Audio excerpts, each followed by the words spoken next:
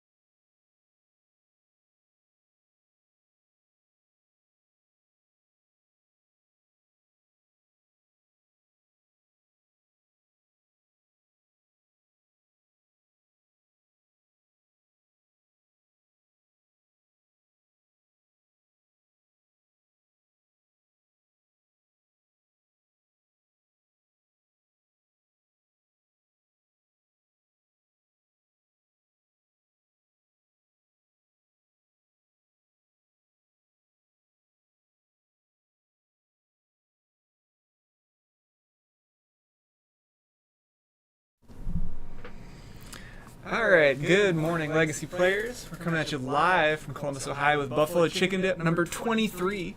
My name's Brian. I got Brendan here with me in the booth today. Hello. And then we've got Grafton playing Dredge in the year of our Lord 2025 for another couple weeks, we can say that.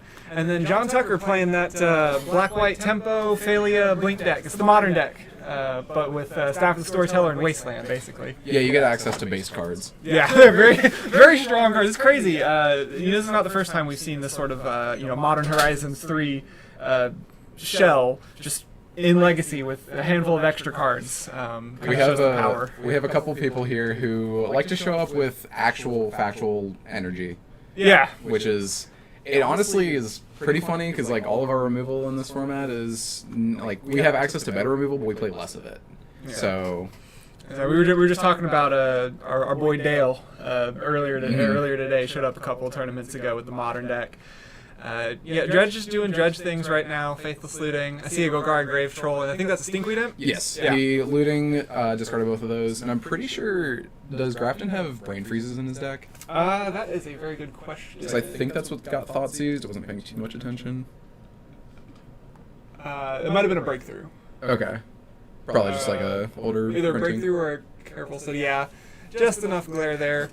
I don't believe John has really anything in his main deck to deal with Grafton's plan. I mean, just hope he can go wide enough with like these Ocelot Prides and Guide of Souls. Yeah. I mean, this is what the deck does, right? Solitude's not terrible here. Obviously, we're looking at already looking ahead at John's sideboard here. These surgical extractions. This seems like it's definitely going to be one of those matchups where game one's just going to go to Grafton off of just how the decks are going to interact, because John has Thoughtseizes, which aren't the best, because like you Thoughtseize a Faithless Looting, and he just flashes it back. Yeah. And then we don't actually have a way to stop it. So we Dredge, get back Narcomoeba, and then I see another Looting in Grafton's hand, which is pretty good. Yeah. That's the thing about Dredge. It's funny how the deck has mostly just existed as it is. Like it doesn't. There's no. Very rarely are there any big new tech cards in the Dredge. So we're activating the Cephalid Coliseum to draw 3, discard 3, which is just going to be Dredge a lot. I think there's 3 imps in the yard, so we're going to Dredge 15. pretty good. Speaking of new cards, I guess the Satoru from Outlaws of Thunder Junction being played here. Satoru the Infiltrator. Yeah, because you can chain that with Narcomoebas if you get it out, which is pretty sick. Very, very fun card. So we don't really hit much off of these Dredges so far. Okay, there's one Narcomoeba, which I think John's only answer is Bowmaster and Swords. Well, yeah, I guess he also has Solitude, but I saw a Guide in his hand, and I don't think he really has any removal. No, but looking over here at John, I mean, he's got, he's playing white, right? Obviously, he's got the 4 swords to posture. So that's not going to be enough. No. That's not going to be enough. Especially, I mean, are you really going to swords? It looks like in his hand he has an Ajani, a Solitude, a Guide, and then I believe that's a Baelmerk. Yeah. So, not going to be a whole lot, but what he can do is he can Solitude one of these Narcomoebas, pitching the Guide or Ajani, it doesn't really matter, and then impend his Overlord to get back the Solitude to take care of it. Because if he can stop 2 of the 4 Narcomoebas, yeah, we're in pretty good shape. Just keep Grafton from getting any of his scary cards out, right? Yeah, because Grafton's main plan at the moment is just going to be Oracling off of a Dread Return. Yeah. Oracle. And then obviously, I mean, Bridge from below can put in some work. Poxwalkers. Yeah. I love that card. That's going to be tough to deal with. When Value Vintage first kind of started getting popular, I was trying to play that, playing the Poxwalker's Dredge in that format, and then everyone's like, "Oh, Poxwalker's really good, actually." It started getting I think it got on a moto, finally, and finally got on the moto, and then all of a sudden the card got real expensive. Yeah. It's like how everyone wanted Triumph of St. Catherine Yeah. on Moto for a while. We finally got her, and then the deck kind of died down a bit. Yeah. The card was still really good. Oh, yeah, For like sure. 2 weeks, but That was my favorite sideboard card to put into Cephalid Breakfast, Mhm. was Triumph of St. Katie, just because, like, your matchup into Delver wasn't amazing, but if you resolve one, you win. yeah. It was sick. And now we're seeing Poxwalkers doing Poxwalkers things. Just, all right, I'm going to sack it. Oh, hey, guess what? It's back. It looks like we're in a Solitude. And then Grafton has perfect information here, so no matter what, he just gets to pick. Exile the Ajani. That's Yep. reasonable.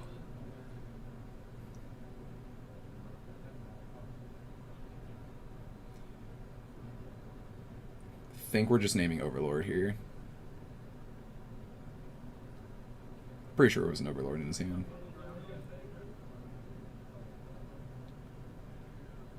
It's like, we don't really care about the guide.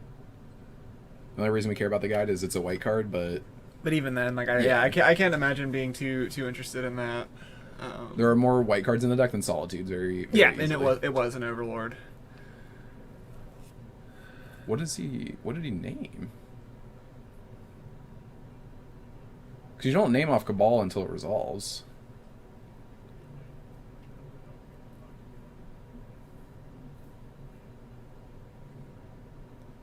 So he decides to name the guide instead. I guess maybe just worried about that, letting Jean get ahead of him. But Yeah, I am curious what the prior Cabal named.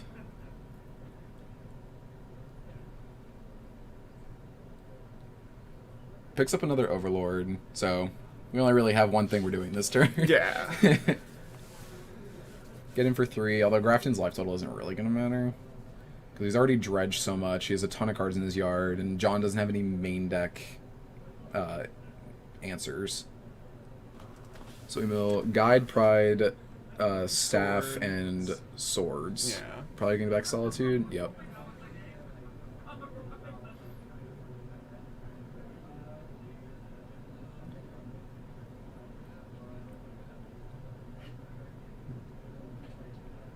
Decide Pride instead. Interesting. Okay.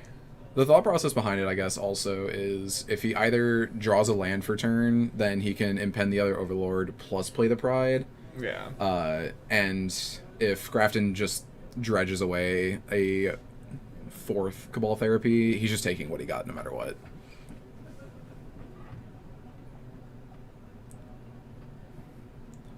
Very, very glary. Hard to tell. Gets one Narcomoeba back. I saw an LED get milled over, but that's about it. Alright, we're gonna fetch.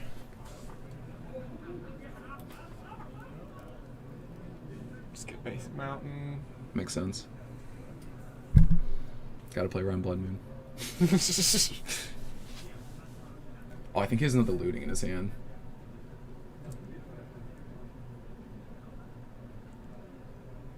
Flashing. Oh, Ox is way better. Ox, yeah. It's funny. I saw the Ox in the graveyard too. I and did just, not. I saw it. I was like, man, Ox is real good. I forgot about the escape part. Oh yeah. Escape Escape for 2 is kind of absurd. Yeah, I think because obviously, I think when the Ox hit the graveyard, there wasn't a lot Yeah. there to escape out. Grafton's now flipped over a good chunk of his deck, has plenty of extra cards in there he can get rid of. We're paying 2 for such a big body. Why did they ban Nadu? I don't get it. I have such mixed feelings about the Naughty ban. I enjoyed playing the deck. I did not enjoy playing against the deck. Yeah, they banned it for the same reasons they banned Yorion in Modern. It just was It was too much. It was a logistical issue, which people just can't play well enough. Yeah. I that said, ultimately, I think getting rid of Nada, getting rid of Entomb. I think the format's actually in a really good spot right now. Yeah, I was pulling up before we started the stream the Eternal Weekend Legacy, or Asia Legacy meta, which there was not a single deck above 10%, which is very healthy. Yeah, and I've, I think there's obviously going to be points where you can look at and say this is wrong statement. But generally speaking, I think when like your Delver type decks are at the top of the format, typically, the rest of the format tends to be a little bit healthy. Yeah, when your best deck is the fair deck, that's when it's good, because you can have decks that hate it out, which they can then respond by having more access to deal with those decks, and you just kind of get into a fun cycle. Yeah. As opposed to when you have just an obnoxious combo deck that's just the best deck. Like whenever we had Reanimator for so long, it's like, what are we doing? And like I said, I mean, you can look at examples like when Ragavan was legal, or like Dreadhorde Arcanist, like Delver did not need to be that good. Yeah, they can have like their own cards that can be busted in half. Yeah, but generally speaking, though, my experience with the format has been when Delver and those sorts of fair tempo decks are at the top of the format, like things are looking good. Yeah, and that's kind of what we're seeing right now. Obviously, Grafton's here playing Dredge. If he feels safe enough to play Dredge, like Grafton always shows up with some pile, and it's always so much fun to watch. Last time he showed up with ninjas. Yeah, but that was in the meta of Nadu and Reanimator, and that did not turn out too well for him, unfortunately. But Dredge might be a sleeper pick for today. I would love to see that be true. Dredge in the top 8. That'd be sick. I hope it goes all the way. Alright, so we're looking at this Dread return. Infinite value with these Poxwalkers. Get back the Satoru to draw cards. Draw in air quotations. Yeah. How many Dread returns did we play? 2. Okay. Yeah. I've been playing so much of the Pokemon card game recently. And it's really fun, but it's also so funny because when you play Pokemon, you prize cards to start. And every time I've played Magic since, I always am like, man, I hope this card isn't prized. Just not thinking about, oh yeah, I have access to everything. See, I've played a little bit I've played a little bit of most card games. It's inevitable, right? But I distinctly remember like looking at some of these Pokemon cards that are like commons or like considered bad, and it's like discard your hand, draw 7 cards. It's like that's really good. What are you talking about? This card is bad. Yeah, recall is literally legal in Pokemon, and it's terrible. Yeah, It astounds me sometimes the way like resource management affects what cards are good and what cards are bad. All right, so it looks like Grafton's going to win game 1. Which is, I mean, that's that kind of matchup, right? Like, Dredge is just one of those, it's inevitable, right? If you can't stop it, it's going to just do its thing. And main board, John just doesn't have the answers for that sort of strategy. That said, though, I mean, we're looking at Surgical's in the sideboard, Exercise, maybe Disruptor Flute, I think. Yeah, you always have those kinds of cards, or those kinds of decks where game 1, you're going to have such an advantage, and then games 2 and 3, it's going to be much more of an actual fight. Yeah. Alright, let me get... Like, Storm's also a great example of that, where, like, game 1, you kind of get to do your thing mostly unimpeded. But then games 2 and 3, there's a lot more hate pieces, so you have to figure out how to actually guide through it and play a real game. That's actually kind of how, like, Reanimator feels right now. I thought Reanimator always should be, right? Like, you should be able to just, roll up to most matches, do your thing game 1, and then... Games 2 and 3 actually have to, like, fight it. Yeah. Turbo Reanimator was the best example of that, where it's like, I'm going to do what I want, and if you don't force me, then I win. Yeah. And the Reanimator deck that we've had for the last, really about 2 years or so, unfair. And that it's just, like, it does the Reanimator thing, or did. It did everything a little too well. Yeah. It played a mid-range game really well, it played the Reanimator game really well, and also just was really good at permission. So, in Grafton's board, I don't see... I feel like he might board in these unmasks. I say, I'm looking at I think there's arguments for most of these cards. So we've got, like, 4 unmasks, 4 Leyline of the Voids. I think there's arguments for those to come in, but, it's, how much does he really want them? How much is he, worried about I'm pretty sure Leyline's only going to be for something like Oops. I can't imagine he's bringing it in against Black-White tempo. It is good against the Belmerks, though. It's good against Bailmerk and a Johnny, but you're also taking away your Dredge main. Well, and that's why I'm like wondering, like, is there, you know, I don't know. Grafton's a good player, right? Yeah. If he feels like he really wants that extra backup, you know, he'll put him in there. It looks like he's boarding in Flood Moss. He has a 1 of... What's that card? Cura's Dismissal. It's an unsummon for enchantments. So it looks like he's just mainly for Leyline. Yeah. But it looks like he's bringing in his 4 Flood Maws, the 1 of Kiora's Dismissal, and then the Unearths, I believe is what I saw. There's Unmasked. Or are you talking about... Or, sorry, yeah, Unmasked. Unmasked. That's what I meant. Boarding out the game plan of Thoracle, which makes sense. That definitely seems like the game 1 game plan. Yeah, oh yeah. It's the easiest to interrupt. It's the easiest to just go, oh, I see that, surgical, boom, you're done. Game 2, he can probably just make a ton of 2/2s off of his bridge from below and be happy. Yeah. Just pass the turn back, and John doesn't have a way to deal with a massive board. What's in John's board? So we have the 2 surgicals, which for sure are coming in. There's no way those don't make their way in.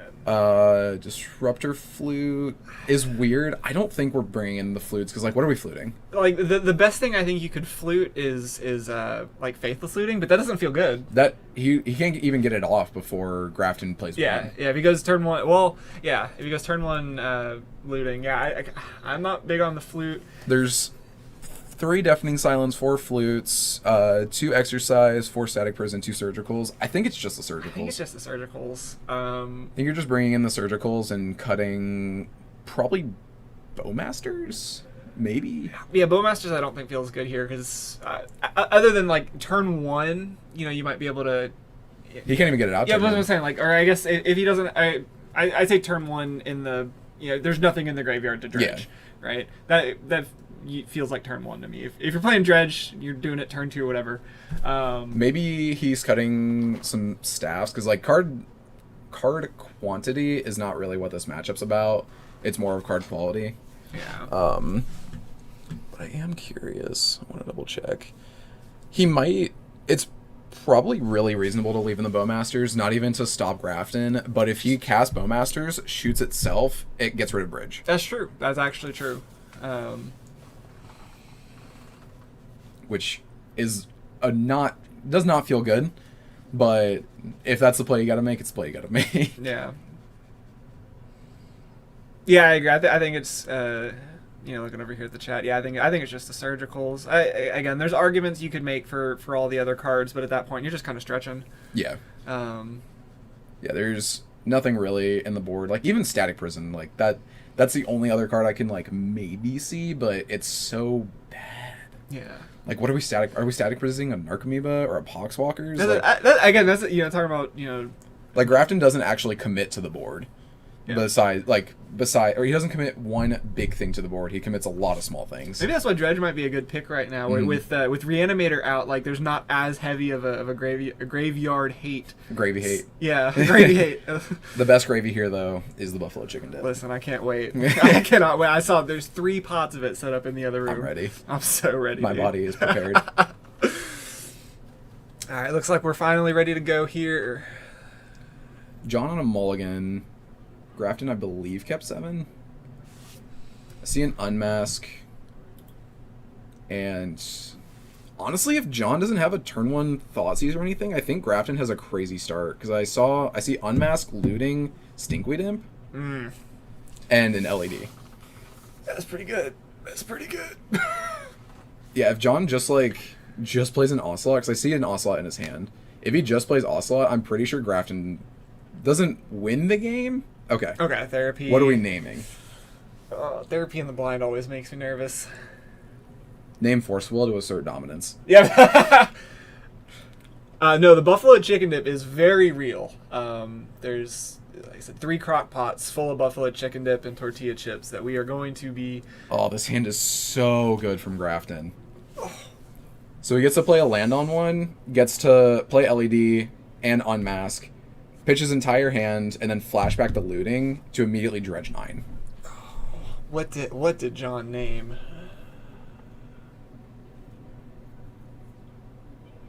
That's the real question here. Looting. Ooh. Oh, That's so bad. if he has surgical, it's fine. If he has surgical, it's He fine. might surgical and draw step if he has it. But if he doesn't have surgical, I mean, Oh, you should do another looting. Yeah, just unmask before we do anything else. Yup. Free Thought Seize is pretty good.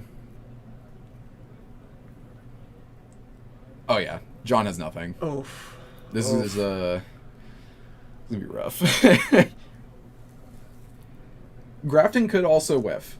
He could whiff off of a Dredge 9. I don't think he will. I don't think he will. The odds aren't favored for it because he didn't cut any actual Dredge cards. He just cut some payoffs of just the Dread returns. It is unfortunate that the land that Grafton has is not a red land because we could have just cast the looting. Oh, that would have been and then, so good. Oh yeah. Oh yeah.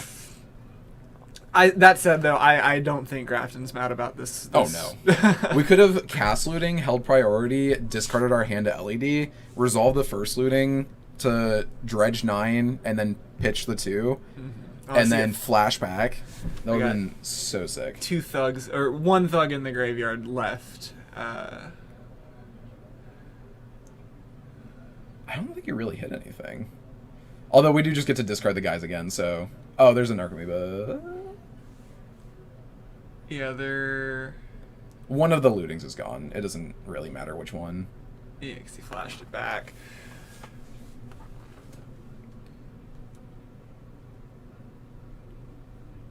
And I do believe I saw a bridge in Grafton's... I believe that's that full art bridge from below. There's a Poxwalkers. There's a... It's one of those hands. It's like it's a good setup. There's just nothing to do with it right now. I think John's just gonna wasteland and just like hope that Grafton's dredges aren't great, but that's not the best plan. It's like we have Guide Pride. He might just try to set that up. Yeah, wasteland. Yeah, goes wasteland. Say go. Dredge 5. Tells old as time.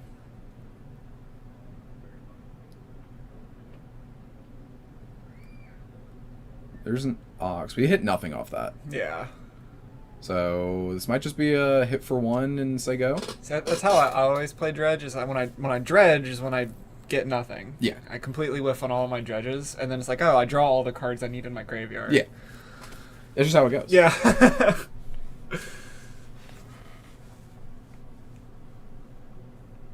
Doesn't attack with the 1/1.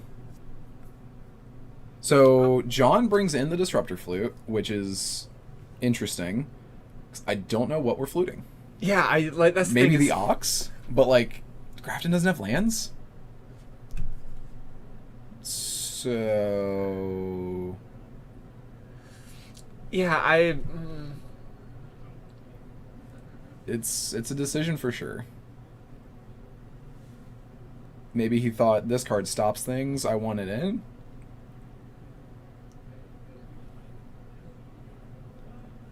What is that? He pointed to some things, but what I does think that do? bridge from below. So whenever a creature you control dies, you get a zombie. Gotcha. So he does have bridges in the yard. I just didn't see them. Yeah, I saw the one. I didn't see the second one. It's probably just an art. I don't know. Yeah. Magic and its arts are. Yeah, it is. It is the. I can pull it up right if I can find the different toggle all printings. It was special guest. That is a sick art. It is pretty sick. It does make commentating a little tough. Especially with like. There's a lot of cards that look the same now with like different arts and stuff, and looking at obviously we've got the deck list pulled up here like on Moxfield, and Moxfield just pulls whatever printings it decides to pull sometimes, and like there's like that Secret Lair Unmasked that's got Kaido that looks very similar. So if you happen to be playing those printings of the Kaido, or not the Kaidos, the Unmasked, put them right next to each other. Do you want some curse knowledge? Yes. So you've heard of pre-modern? Yeah. A lot of people like pre-modern. Have you ever heard of post-modern? No.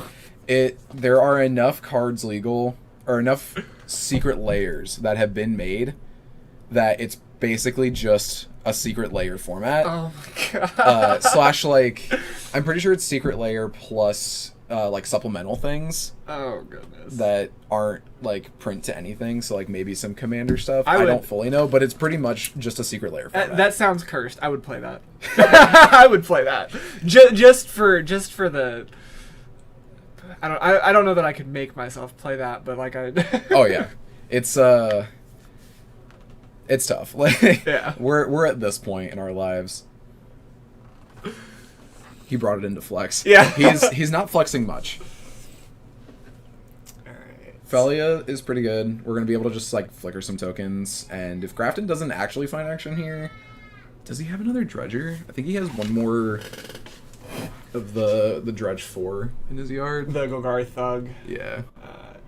I know at one point he had 2 of them. I think he's got 2 cards in hand, so he's probably got one. Yeah, I think it's that card right there. Yeah. Looks like it's sandwiched between a Bridge from Below and maybe a Scalding Tarn. The like one downside with Legacy is you actually have to keep your stuff in order. Yeah. Versus like every other format, it doesn't actually matter, but because we have cards like Shallow Grave, it does matter. Not that Grafton's playing it, but it's still just in case. Listen, I've played enough decks where I gotta keep my stuff. He drew a Bowmaster. Okay, let's see if he does the thing. If he sees the line, I think Grafton loses this game. Yeah.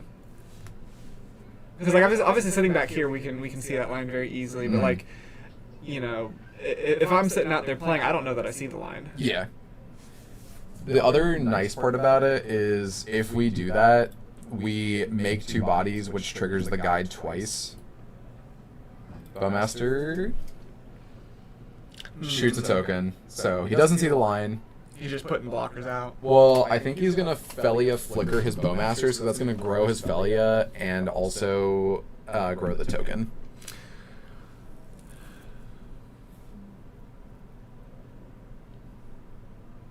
Oh, Cabal Therapy. Oh, let's see if I can fix this audio a little bit here. Okay, so I like that Cabal Therapy even better. Make a token to Cabal Therapy. That's fair. So I turn this down just a little bit. Name's probably Black Lotus. I say yeah, it doesn't.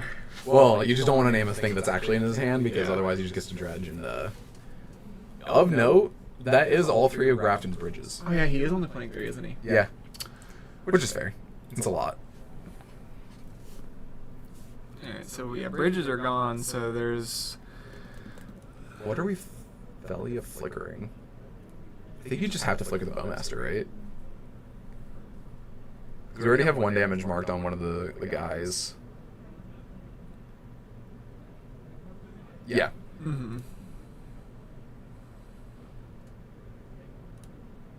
Yeah, I forgot the Cabal was in the yard, honestly. I did too. Yeah.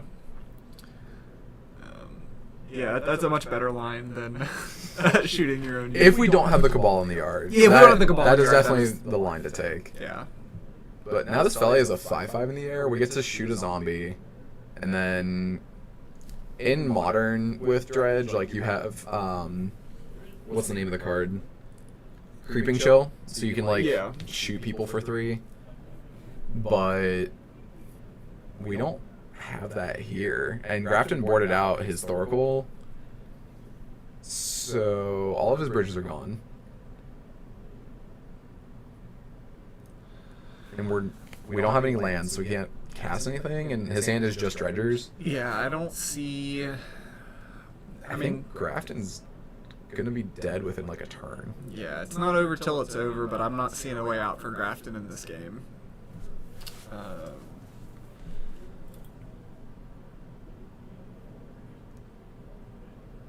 Yeah, he boarded out Satoru, both of his Dread returns, and the Thoracle, and then something else. But this is also the downside of Dredge, where like Grafton had almost the perfect opener. Yeah. Like if his land was a red land, then it's actually the perfect opener.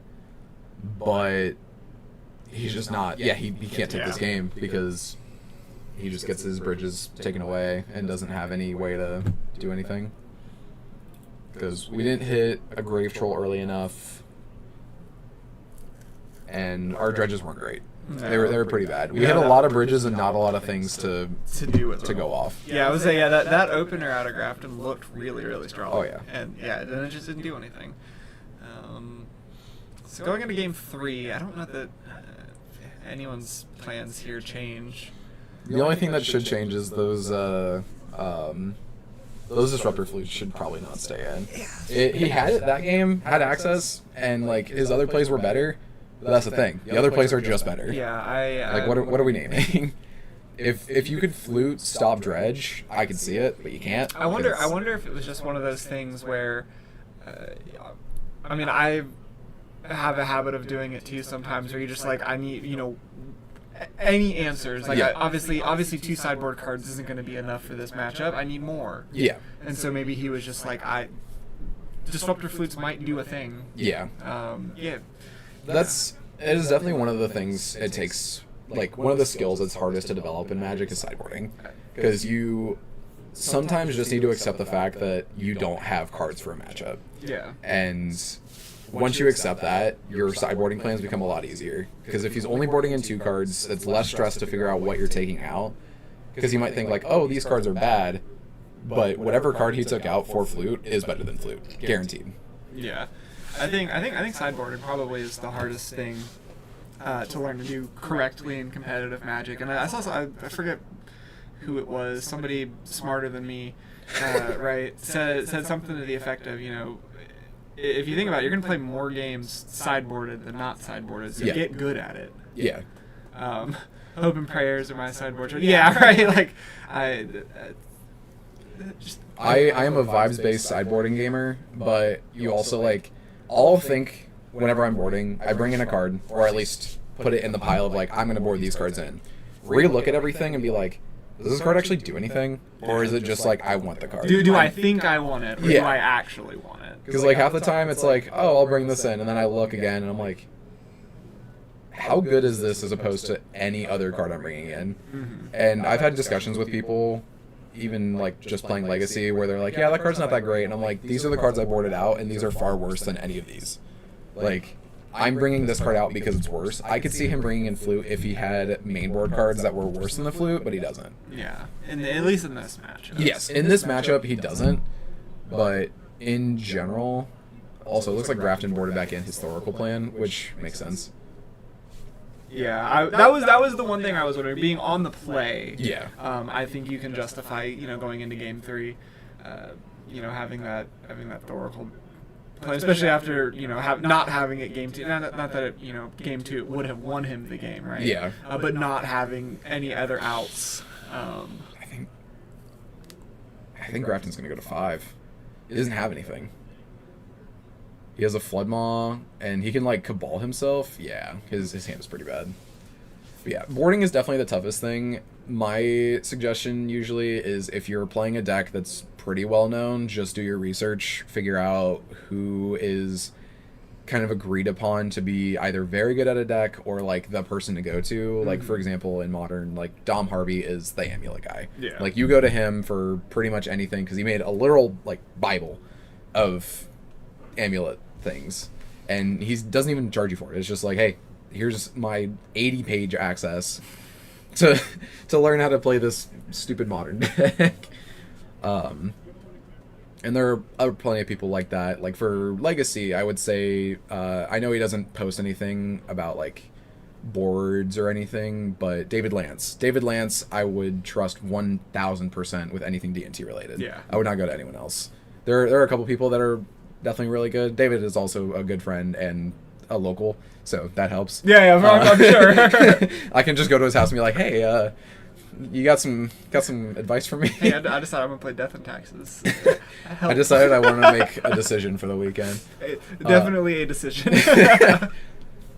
So it looks like Grafton basically has the same hand that he had last time. I wonder if he's gonna do the plan. No. Okay. So decides not to deploy the LED. Has Faithless Looting and a Dredger. Probably just decides that he's gonna get a Thoughtseize, that's fair. Probably decides he's just gonna get a Volcanic to be able to both looting and otherworldly gaze. Not not a fan of not deploying the LED. Because, like, you don't care if he thought seizes any card but the LED, right? Yeah. Like, if he thought seizes the looting, big deal. You have the LED to just crack and go from there. He's, like, you're going to cast the Otherworldly Gaze anyway. And he's not going to thought seize your Dredger. Like, that's just never happening. I certainly hope not. A decision of all time. One of them, definitely. The only reason to ever do that is if you have the Surgical in your hand. Yeah. Yeah, so yeah, we're going to see that Otherworldly Gaze. Just for... Yeah, I mean, I can't imagine that being the card that John would have gone for, but might as... It's not bad. I think we get rid of our Unmask and Imp, and then leave the Volk on top, because that allows us to also flash back the Gaze. Agreed. And set us up for an Ox later. It looks like he's going to get rid of the Volk here, which... Alright, good. Probably just to dig closer to other things. I don't know. I still think I would have liked having that like guaranteed second land there. Yeah. I think he's gonna probably still thought seize the LED. Like, letting Grafton have access to the looting doesn't feel great, but keeping the LED in his hand already gives him access to that looting. Except it also puts a Dredger in the yard. Yeah, if he's between the he's got to be between the LED and the looting, but the LED is more problematic in the long run. Well, the LED is going to immediately get us value because no matter what, we're casting looting on our turn. It's just how we're doing it. Yeah. Because we'll just crack the LED to get rid of everything. But that still leaves like the one mana up basically. Like if he draws like maybe like another looting or another otherworldly gaze or something like that. Or yeah. Mills double Stinkweed Up and a Poxwalkers. It's pretty good. Do we have the Surgical? I think on the draw you kind of have to mull for the Surgical, right? Like, we have a Thoughtseize, but like Thoughtseize is historically not amazing against Dredge. Yeah. It's not that great. Let's see. Oh, we hit an Archamoeba, and I know there's a Poxwalkers in the yard. And I saw Bridge from Below also in the yard, and there's it's a good setup right now.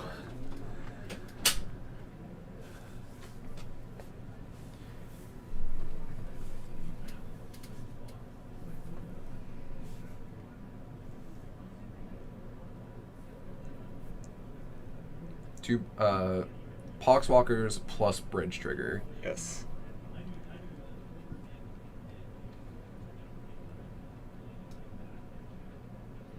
Not sure what we named. Disruptor Flute's still not looking good. Yeah. Again, probably named Solitude is my guess, or Surgical.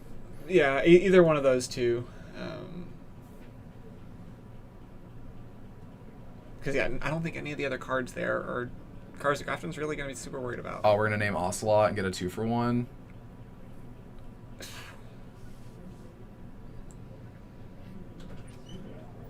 Do it again? Is there another Cabal Therapy in that yard that we missed? Yeah, he's picking it up. Do it again, name Battlemark, probably. I think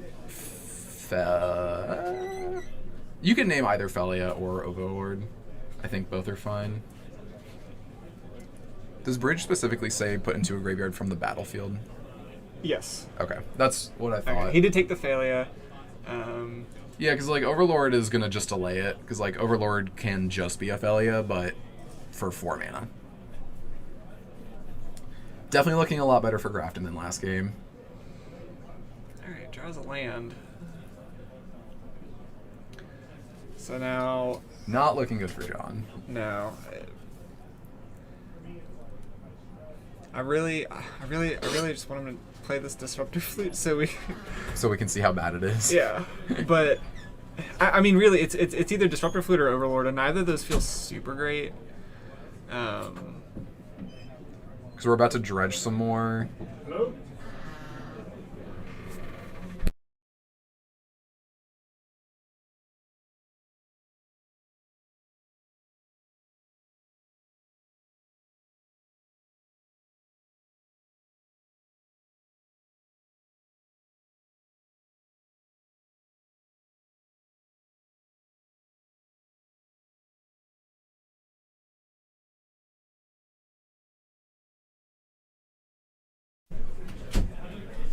So full swing out here.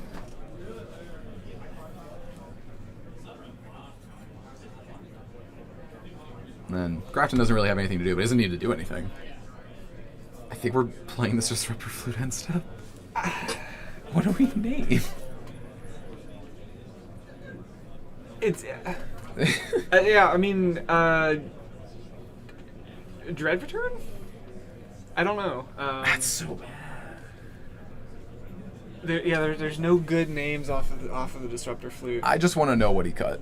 Yeah. I'm very curious what he cut as to like what that card would be.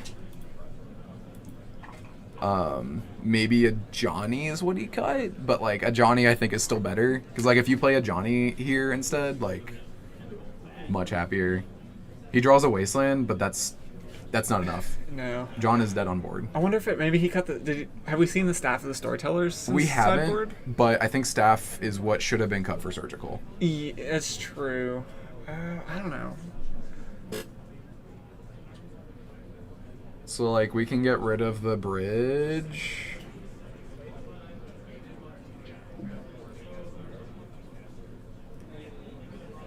But I mean we have a blocker. Which Poxwalkers is a 3/1, right? It is. It is a 3/1 with Death Touch. Ocelot does have first strike though, which is very important. Let's see what we dredge back. Thank you very much. Another bridge, and then some shiny cards.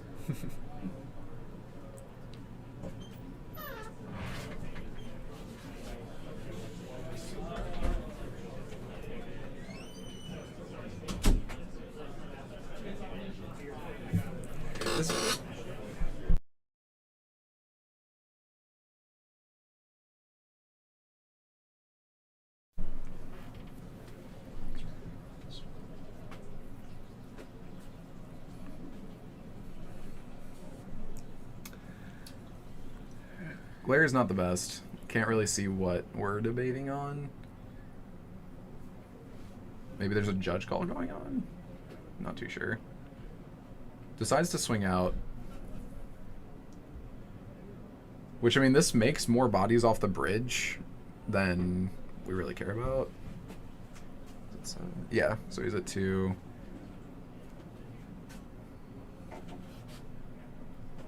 Does he have 3 bridges in the yard? Make 3 zombies? Yeah. All right. So John's at 2. And Okay. extends the handshake. Yeah. Yep. All right, I'm gonna go see if our backup match is still playing. I'll be right back. All right.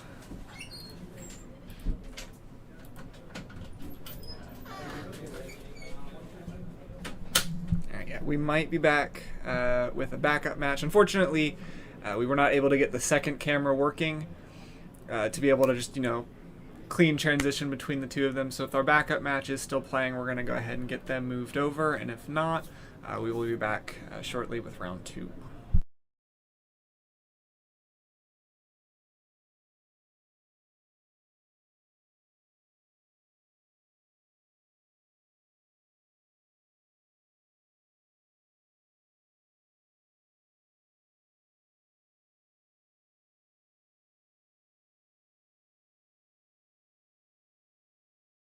All right, so it looks like our backup match is in game 3, and it's a pretty messy board state because it looked like either Esper or Black-White Mirror, and there's just a lot of things in play, and I'm not gonna ask them to move their stuff over. That's perfectly fair. That's too much. Did you happen to catch an eye on the time? I can see it from the door. We're a minute left, but they had, I believe, like a 5 or 6 minute extension. Yeah. So we're almost ready for the next round. We'll see how many matches actually go to time. I didn't see too many people playing left. That's good. So next round should be up pretty soon. 10-15 minutes, I think. Yeah. That tends to be about the average turnover rate on end of round to the next round starting. Yeah. So don't go too far. Went to go get some dip. Hey, listen, the dip's ready. I don't think it's gonna be ready until like round 3 is usually. That's usually about right. Yeah. End of round 2, beginning of round 3 sounds about right. Yep. So don't go too far. I'll be back as quick as we can.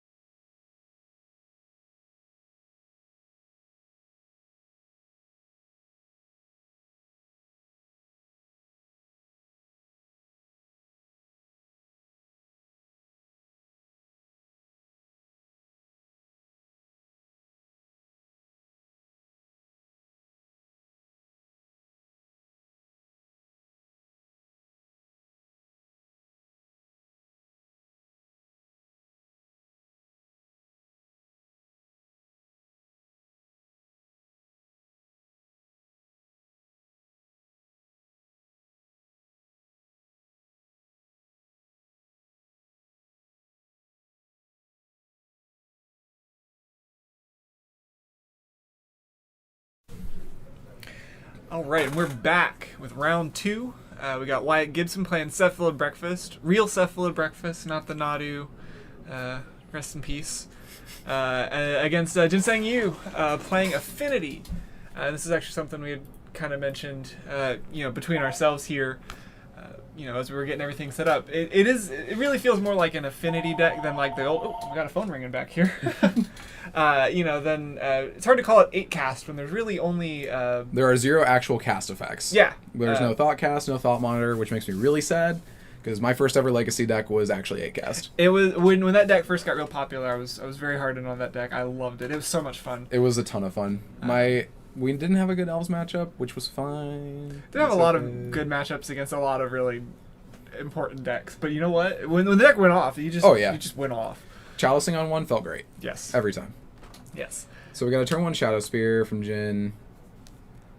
Not an explosive start, but the way that the deck is kind of designed right now doesn't look like it's trying to do. Like you can do an explosive start with Pinnacle Emissary and Kappas, but you can also just take your time, make some constructs that'll be bigger than anything your opponent's doing. Mm-hmm. Main deck, we have a Tormod's Crypt, a Pithing Needle, Chalice, and Spellbomb as our hate pieces to like actually hate out what Cephalid's doing. But here comes a Patchwork, which Wyatt's deck is still concealed at this point. Island Tameo could be anything.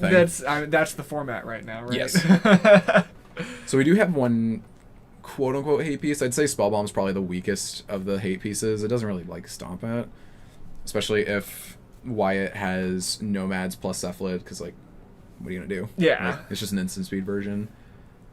Yeah, I mean, in the blind, the Aether Spellbomb doesn't feel bad against the Tameo. Obviously being tapped out for it, but like, trigger on the stack, you bounce it back, kind of keep him from flipping it kind of thing. Even if he does flip it, like, this Patchwork can grow fast enough to kill the Tameo without any issues. Easily. So, Jin deciding to go with stock-ups over Thoughtcasts, which, to each their own. And it really is just the stock-ups as far as any sort of, that hand refilling card advantage you kind of usually see out of these Affinity-type decks. I'm stuck in the past. I'd play Thoughtcast 100%. I would absolutely play at least Thought Monitor, I think. I would play both. Yeah. Just because, like I said, I'm stuck in the past. Yeah. I miss her. Well, there's a stock-up, which looks good. It is a very good card. I've said it several times now. When that card first got spoiled, I was like, yeah. Dig through times it's legal. alright, but playing it feels very different. So there is a Pithing Needle in that 5, and I am curious if he takes it and if he does what he names. Because, like, we don't... to me, it's still not 100% clear that Wyatt's on Cephalid. It's definitely, like, narrowed down the options a lot with the Saga. I don't even know that Breakfast might be on anyone's radar right now. No. Not without Nadu. Nadu was just like such an improvement for the deck because you had 5 or 6 A's in your Shukos plus Nomads and then 8 B's. Yeah, like it was. So I'm wondering because you see Island, Island Urza Saga. Looking at Jin's list, also has Island, also has Urza Saga. It doesn't have Tameo, but I've seen Tameo pop up in some of these like Affinity type decks before. It's Blue Painter. Yeah, so but that's what I'm saying. Like there's Pithing Needle would be a risky one here to try to just name in the blind. I mean, Pithing Needle Urza Saga is never bad, but no. That is the tough part because like if you misname, Cephalid just kills you in one turn anyway. Yeah. So like you could be like, dang, I didn't choose the right thing. But Jin has a lot of good cards here.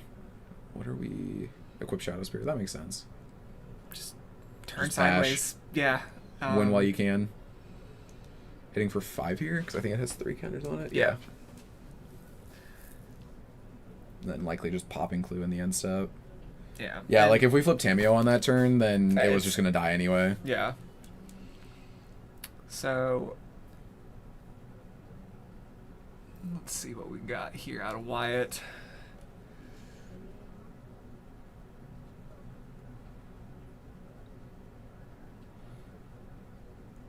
All right, now we know it's breakfast, guaranteed.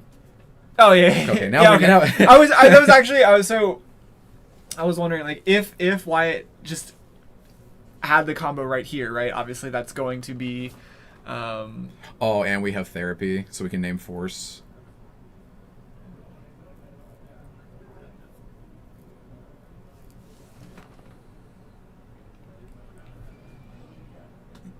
It's not really anything else to name, right? No, Like, what main deck things is Affinity playing? Oh, he only has one card in hand. Never mind. It doesn't really matter. Yeah. Yeah. I was like if I'm looking at Jin's list, obviously there's Force of Negations in the sideboard. You can make an argument maybe Force of Negation in the main, like one of in the main board, something like that. But yeah, one card in hand doesn't really matter. Just playing it safe, I guess. Jin being nice and actually saying, yeah, you can just shortcut everything. Yeah. Which is very nice. Look through my deck. Have fun. I would like to win. Thank you. Yeah, that's it though. If Wyatt didn't just do the thing right there, right, it was going to be a very tricky battle because that patchwork was going to get very big very fast. Yeah. So this is like the quintessential game has ended. I'm just gonna look through your thing. Like we both understand that I have won. Yeah. Out of the board for breakfast, we have a Cavern, 2 Consign, a Flusterstorm, 2 Force, 2 Hydroblast, 1 Needle, 1 Pending, 2 Serenity, 2 Surgical, and 1 Swords. I think it's probably going to be maybe Force and Negation. I could see those. I'm not 100%. Serenity is the biggest. Like, that's coming in. I like the Serenities. I do like the Pithing Needle. Yes. Because this is a Saga list, right? Yeah. So you're not out much, there. Because especially I think you can probably cut. He's playing the Retrofitter Foundry, which I mean does kind of help against going wide. But if the Affinity's already going wide, like you're probably already dead. You're never beating the Construct plan. No, not in a million years. So I think like very easily drop the Retrofitter Foundry for the Pithing Needle, and your Saga, searching doesn't change. Yeah. Any there, right? You're not. I think we're probably bringing in 4 cards. It's probably the Pithing Needle, the Pending, and the 2 Serenities. Yeah.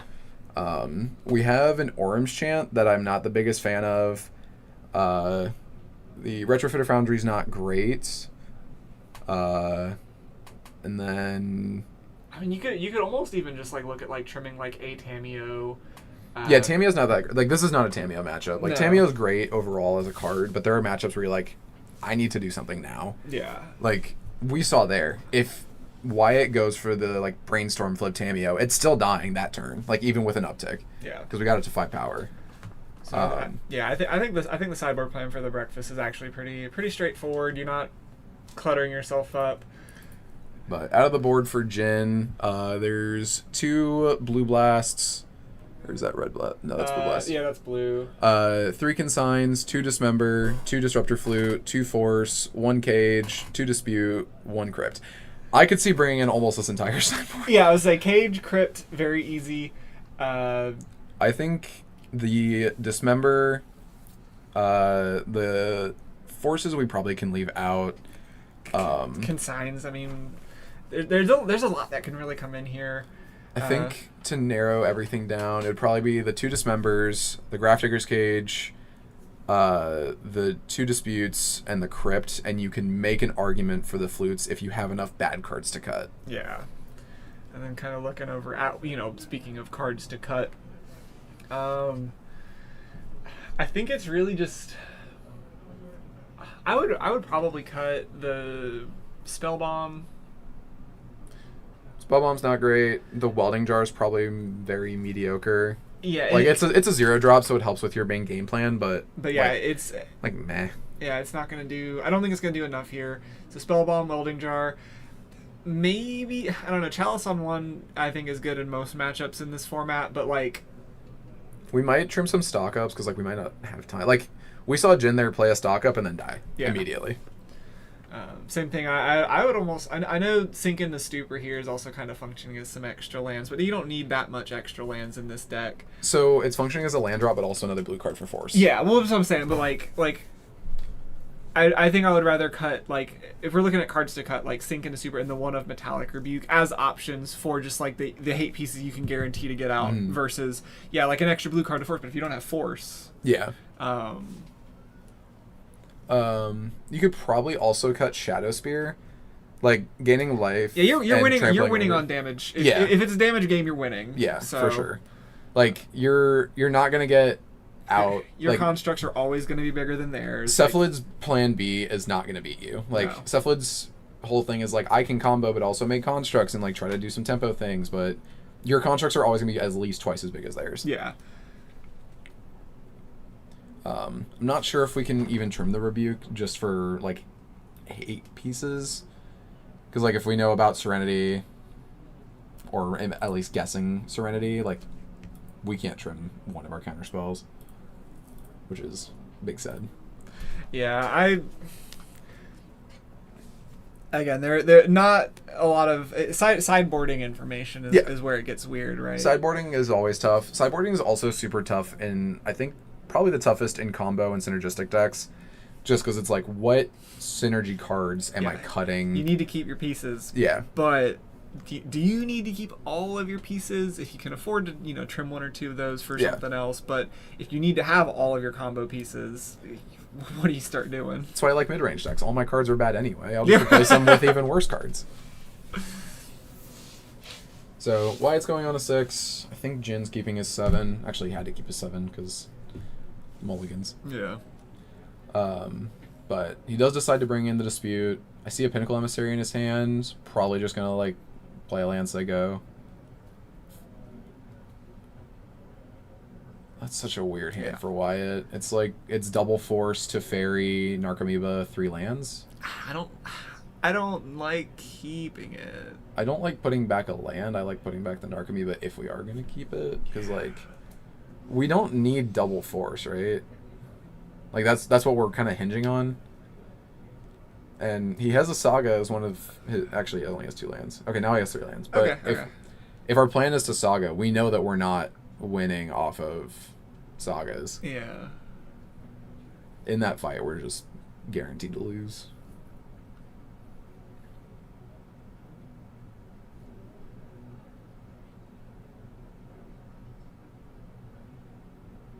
Alright, so we're gonna cast a Stock up. Okay. Curious what Jin cut. There's obviously no way for us to know, but I miss the old like PT days where they would pull aside the players and be like, "So what's your sideboarding plan?" And they're like, "Yeah, I think these cards are bad and these ones are good, so that's what I'm gonna do." So you have like the casters have perfect info. Yeah. But I'm also a big advocate of I think every event should be open deck list personally. I've the group that I say I play with, like I've gotten to play a game of Magic hardly at all the last month. I'm a university teacher. We've been in finals and final project. Last month has been. Can't wait for winter break. I'll listen. It started for me, and so I'm kind of catching up on everything. But like, that conversation of open deck list versus closed deck list. I've become a big fan of open deck list. Right. Mm-hmm. I think. You can you lose out on some of the kind of creativity of like the gotcha decks. Just kind of showing up with something completely unexpected and random. That if you just look at the deck list, you know how to completely just like, oh, I know what they're doing. They're not gonna surprise me, right?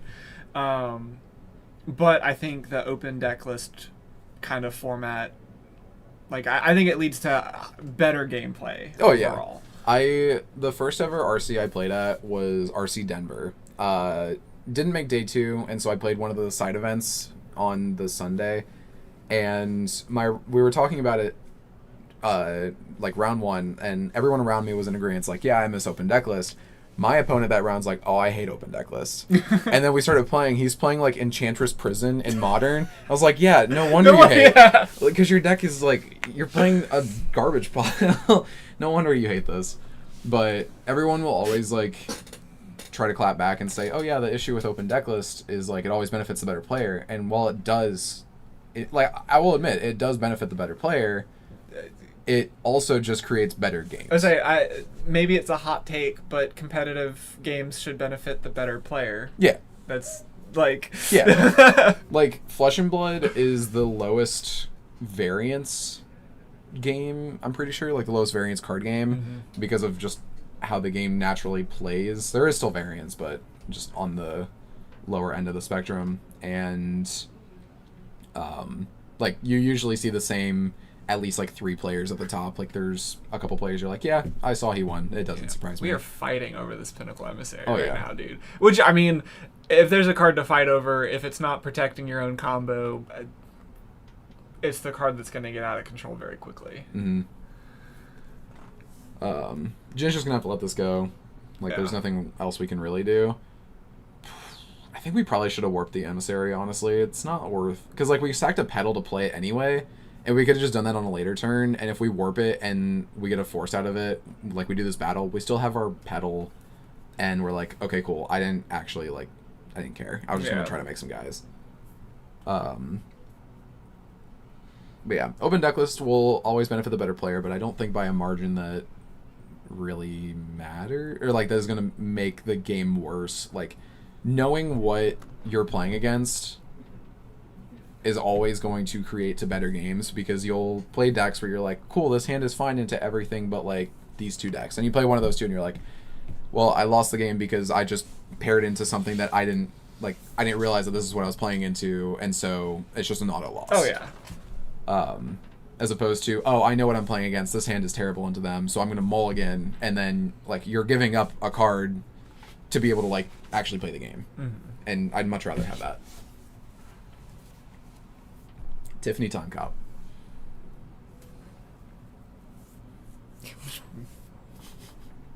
Now it's Pithing Needle.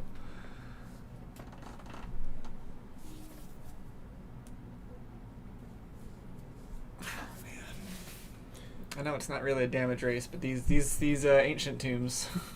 Yeah, not drawing our own saga is pretty rough. Like, our hand is very... I think there's a Kappa in there, but there's... Yeah, there's a Kappa, but there's Kappa costs...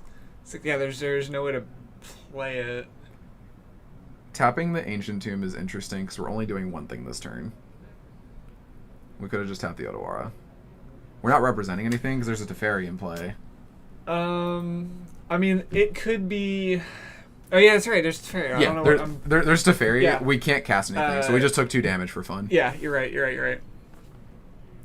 I can't read what that's naming, but I'm hoping it's naming Shuko. It's...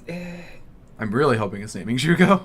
I hear, yeah, after bouncing it. I mean, it was probably on, I don't know, maybe Urza Saga beforehand. What is it naming? You can't dismember. No. That's illegal. Yeah.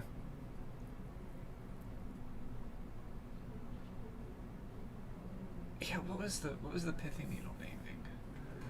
I say with the Saga about maybe it was Maybe he named Saint Saga? not thinking.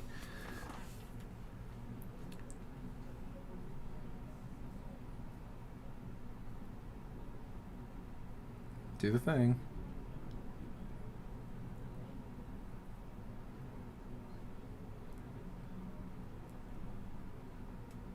All right. Well, not a very interactive game. We had the double forces back and forth. Wyatt drawing into the Cephalid when he needed it. But yeah, so Wyatt's gonna take it 2-0, and then I'm gonna go see if our backup's ready. Sweet.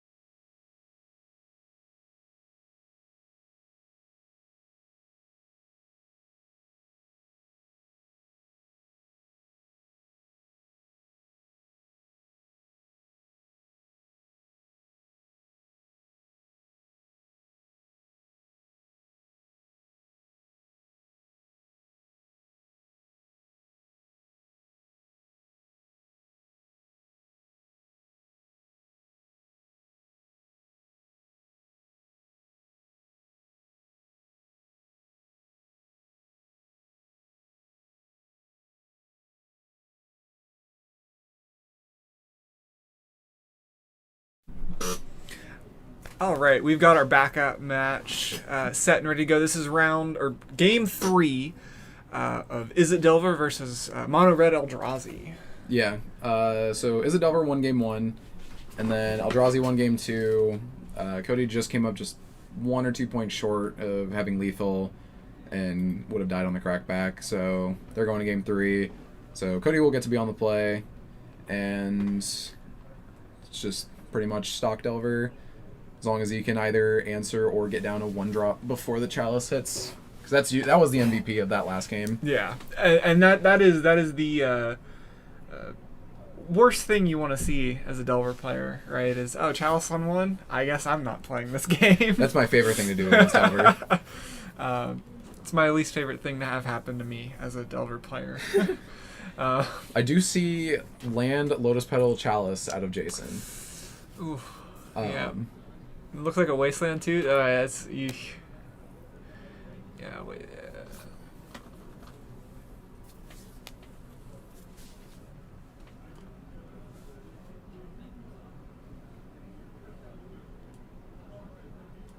Cody debating. I saw a Corey, a Ponder, a Force, and I think that's a Darcy. Yeah, it looks like it.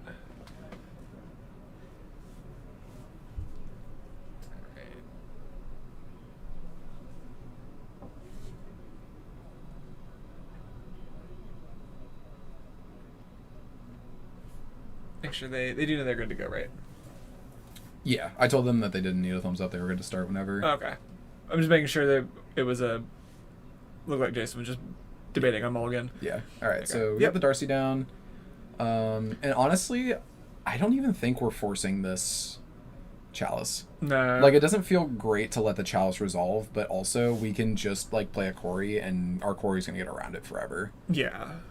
And even not that it feels great, right, to just kind of, feed into the Chalice, but if you really need to just start like upping your numbers, like you can just say, okay, I'm gonna cast, waste spells, but still, potentially fill a graveyard, surveil, find answers. Corey's gonna do its thing. Looks like we're gonna decide to force anyway, which, like I said, is fine. I think this game isn't necessarily going to be about our 1-drops, because we already have a 1-drop threat in play. And I just feel like there's more important cards to force out of Eldrazi. Like, we let the Chalice resolve, and we can counter a K command, which there is a K command in Jason's hand. Yeah. The non-cool K command. The cool K command costs 1 black and a red. The real K command. There's a playable one and a cool one, unfortunately. When Kozilek's command started getting passed around as K command, that made me feel old, man. That made me feel real old.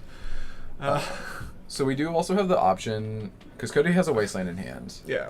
We can waste their Wasteland and try to play somewhat of a mana denial game, because their mana is kind of strict. I would say in this matchup, I don't hate that. Yeah. Like obviously we're seeing, Ancient Tombs, Cavern of Souls, City of Traders, Eldrazi Temples, other big things you want to hit, but like if they're leading on a Wasteland. We did also draw a Darcy for turn, so I really like Wasteland. Ooh, yeah. Wasteland Darcy seems pretty good.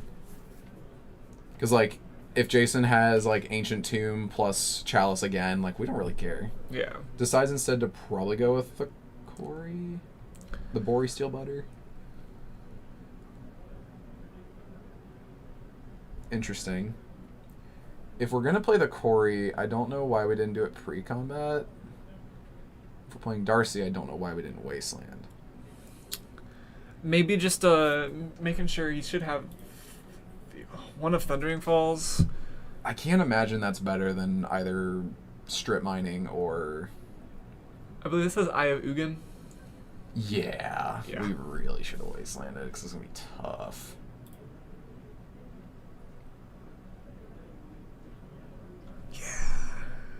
But we're not fetched, so we really just decided not to Wasteland for fun.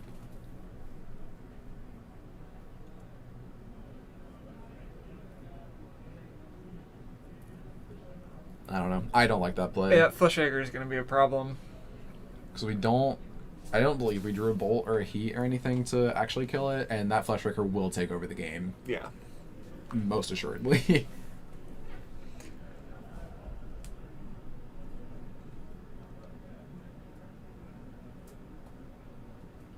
Because, like, Delver is playing the tempo game, but Fleshraker is a machine gun. Yeah. That thing just shoots you so fast. I mean, I guess it drew a fetch for turn. Ugh. Oh, maybe he didn't have a waste. Oh, he did. He had the waste. wasteland. Yeah, he played this. I was like, wait a second. Okay, so It's another land on top. Yeah, just gotta bin it. still not delirious, right? Look, I'm seeing Yeah. 3. Yeah, we have creature land instant, so we're not attacking this turn. We don't have a spell in our hand, and our opponent has a Fleshraker that they wouldn't have had if we had wastelanded prior. Yeah. Which, hitting the Ayavugan does feel good, but also our opponent wouldn't have done anything. Yeah, because it doesn't look like I'm not seeing any. I think it's just a missequence, because like the last turn either should have been play Corey, trigger Darcy, and then just try to set up for next turn, or play Darcy Wasteland. Yeah. And like now it feels like we're in such a rough spot. What is that? Is that? That's an Eldrazi Temple. Okay. Okay. One of the fun arts. So. Yeah, there's a K command in hand, which like if we use that to exile and either scry or make a guy, we're shooting for 2. In upkeep is weird.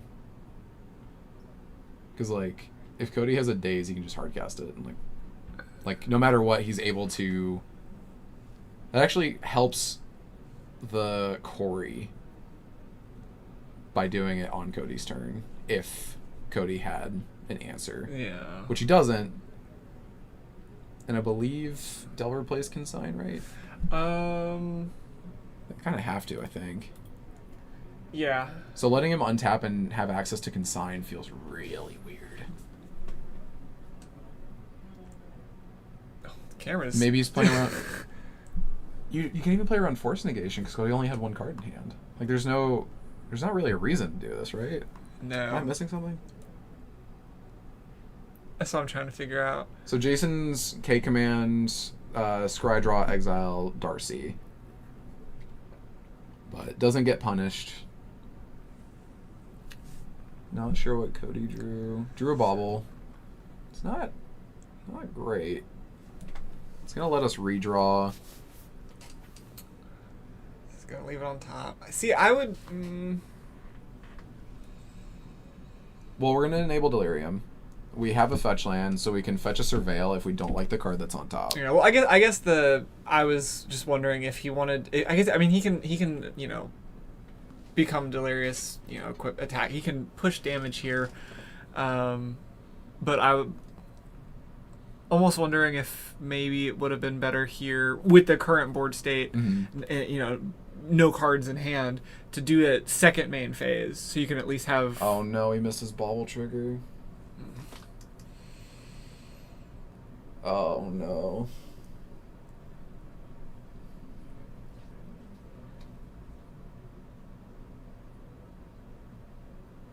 Wonder if the nerves are getting to him. We haven't had a BCDL in how long? I think since the summer. I think summer was the last one because the fall was full of Eternal weekends and other awful trying to schedule. Yeah. So I think it's been since the summer double weekend. So it might just have been a while since he last played, but it looks like Jason's going to take this game away. Yeah, and to be fair, I mean this is not a great matchup for Delver. Yeah. Right. Their small threats are bigger than your small threats. Their big threats are laughably bigger. That's like one of the things with, I think, Delver, where if you're going to play Delver in an event, you kind of have to have it mastered to a point of comfortability where you feel that you will be able to take on your bad matchups with a smile. Yeah. Because, like, this is a bad matchup for Delver, but he also hasn't played it the best. Yeah. Yeah, it's a bad matchup. It's not an unwinnable matchup. Yeah. I mean, clearly we're in game 3. Yeah. Like, he won game 1, and I do think this game was winnable with different sequencing. Yeah, it's just some interesting choices from Cody on this one. Yeah. It is what it is. I'm sure one of my favorite things, about being back here and not being, on camera playing is I don't, have to cringe and watch myself misplay. Yeah. Because every time I've ever played on camera, either at a locals or whatever, if I can find that video, right, I'm gonna go watch it. I'm gonna go dissect every misplay I made. I'm gonna hate myself the entire time. That's what I did whenever I won the BCL. First thing I did was watch it back and be like, all right, where did I mess up? Yep. Yep. All right, so that is going to finish us up here for round 2. We were told the buffalo chicken dip would be ready at 1, and our clock says it is 1:01, which sounds like it's lunchtime for us. I'm starting. All right, so we'll be back in just a little bit with round 3. Don't go too far.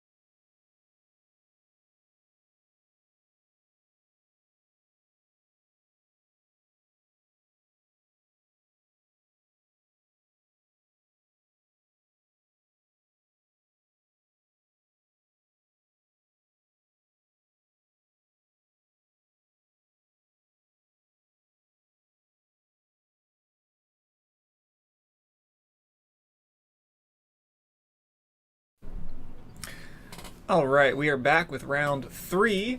I have eaten buffalo chicken dip. Brendan has eaten buffalo chicken dip. Most of the people here have eaten the buffalo chicken dip now. Yes.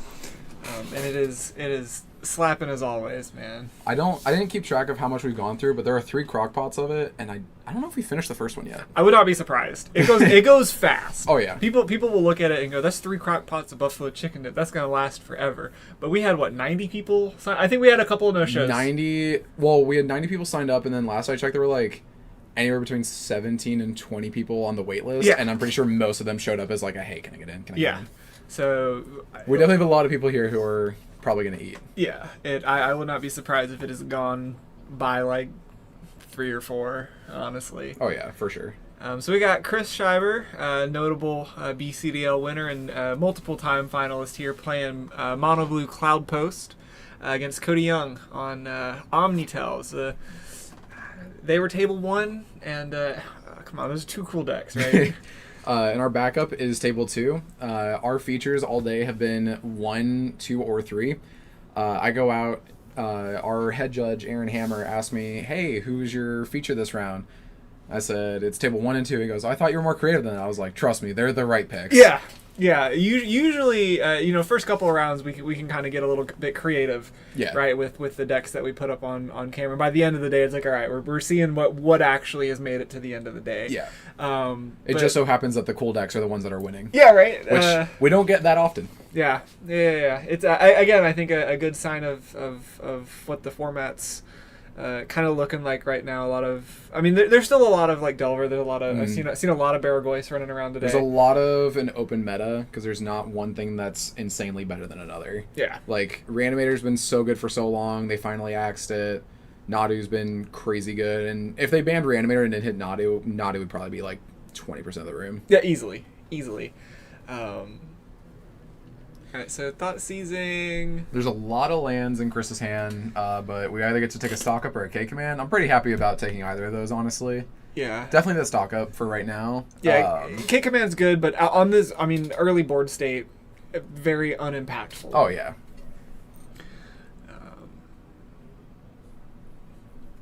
And then I think Chris, that's a Glimmer Post. I get the. Okay, so we're gonna play. Yeah, the one that we were gonna play was a Glimmer Post, but we're gonna play a Planar Nexus instead. Yeah. I think that's what that card's called, right? Yeah, Planar Nexus. Yeah, that one with the Tron land is funny.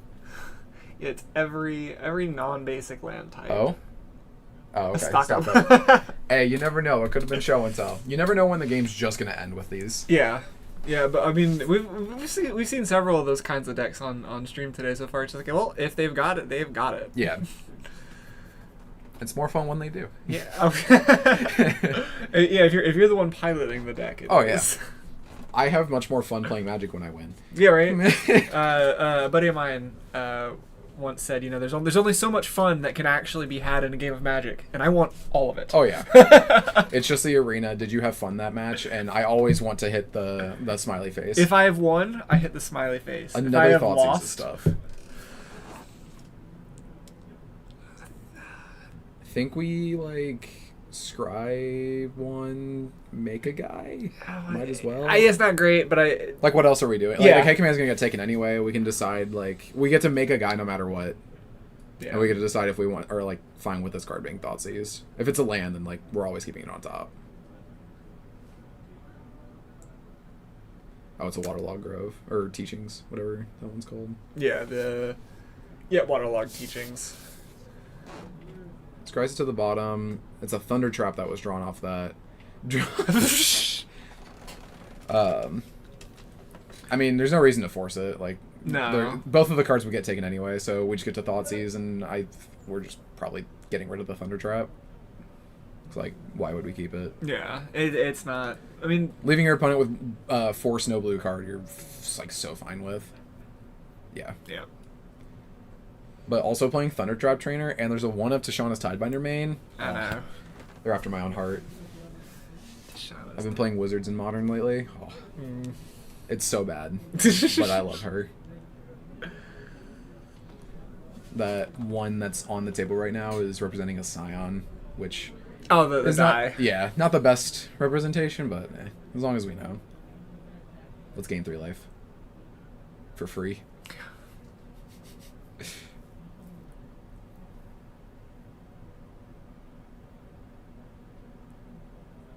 So we have access to 5 mana, 1 colored. So we can't hard cast a force, but if we drew a blue card, we can do whatever we want. Cody's just gonna brainstorm. I think that's an Omni stock up and an Ancient Tomb. At least 2 of those 3 are right. Yeah. I don't know which 2. And then getting rid of them. I think we got rid of the Ancient Tomb and the Omni. Yeah, I'm pretty sure that's what that was. Not 100%.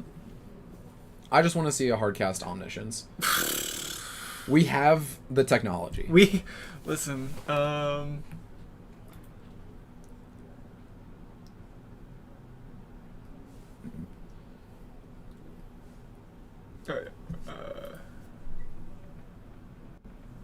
Yeah, 4 Ancient Tombs. It could happen. It could happen. It could even be a vote.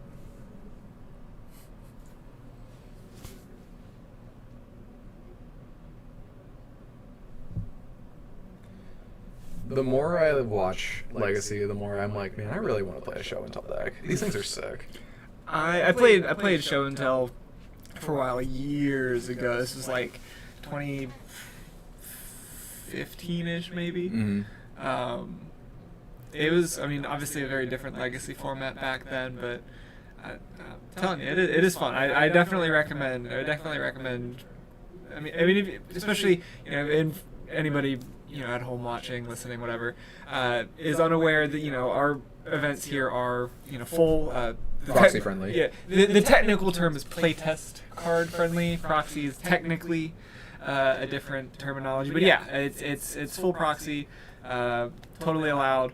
And if you have access to that sort of Ooh. Lorien Revealed. I love me a 5 mana draw 3. I love terrible blue cards. Yeah, right. They're my favorite. That one's pretty good. All right. Do we have a way to answer it? I wonder if this is gonna get dazed, not realizing that the 1 means spawns. Really wish we had a spawn token.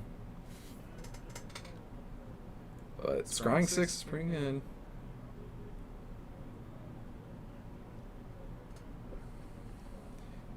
I think this game 1 might go to Chris, honestly.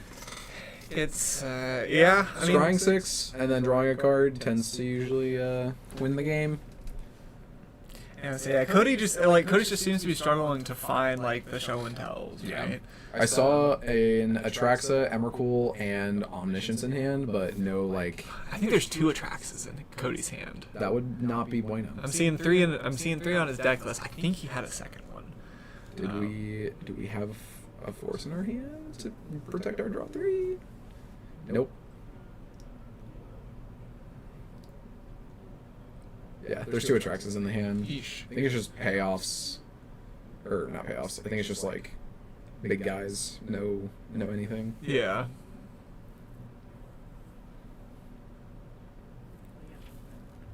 Yeah, the longer this match goes, the more it's going to favor Chris, who is big mana deck versus cheat something out as quick as possible deck.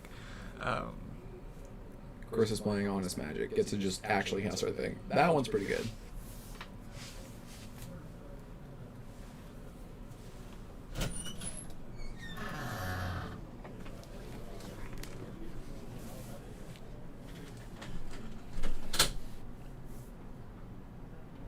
Didn't see what Chris took, but they're either heaters or it was a bad stock up. Those are the only options. I mean, Oh, there's a Thunder Trap. I love her. I miss her. We're gonna Offspring it too. Oh. Let's go. Well, if we didn't force their force. So we're gonna probably just fetch a Surveil and cry. I don't know. Yeah. Specifically the crying part. Oh, the crying part is happening. Oh, yeah. I'm sure. Easily.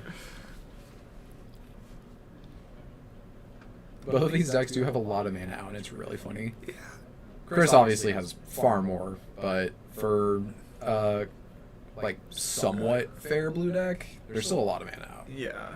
A whole lot of nothing has happened considering how many cards have been seen. I don't know how much of a fan I am of cracking that fetch prior to letting the Thunder Traps resolve, because like if we can't stop it anyway, I'd like to have more information before I figure out what I'm surveilling. Obviously, we're surveilling away at days 10 out of 10 times here, but like it could have not been a days, I guess is the better way to put it.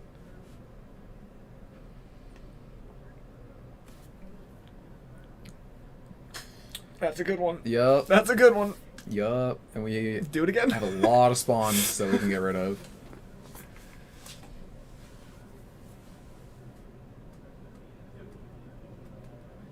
Can't wait for it to just be 2 rings. Is that Karn? Yeah, that's a Karn. Yeah. Ooh. Seems good. Pretty sure we're just playing the ring here. Passing. Interesting. Wonder what we have in hand. Tameo drawn for Cody, which is not good. Show and tell. That Show one's and pretty Okay. I think we have the Omni in hand, and if we do, like... Yeah, there is... Chris doesn't have a force. Actually, Chris might have a force, but can't use it, because there's no blue card. See, if I think Cody's going to win this game. If Chris had cast that ring... Well, because we're going to Emrakul and take an extra turn, which... yeah. I think Chris probably should have cast the ring. Well, yeah, because, I mean, if nothing else, wouldn't have taken the damage. Yeah. The only downside is we would have had to pay 4, so we would have only had 3 spawns left, which means the Emrakul Annihilator trigger would have to... We'd have to sack 3 other things, and if Cody finds another Emrakul, which I don't think he plays the second one, right? Does he only play 1? And if he does only play 1, does he have to put it back in? Yeah, he's only got the 1. Only 1. What was that thought too? Yeah, only 1 Emrakul, so... Yeah, Chris wouldn't have died there, but it would not It wouldn't have been pretty. No. That said, though, I mean, I can't imagine Chris was necessarily anticipating that Omniscience right there. Yeah. Okay, so what Cody has in his board are 3 Barrogoyfs, I think it's 2 Fatal Push, 1 Consign, 2 Force, 2 Hydroblast, 2 Pyroblast, 2 Red Blasts, and a Volk, just for if you need more of the red cards. I love the Volk in the sideboard. Yeah. I love that. It's so... I get it, but it feels so weird just seeing... Oh, yeah, for sure.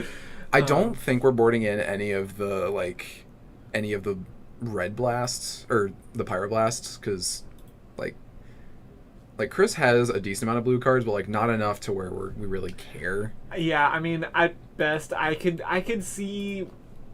Like so between the two, right? Between Pyro and Red, he's got 4 total. He's got 2 of each. Mm-hmm. I could justify like a couple, like not going the full 4. Yeah. Like maybe doing 2, like 1 of each, or 2, or the Pyros or the Reds. The other issue is like it's the same thing as we said earlier. Where like this is a synergistic deck, and we have to make sure that we're not hurting ourselves too much. Yeah. I think out of the board, we're probably bringing in the 1 of Consign and then 2 Forces, and then depending on what Cody likes cutting, like I could see cutting Days.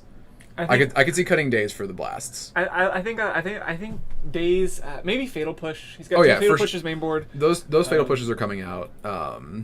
Yeah, because the only thing, I mean, it hits Thunder Trap, but like we don't care. Yeah. So I mean that's pretty easy. Otherwise, I mean the rest of the deck kind of does need to stay. Yeah, like we could cut some Tameos if we really need to, because I don't think Tameo's probably like that amazing against Chris. But if we take a look at Chris's board, we have 4 Barrogoyf, both playing Barrogoyf in the board, because why not? 1 Dismember, 1 Disruptor Flu, 1 Engineered Explosives, 1 Snaring Bridge, 2 Fairy Macabre, 1 Force, 1 Microsoft Lettuce, 1 Ring, 1 Crypt, and 1 Ballista. With it being a Karn deck, you're not boarding that much. Yeah, I was gonna say that the only cards really to look at are the Force Negation, and I would bring in the flute, personally. I'm 50-50 on the flute. I think so. Chris has 3 main deck Chalice of the Voids. I don't think Chalice is that great against Cody. No, it's not. And I think like bringing in the one of Force and the flute to just have over at least 2 of the Chalices is pretty reasonable. Although Chalice would have looked pretty good here countering a Tameo, but Yeah. I don't like I said I don't think Tameo is the make or break in this matchup per se. But Chris on the play probably has a stock up here. I'm so good. Yep. 3 mana in a blue deck in Legacy. Whoa, no way. That's crazy. There's a very, very limited card pool that you kind of... It could have been Chris's own show and tell. It How could have are been. we going to know? That was the... Back before, like, the Reanimator went full on in, like, that tempo Reanimator. Mm-hmm. When you'd see, like, the Grixis Reanimators, like the old red-black, but it had, like, 1 Underground Sea for 4 show and tells in the sideboard. Yeah. That was good. That was good. The good old days.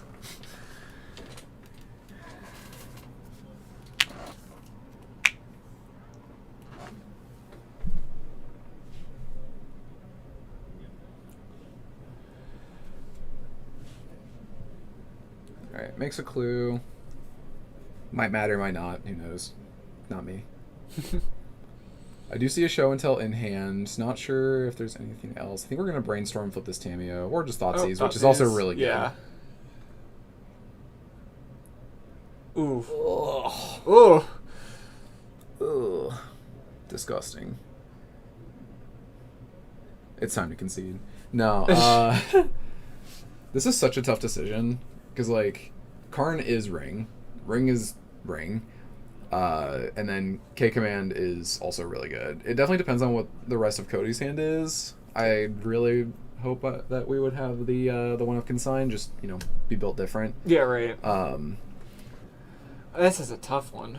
Like, if we have Counterspell of any sort, we're probably taking the Ring.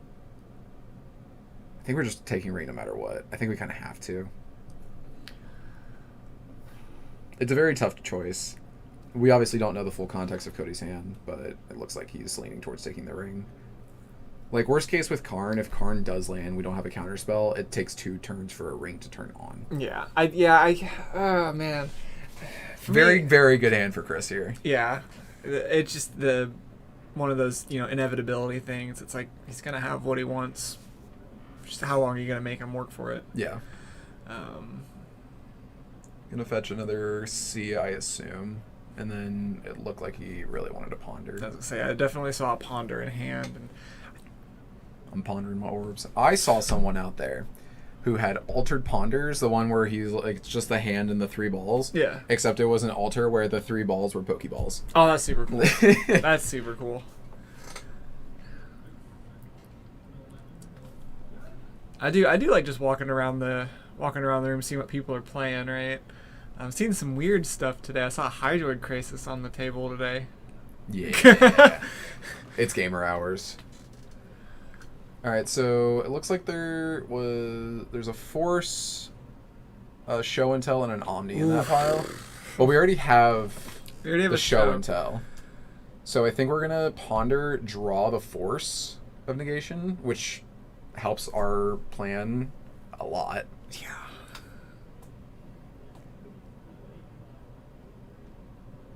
And then be able to Show and Tell and Omni. Yeah, if there I don't think I saw a payoff for that. It's not the end of the world, but like I don't think I saw it. Who needs payoffs when you have an when you got an omniscience? There's a stock up in hand. Oh, but okay, we okay. have to pitch one of them. Unfortunately. We have to either pitch the Show and Tell, which we know there's a Show and Tell on top, so we probably pitch that. Yeah. Or so Well, because otherwise we're pitching a stock up, and then we know our next card is Omni Show and Tell. Yeah. And then we will not have a payoff for a while. Well, what I was gonna say is, and what looks like it is kind of happening, is just let the Karn resolve, let him get the ring, but then you just, it doesn't matter. You just show and tell Omniscience. It looks like that's the play. The only downside to that is like It's risky. It is risky. It's the risky play. We also don't let our clues attack the Karn for 0. Yeah. We are never going to have our clues turned on, which makes me super sad. But it might not matter if the stock up hits.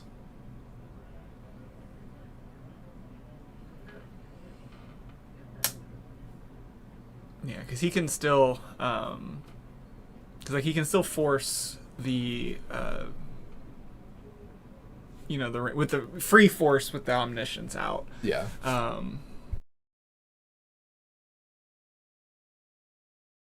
Let's see if we turn this down just a little bit. That might help.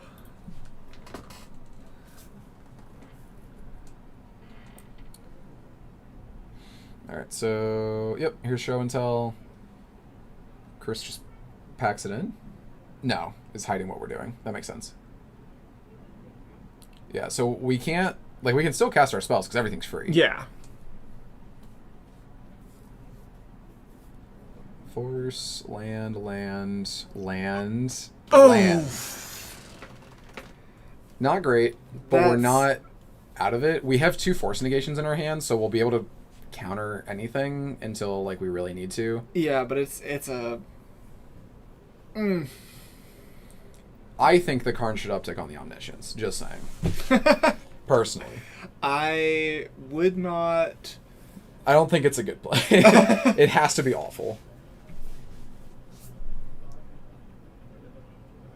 Although Karn can just start eating lands. I think we have to let this Chalice on one resolve. We have 2 force negations, but we have to make them count. Yeah. Because it's all we have going for us right now. And this is the other downside about letting the Karn resolve, where the Microsoft lettuce is online. But we also, with that being online, we can't crack our clues because we can't tap for mana, and even if that was gone, Karn is shutting off the clues. Yeah, there's nothing to do. I think, and again, I think that was the, hope that stock up hits something good. Yeah. And if the stock up had hit literally anything. Yeah. I would have been, even happy if it hit 2 counter spells, because it's cool, I have a lot of time. Yeah. I can do whatever I want for now, at least. Probably rereading to make sure we can grab something. Question mark? I don't know.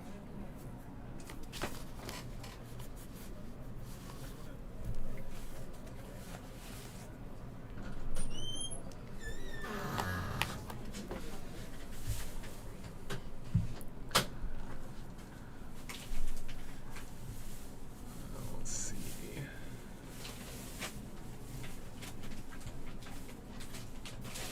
So we're just gonna draw. There's a blast. It's not gonna do anything. I think we have a Surveil land in our hand. Decides to play the Grove, which we should just blast it. That's... It's gonna let it resolve. Maybe it's grabbing something else that we're gonna blast? I don't know. I feel like with how much known information we have, we're just kind of... Oh, we can't blast. There's a Chalice in play. Oh, yeah, right. I mean, we can blast if we really want. This is true.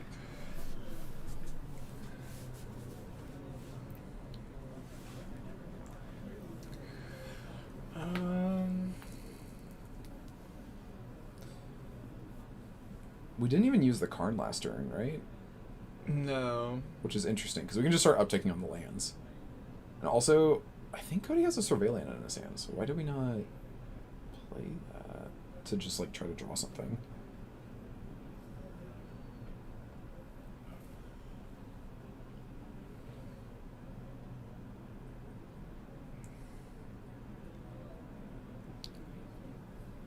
So attempts to sink.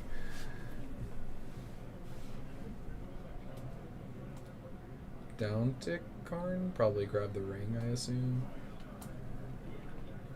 It's just the good card. Yeah. It's hard to not grab it. It's so tempting. I'm so, man. Could you imagine what else is even in the board for us to grab that we care about? What is that? What is that card? That is... I think that's Ensnaring Bridge. I think that's the Masterpiece Ensnaring Bridge. Interesting. Oh, we drew a Ponder. Okay, it decides now to play the Surveil land.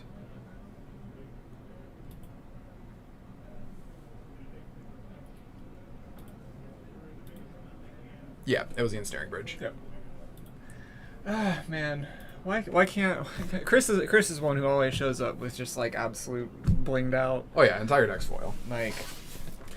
I'm one... I usually only play foils if everything in the deck is foil, so usually I don't play foils at all, right? And then you come here and get humbled real quick. Yeah. Okay, so Cody doesn't have any way to answer the Karn on board. He doesn't play an Otawara or anything, which is definitely interesting. I feel like I'd want at least one.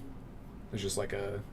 Or, sorry, I meant like a Sink into Stupor. Oh, yeah, okay, yeah. Ooh, top deck's an Atraxa. That's a good one. That's a good one. Hope and praise that Chris has nothing. Packs it in. Well, there's... That's an interesting reaction. Because so the Ensnaring Bridge was still in hand, right? No, he got exiled. He forced it. Oh, okay, he got forced. Okay, so... That was a weird game. That was a weird game. I don't know if I would necessarily concede to the Atraxa there. I think I'd see what the Atraxa got, because, like, I've had plenty of Atraxas with before. Yeah. 10 cards is a lot of cards, but we have a Chalice on one. Opponent can't cast, or can't pay for anything. It's like they can't crack their clues. Mm-hmm. So if the Atraxa whiffs, then we're, like, kind of fine. We had enough mana that also, if Cody doesn't get a counterspell, we can just cast K-Command and exile the Atraxa. And I'm, like, pretty happy with that. Yeah. But Cody's going to take it down here. I'm going to go see if our backup match is in Game 2 and going to Game 3.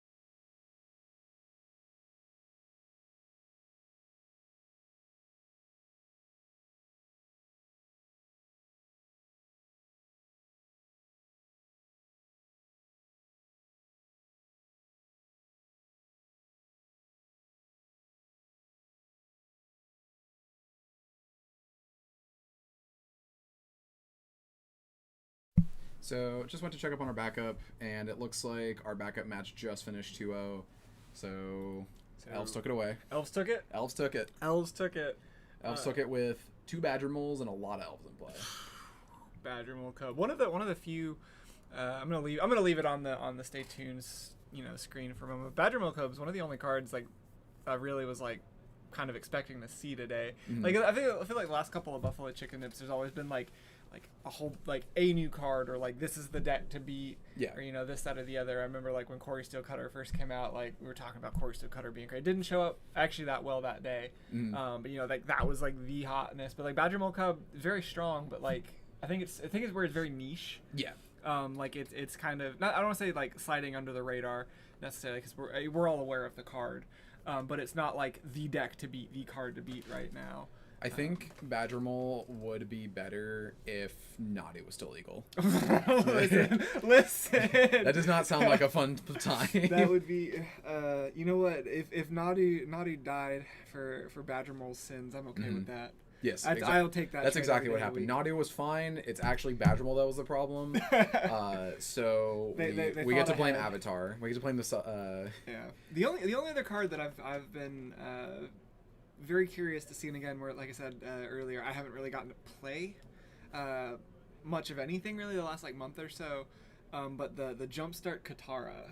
The two-drop one. The one that's when you cast a spell on their turn, you get an experience counter. Yeah. Yeah. I've heard a lot of good things about that one. I haven't seen anyone have that that's today. the thing. I've heard a lot of people talking about that card, but I've not really seen Yeah. a lot of people use. So that I was just.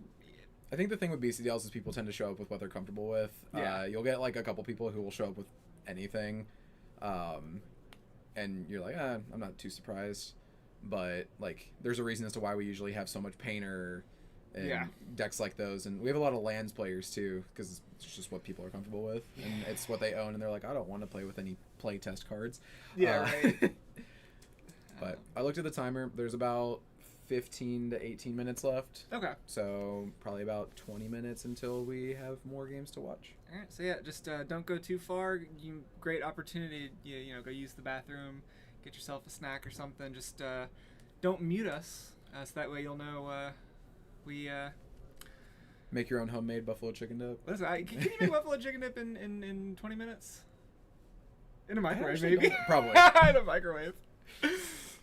Stovetop. Yeah, right, listen. I don't know if your stove heats up fast enough, maybe. I've never made buffalo chicken dip, so I don't know how long it actually takes. I have not made buffalo chicken dip since I was in college. Like myself, I've Yeah. I've obviously eaten it plenty of times. Oh yeah, for sure. But I've not actually made it for myself because I used to make it in a crock pot. Mm-hmm. And then I was moving out of like right after I graduated. I was moving out of my apartment, and it was one of the things like I'm clumsy. Yeah. And like I cracked it, and so like, all right, well, I'll replace it one day. Never replaced it. 7 years ago now, something like that, 8 years ago.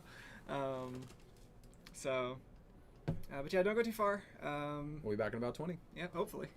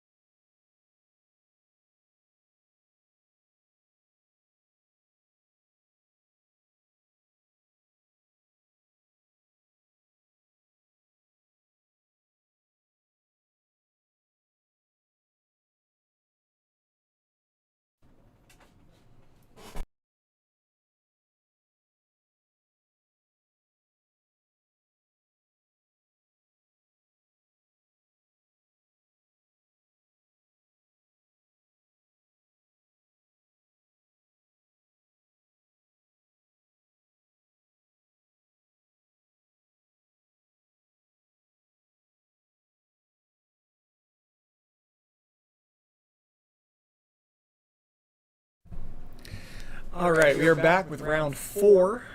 Should be round 4 of 7 for Swiss, and then a cut to top 8. It's going to be a long day here, so we're right about the midway point, at least of Swiss anyway. Yeah, we have a while to go for a midway point. Yeah, right. I think next round is the midway point of the whole day. The end of next round is the midway point. Long day. Lots of legacy happening for those of you at home. We got Jacob playing blue-black tempo, and against Mia playing red-white energy. Notably, there is a Gigantha in the companion zone. Yeah, so companions are, one of, if not the most busted mechanic of all time. Yes. But in Legacy, Gigantha is such a bad companion. Not because it's, bad to have an extra card in your hand, but you're actively telling your opponent, hey, I don't play Force well. Yeah. So if your opponent's any kind of turbo combo deck or anything to that effect, or something that just doesn't want to get Force, which is, most decks, you're just saying, hey, I don't play that card. And they can kind of make their mulligan decisions around that. Yeah. But I don't think it's going to necessarily matter in this matchup. I think Mia's going to be favored by just everything essentially being a 2-for-1. Yeah, there's so much just pressure that this red-white energy list puts out. We saw the black-white Thalia deck earlier, kind of basically just being a modern deck with some legacy cards, and this is that same thing, right? It's basically just that core red-white energy shell we've seen in modern, just with some legacy improvements, and then.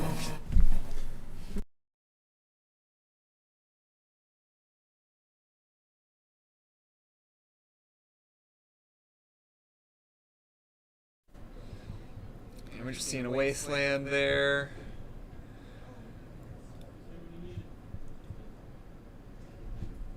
Yeah, we're just getting those life totals fixed. Just make sure they're nice and clear on the camera there for everybody.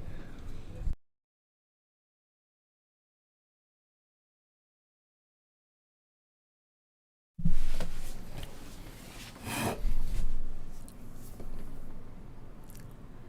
right, I walked away before realizing what happened. Did the guide get thought seized? Yeah, the guide got thought seized. Okay, that makes sense. And then the undergrounds got wastelanded.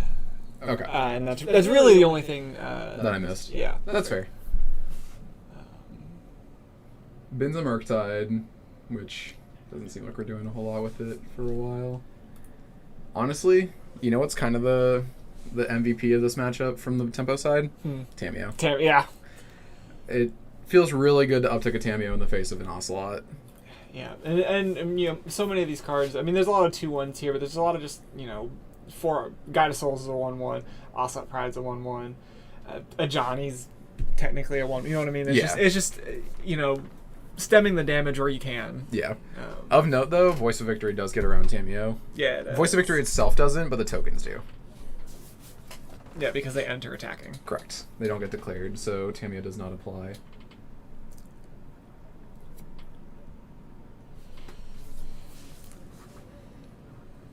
All right. So Jacob playing the Mana Denial plan, knowing that Mia only had 2 lands. I don't think Mia drew another land. I don't think so. Oof.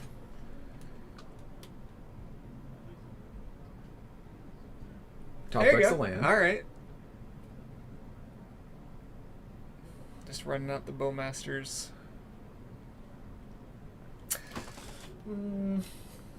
Mia should be at 19.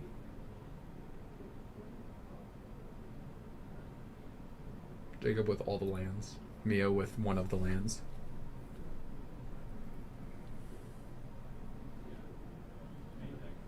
Oop. We Technical added life problems. instead of subtracted life. Swords Bowmasters makes a ton of sense. Although, honestly, I think we should have Swords the token.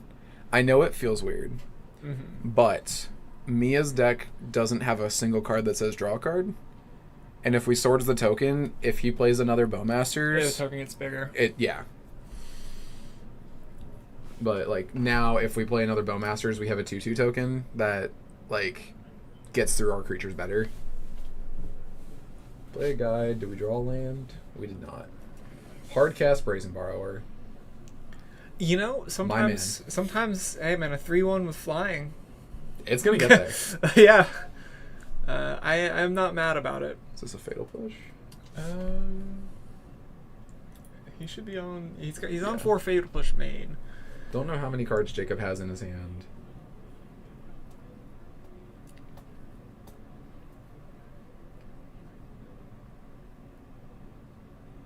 Thought seizing when your opponent has been missing land drops does not feel amazing because you're like, I know how you have a ton of good cards in your hand. Well, and that's the thing is obviously we've seen Mia's deck can run on 2 lands, so she finds 1 more land.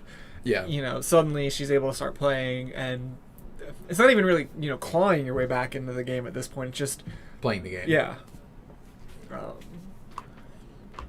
sure what else is in Jacob's hand. I think I see a land. I think I see another Underground Sea, but I'm not 100%. It's a sign of no Bowmasters. Because if we have Bowmasters, we just attack with a token. If Mia blocks, then yeah. Oh, that's a Bearglyph, though. I love that card. It is. It's very good. It's one of my favorite cards right now. Land? Not a land. Another guide. Although that one is very playable. But I think we have to Static Prison. But Mia disagrees.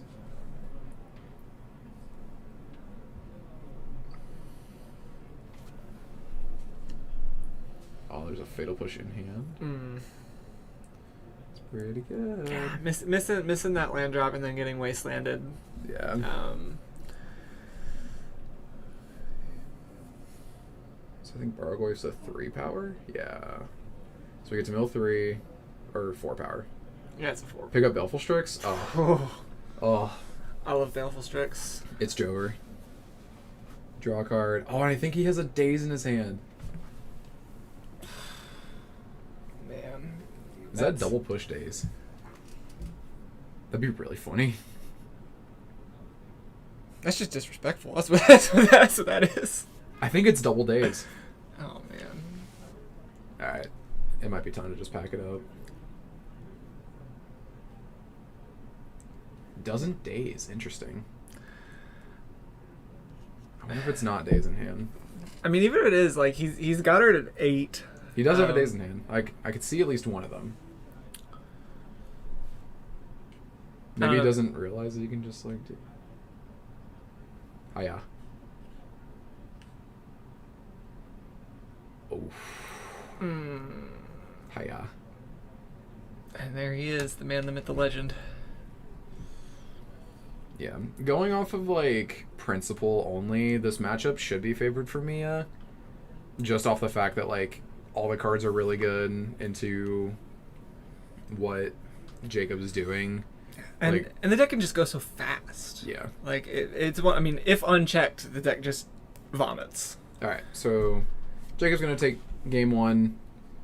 Does Mia have a basic mountain? Mia does have a basic mountain. So ideally, next game, we're able to, like, fetch out 2 basics. And just, like, if we have those 2 basics, we just get to cast every spell in our deck.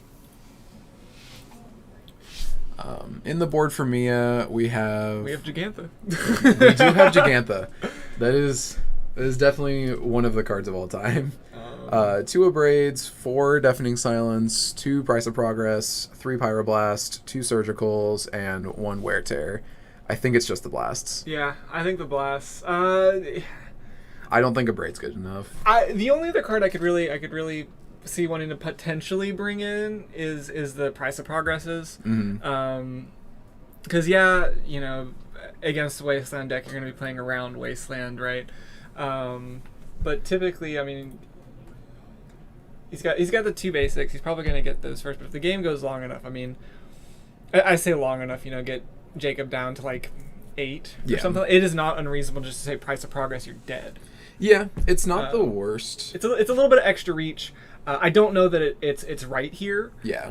But I think that's the only other card I think is would even be going. Yeah. Would like potentially be on the radar. Yeah. But out of Jacob's board, we have 3 Consigns, 1 Damping Sphere, 1 Engineered Explosives, 2 Force, 2 Cage, 2 Hydroblast, 1 Null Rod, 1 Edict, 1 Toxic Deluge, and 2 Surgicals. I think it's the one of EE, the How many red cards does Mia play? 1, 2, 3, 4. Not a lot. Not that many. I think there's still an argument, at least in the thought process, right? Yeah. Like they're on. She's on the red white energy. Most of the threat cards are white. Yeah. But I think it's the engineered explosives. I think the toxic deluge. Yeah. I think EE, toxic deluge, and then probably Shielder's Edict. Yeah. There's a Shielder's Edict in there. Because that's gets out of Johnny. Gets a Johnny. Can also just like tag an individual creature early. Yeah. It's just a kill spell if we really need it. Yeah. And then again, Hydro Blast as an option if Jacob's really sitting here thinking, man, I got to deal with these Amp Raptors. Jacob is also a gamer and is playing 2 Hymn to Rock. Is he? Oh my God, he is. Jacob, man after my own heart. I think he's probably gonna cut if he brings in those 3 only, it's probably the 2 hymns and one of the Thought Seizes. I could see him cutting 2 more Thought Seize for 2 blasts. Yeah, I don't hate that. You know, be the ultimate gamer move here would be to unreveal Gigantha. True. Just to put it back into Sideboard. It's a legal option. It is an option that you are allowed to take. Just say, I'm not using Gigantha this game. Just the mind games of like, what did you cite in? What have you done? I think some of Mia's cards are upside down, which needs fixed, if that's... Yeah, some of those are definitely... Like, when Mia was putting out her hand, it looked like some stuff was upside down. We'll see how the sleeves go, but if that's the case, I'm going to run out to one of the judges and say, like, hey, like, some of the cards are upside down and needs fixed. Usually with regular sleeves, it doesn't matter as much because it's pretty hard to tell, even though they should all still be in the same way. Yeah. But with specific art sleeves, it matters because, like, there's a cat on the sleeve, and if the cat's upside down, it might be this card or that card. Yeah. I mean, obviously I feel pretty confident just saying it was just the cards got flipped when it was shuffling, right? Obviously. Yeah. That's 9 times out of 10 is going to be the... Yeah. And, like, at a casual event, it doesn't really matter, but, like, we're playing for prizes here. Yeah, very, very big expensive prizes, if I remember correctly. What's first place? Is it a UC? It's either some blue UC or a Volk. I think it's a Volk. Let's see. I didn't even look at the prizes because I wasn't playing. First place gets a revised Volcanic, and obviously the name on the chicken. Second place gets a Tundra. Third and fourth get a Taiga. 5th through 8th get Forces of Wills. Gets to play a turn 1 Tameo. Yeah, force that. Was it an Ocelot Pride? It was an Ocelot. Yeah, force that Ocelot Pride. Get that out of here. We don't want to see that. Well, I'm sure Mia wants to see. Mia wants to see that.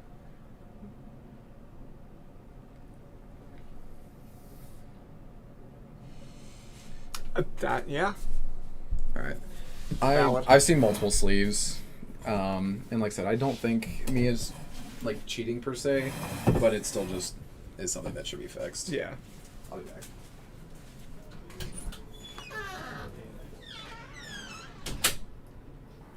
Yeah, we're gonna try to get that card to sleeve situation fixed. This is a really great time to do it while we're mid shuffle.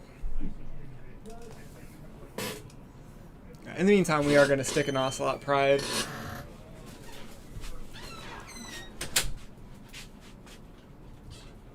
Ponder. Saw the Bowmasters. Not quite see what else.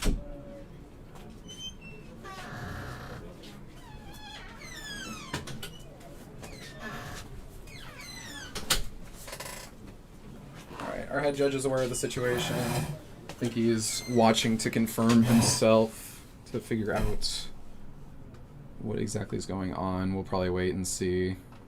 For what it's worth, it's a cute cat on the on the sleeves.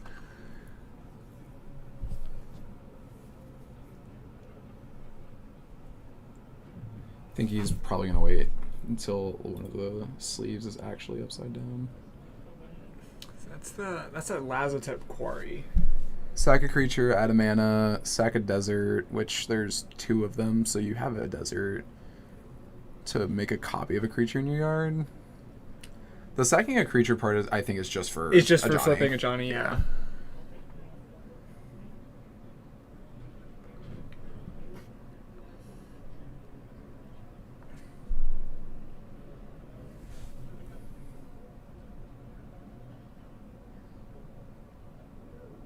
Okay, so now the question is, do we think that Mia is playing the energy deck because she has the cat sleeves?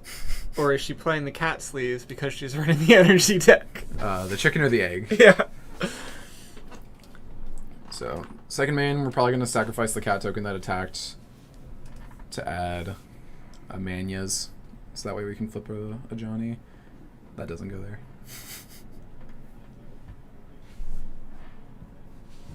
Johnny is such a good card, man.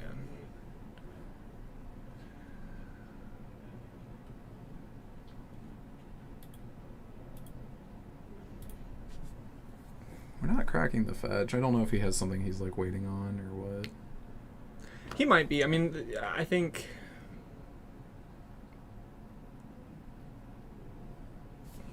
I don't know. I don't hate the idea of if you don't need it for anything, right? Holding it to see if, like if she drops a Wasteland right here and he'd fetched an Underground Sea, it'd feel real bad. But, maybe she doesn't play it. You can get that Underground Sea and have that for the next turn kind of thing. I don't know. Yeah.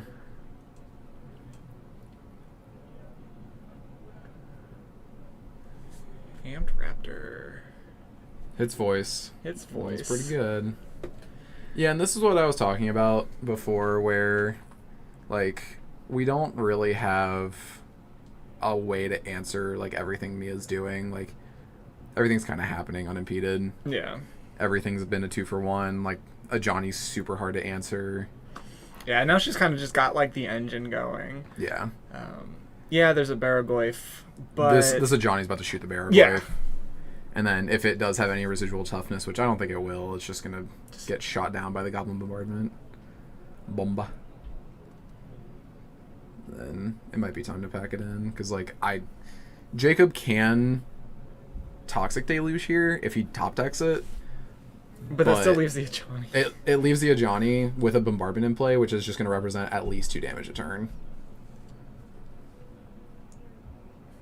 Alright, so we're going to brainstorm. I think he's just digging for anything. Shoulder's Edict will not be...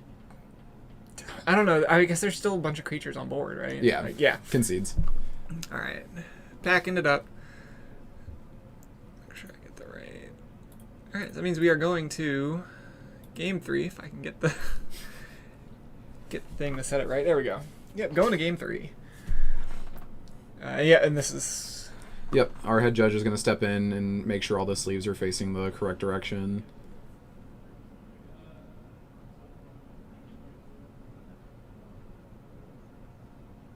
Yeah, like I said, I don't think Mia's cheating, but it's still just a safe than sorry kind of thing. Especially seeing it the way, like, it was big clumps of them, and it wasn't just Yeah. like, every 5th card was flipped, right? Like, that definitely kind of... Everybody shuffles backwards every now and then, but like I said, especially with art sleeves where it's very visible, like, hey, that card's backwards. Yeah. Like, it's like a, hey, we need to make sure that no monkey business is happening. Or I guess cat business in this sense. Yeah. I assume the only thing that's going to happen is just like a warning or just a, hey, please fix this. Yeah, I mean... There's no way that's a game loss. I couldn't imagine. Not with how lenient the rules have become. No. Which I think is fine. I think I don't want Mia to get a game loss for that. I just want it to be fixed. Yeah, absolutely. And I think the leniency in some of that, policy is good because, obviously, competitive Magic, you want everything to be, fully competitive. I had a word I was going to say, but I kind of lost it. But, honest to God mistakes like that. You want the match to be determined through agency purposes. Yeah. Which is also why we advocate for open deck list. Yes. Is you get much more agency playing into something that you know about. Yeah. Or like the like missed triggers used to just be like, instantaneous. Yeah, like, oh, like, you're boned. You're goodbye. where now, yeah, there's a lot more leniency in that, because again, even top level pros. I mean, obviously, I say we're only in round 4, but these people have still been playing high level Magic for. They've been doing it since 11. Yeah, it's almost 3. Yeah.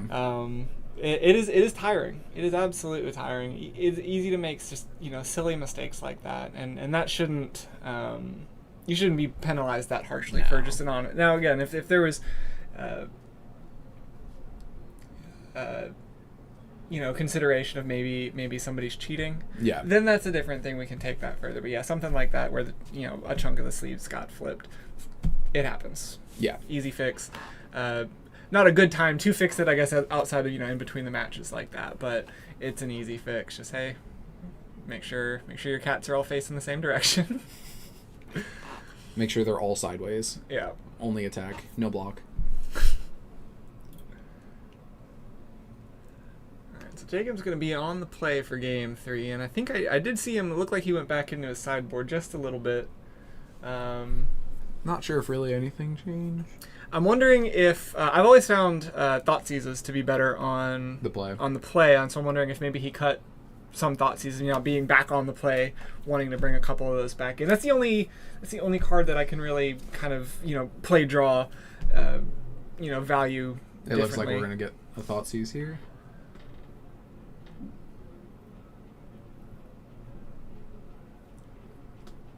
Yeah. Yep.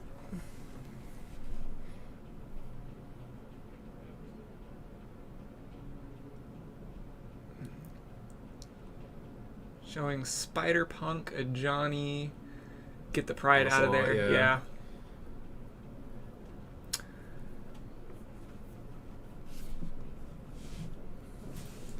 Spider Punk, the one good card from the Spider-Man set. Don't you clown on my superior Spider-Man like that. Listen, I have been playing. I go through phases where I'll just do nothing but play Arena for a month at a time, and it's always Brawl. Because there's something about playing Brawl at 3 o'clock in the morning, man, it hits different. But one of I forget what the Arena version of the card is, but it's the 1 mana Doc Ock. I've been playing her Arena equivalent. Yeah. She's real fun. There's a lot of fun cards, I think, out of Spider-Man. Not a lot of good cards. That's where I think the Universes Beyond set should be. Yeah. Is just hey, set's not necessarily powerful, but there's some cool cards. Yeah, I agree. Because I hate when it's oh look, our best cards are the ones that are from this set. Yep. Like when Vivi was the best card in Standard. Oh, goodness. It's okay, cool, I guess. So Jacob reading Spider-Punk. Again, not a lot of cards in that set matter. So Spider-Punk has Riot, gives your other spiders Riot. Importantly here, I think is the big one, is that spells and abilities can't be countered. Which actually probably not going to be super impactful, I think, in this matchup. Obviously, Jacob's a blue deck. Jacob has, Daze, Force of Will. But, I mean, I think you just, in this matchup, if you're Jacob, you value just the spot removal over counter spells. Most of what Mia's doing, you can just hit with a Fatal Push. Yeah. So we're going to go ahead and Thoughtseize again. Very good play from Mia to put a counter on the spider from Riot. Yeah. Because otherwise we're just oh cool, I'll attack you for 2. We just get mastered and lose the game. Yeah, Spider Monk. That'd be Spider Punk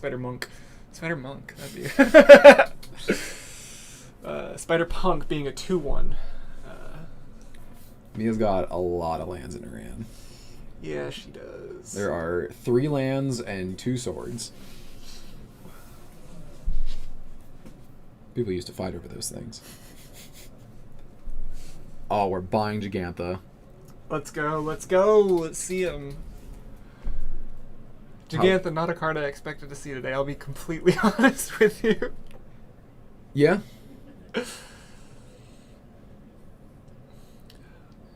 Well, now we have access to blue mana from Jacob's side. Probably gonna Wasteland. Yep, Sunbaked. One of the better lands to Wasteland. For sure. I mean, arguably the only land to... Well, that and I guess the desert that can flip a Johnny. Well, I was on board. It was the only only one of Mia's target. You can waste. There's nothing that says you can't wasteland yourself. I wouldn't do it, but you can. You can do it to play around Pop. This is true, actually. Man, do you remember when Burn was a deck? The last BC I played Turbo Reanimator. I played Burn and turned 1 to Grizzlebrand. And I didn't draw 7. I was just like, I have a 7/7 lifelinker. He just looked at his hand. He went, "Yeah, you got it."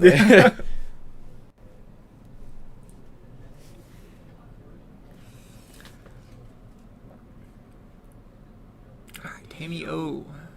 There she is. A lot of basics in play. Both players are like, I don't want to get wasted. Yeah, nobody. This is a wasteland matchup. Like, this is a play around wasteland. I think we drew a Sand Scout, whatever that card does.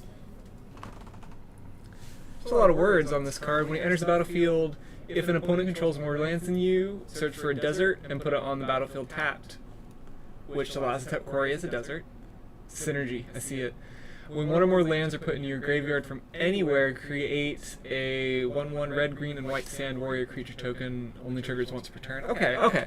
So we played that, and then we correct our fetch. So we made a body, which is neat. Okay, I see it. I see the. See the vision. I see it. All right, it's all coming together. All right, double block the Spider Punk. We're gaming now. Tamio got swords, which is not Bonita.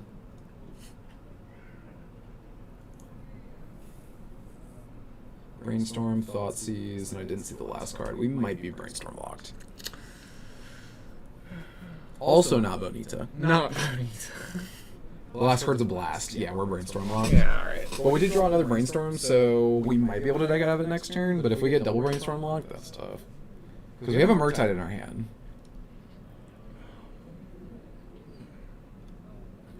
And there's one of the Wastelands. Guys, how do we beat a 5/5? Yeah, and Mia's just... Turning cards sideways. Turning cards sideways, making tons of value. Alright, well there is the Murktide. On it, so there was a Thoughtseize that I saw. Are we gonna have to Thoughtseize this Gigantha? Oh god. Please. Please, that's all I've ever wanted. I think we have to Thoughtseize this Gigantha. Maybe not.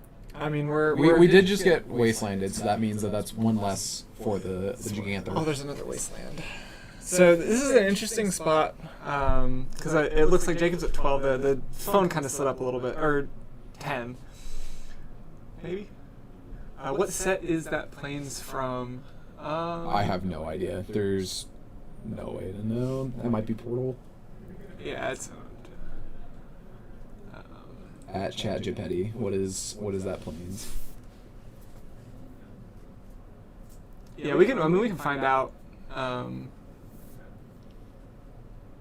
after this, but yeah, at this exact moment, it's one of them ones. Yeah.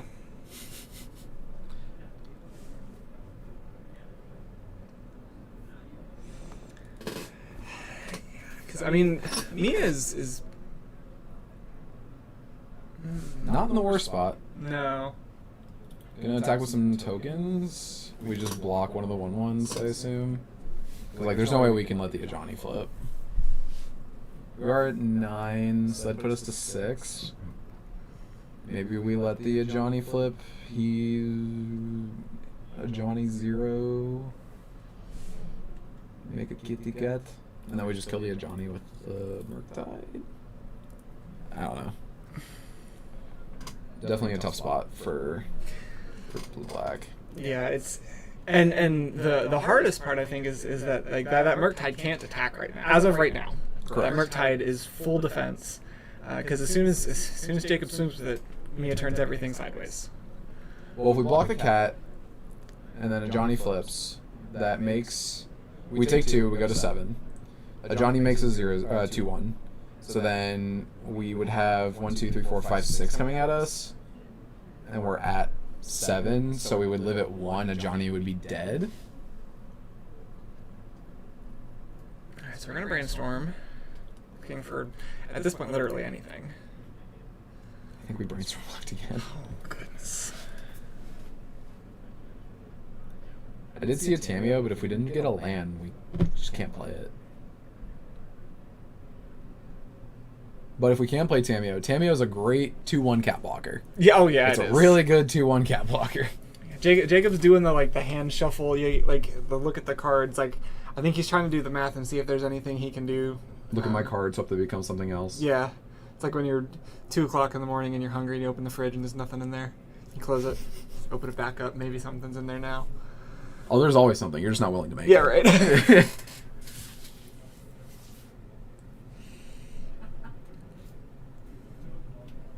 He's definitely in the tank, but Yeah, having to play around Wasteland this game is definitely messing with Jacob. Because if that other land was, if the swamp was an underground sea and there were no like wastelands prior, then we're doing our thing. Mm-hmm.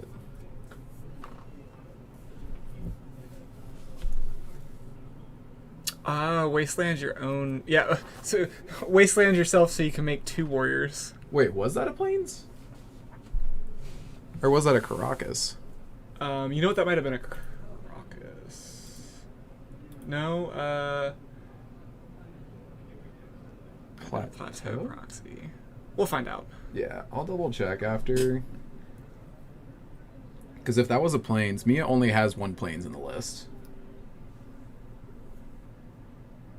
Is that a Plains or is that a Caracas? I think those are plateaus. Okay. I think those are plateaus. Yeah, okay. That makes sense. That would explain why we don't know the Plains art. Yeah, I think those are plateaus because I'm looking at it, there's enough of a text box, like card type, like if it said Plains Mountain. Yeah. I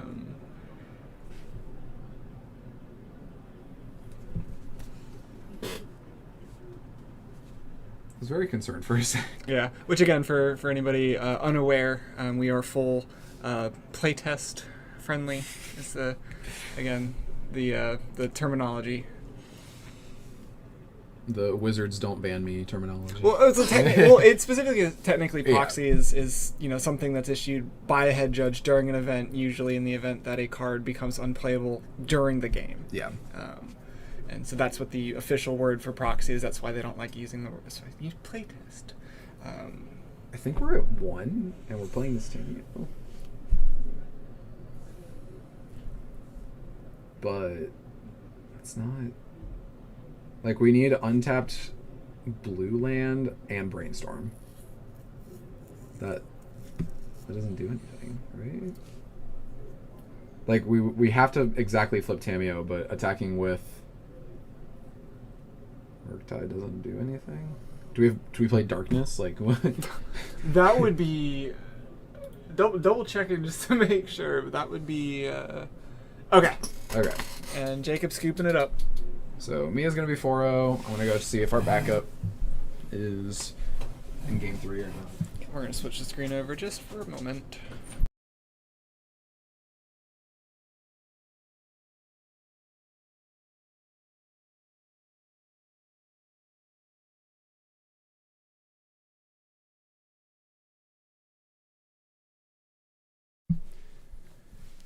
All right, so it sounds like our backup match. What was our backup match again? It was Tempo versus Dredge. Oh yeah. It was Dredge versus something. Versus Beanstalk. Yeah, our backup match was Dredge versus Beanstalk, which has already concluded with Dredge. Dredge winning. Dredge winning. Doesn't surprise me at all. Grafton is currently 4-0 with Dredge. Man decided I'm out for blood. Yeah, yeah. Again, I think I said it earlier. I'm wondering if just the with Reanimator being off of everyone's radar right now, just the not that there's always going to be graveyard hate in the sideboards, right? There's always going to be if you go to an event, but not like hard grave hate for the most part. Like it's I think it might be slipping under a lot of radars here. So yeah, that's going to conclude. What's this, round 4? Oh, all right.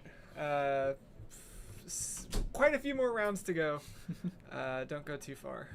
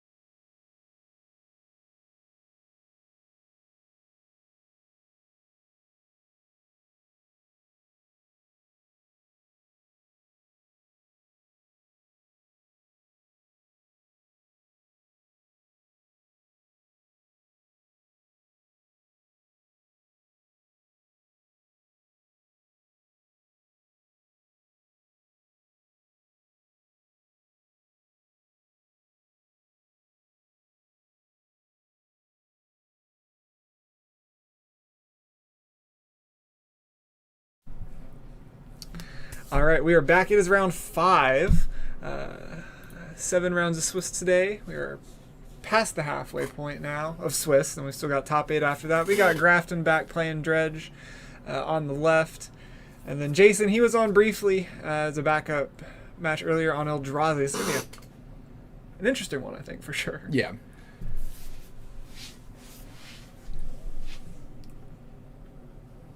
Grafton has... I think those are breakout or breakthroughs. Breakthrough, yep, that's the name of the card. So we're going to hold priority, sack, and then do a lot. This card's crazy.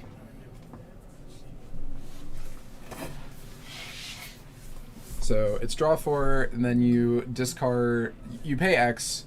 You get to keep X cards in your hand after everything, and so he's paying 0, so he gets to keep 0 in his hand. So he's going to dredge pretty much everything, and then discard everything.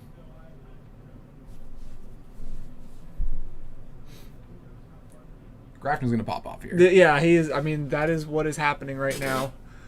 And he added 3 red, I think. I'm pretty sure that's what that die is supposed to mean. And he milled the Ox.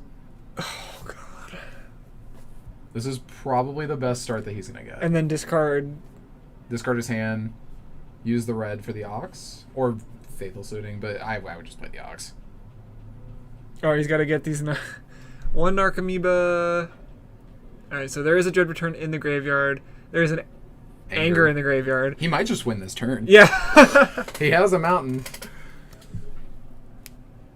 Yeah, so our backup match is one of our other undefeated. It's Elves versus the Red-White Energy we just saw last round. That was going to be an interesting matchup. Yeah, and so there's a non-zero chance we're going to go over to them very quickly. Yeah. Of course, that's also one that could also end instantaneously, so... Oh, yeah. Round 5 might be a dinner break for our audience. Works for me. So yeah, we're going to get to play the Ox, which means that we're going to trigger the Poxwalkers and then be able to dredge. There's 3 Grave Trolls, so we get to dredge 18. Yeah, they're so... Oh, goodness.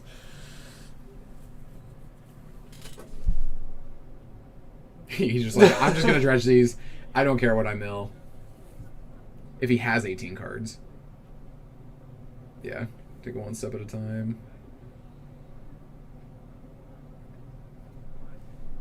3, 6, and then, yeah, I'm pretty sure he has at least 6 left.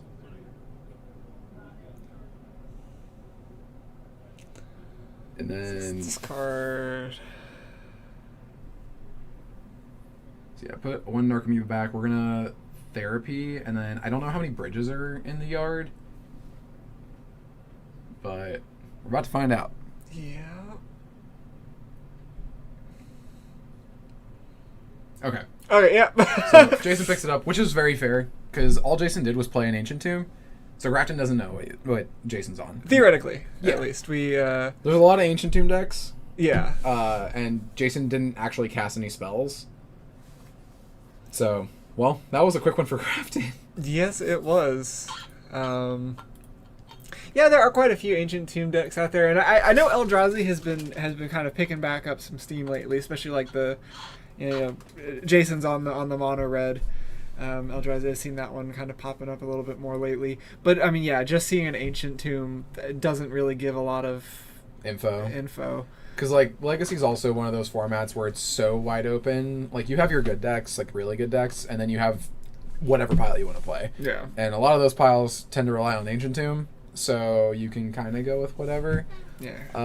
Out of the board for Jason, because it seems like it's going to be a little bit of an uphill battle, we have 3 Dismembers, 4 Flutes, 1 Fairy Macabre, 1 Caracas, 2 Mindbreak Traps, 2 Null Rods, and 2 Unlicensed Hearse, or the better name, Tormod's Whip.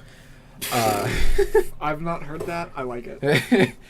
I did see Jason, I believe, grab at least 2 Disruptor Flutes, which I still don't understand. There's got to be something we're missing. Maybe I just need to play against Dredge more to understand it. Maybe. But of the cards, to me, that makes sense, would be the one of Fairy Macabre and the 2 Tormod's Whips. I thought I guess he's an Ancient Tomb deck, so he can turn 1 Disruptor Flute. Yeah. So I guess in that sense, I don't hate it as much here.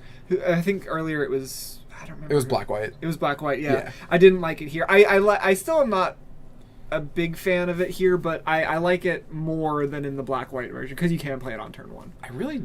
I just don't know what we're naming, though. Like, are we naming Faithless Looting? Because, like, there it was Breakthrough that really was the star. Yeah. If we name Breakthrough and we get Faithless Looting, we look stupid. Like, I mean, you could...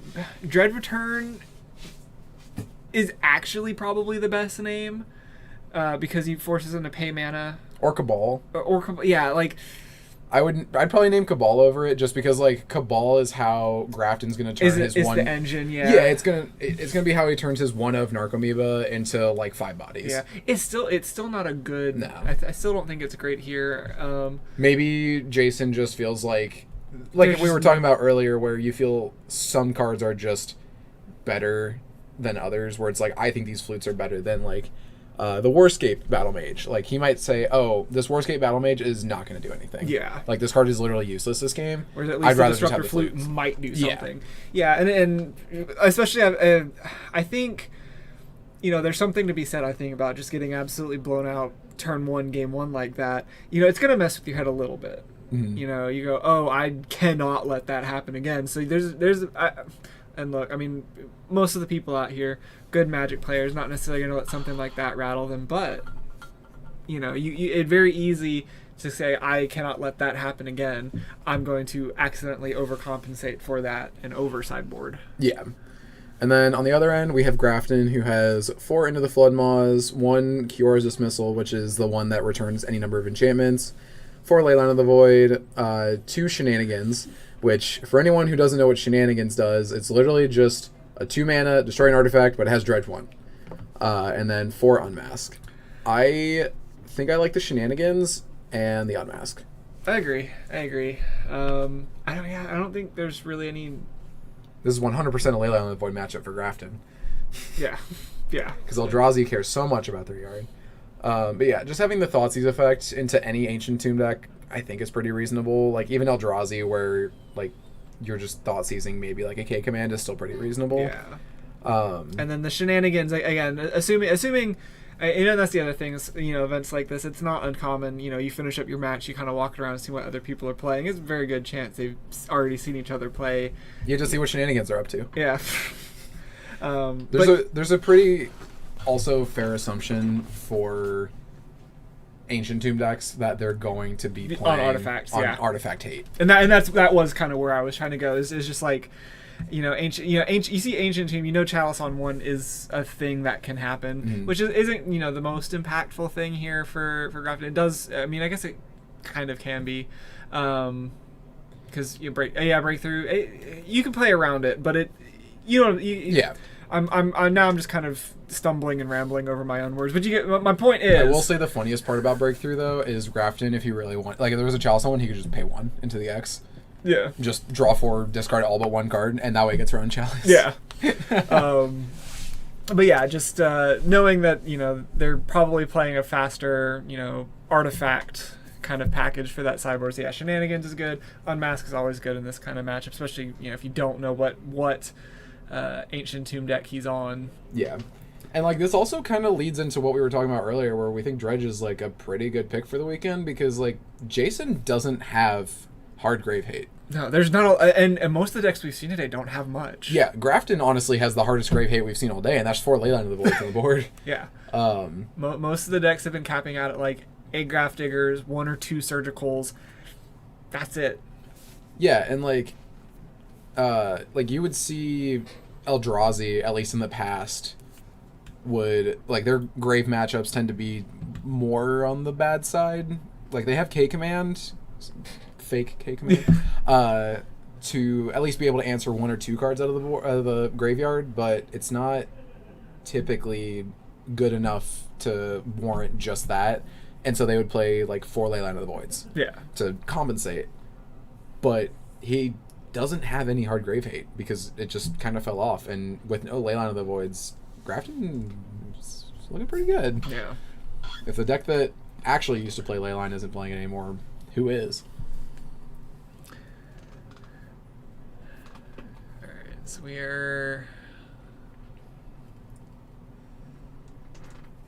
Both players on a 5 here. Grafton looks like he's going to be keeping his 5. Jason's still deciding, or just deciding what to put back. But it looks like Grafton's putting back, I think that's a Scalding Tarn and a Bridge. Yeah, I agree. Dredge on 5 does not necessarily feel that bad. Eldrazi on 5 makes me a little nervous. Yeah. But, 5's better than 4, presumably. So.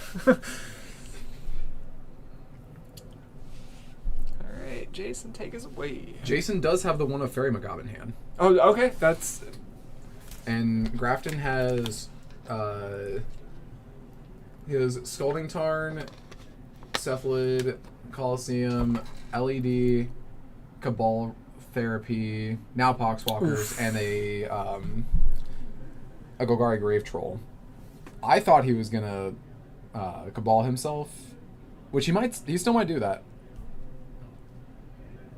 just to put the Grave Troll in the yard. But if he does that, then the Fairy Macabre is super juicy. Yeah, that obviously, we know that Jason's got this Fairy Macabre. Yeah, Grafton does not.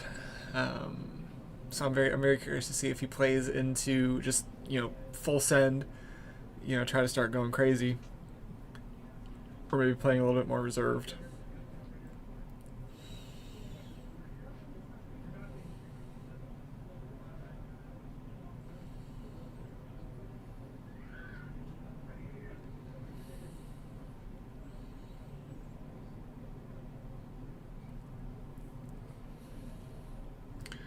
Okay. Yeah, he might be taking the play. We'll see. We'll see what he does.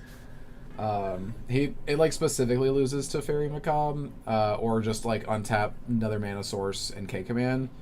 Now Grafton fully knows that Jason's on Eldrazi because of the E Temple. If it was another Ancient Tomb, we still are like, okay, cool, you're still an Ancient Tomb deck. That didn't change. But I don't fully know. He might. I do not hate just Cabal Therapy naming something in the blind, seeing what he hits. Looks like that's what he's doing. Because he pointed to Jason with his Cabal and said, I pick you. Pikachu, I choose you. And I don't hate just playing the LED. I don't either. I mean, it's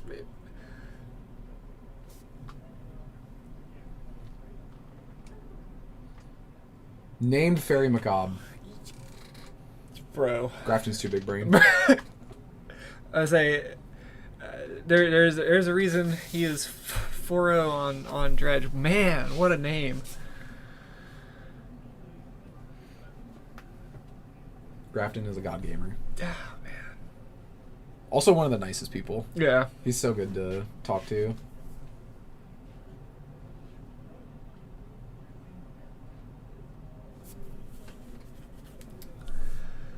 I think that's another Lotus Petal. Yeah, Jason has literally nothing. Oh, yeah. Jason definitely kept that hand off of the Fairy Macabre. I can't blame him. I can't blame him at all. Not at all. But it's... See, this is weird, because, Grafton can't really do much. Well, that was an Narcomoeba, but we're still not doing anything with that. I think this is a play Coliseum. Play Coliseum, crack the Sego. LED. Well, cracking the LED doesn't do anything. Oh, yeah. He's only got... He would have... He's one card. No! Yeah, he's one short. If you crack the LED, that puts 7. Yeah. LED would be 7. That's true. So decides to go for that, floating 3 blue. So we'll have 2 blue after this. Mm-hmm. If we miss off of the Coliseum, it's a little rough. But we still would have at least one thing in the yard. So dredge 4. Let's see if we hit another dredger. Let's go gambling. We hit a Grave Troll. We hit 2 Grave Trolls. 2 Grave Trolls and another Poxwalkers. Oy, oy, oy. 6. That's an anger, but we don't have any mountains. We probably won't be getting any mountains for the rest of this game. I think that's an Archamiibo. Yeah, and another Poxwalkers. Discard everything. We get to Cabal again. Goodness. And then Grafton still has 2 blue floating, so he can Otherworldly Gaze. Like, Flashback and Otherworldly Gaze. It's in his yard. I appreciate Grafton, subtly pulling forward the cards that are relevant out of his graveyard. Like, he pulled the Poxwalkers forward, the Cabal Therapy forward.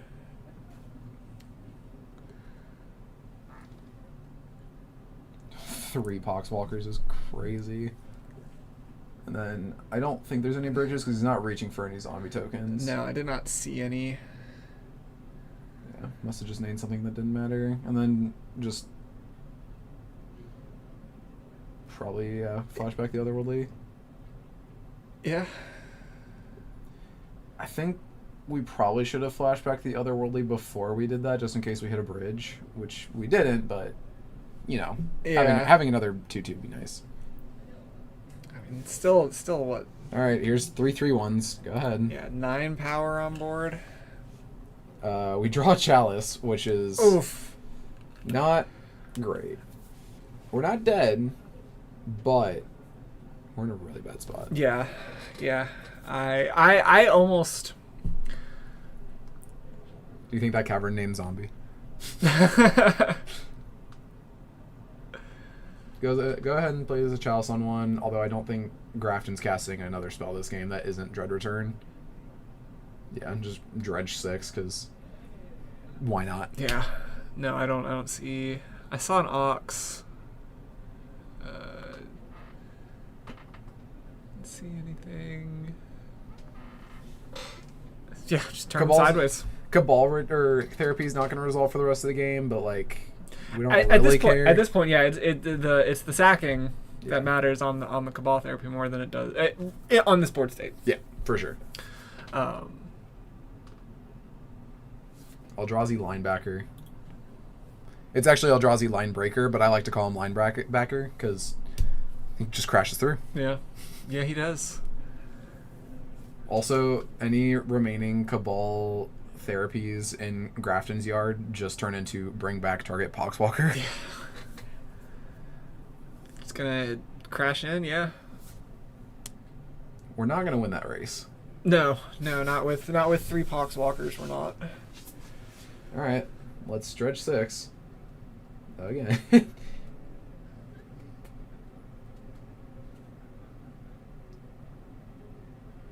Don't think he really hit anything, but I don't think he really needs to. Like, I don't know of a card in Jason's deck that can bail him out. I think the only thing would be like a K command to exile a Poxwalker and make a ton of blockers, or just make one really big attacker. Yeah, it'd be the. Oh, I was really. You know what I was personally hoping for? I was hoping for the Ancient Tomb for turn. And tap and kill yourself. You're gonna swing 9 at me in response. Well, very quick matchup. Grafton moves to 5-0, which very likely to just. We only have 5 4-0s going into this round. Yes. So likely there will be either 2 or 3 5-0s, which if there are 2, they can just ID in. And if that's the case, then Grafton should be in your top 8. Let's see. And I'm going to go see if our backup match is still playing. Was our backup match table 1? Yes. They've already reported. Or no, they haven't. Or no. I was looking at table 3. Oh, okay. Table 3 is reported. Wow, that's crazy. Lands beat them. Right. I'm going to go tell them to move over if they're not ending. Yep.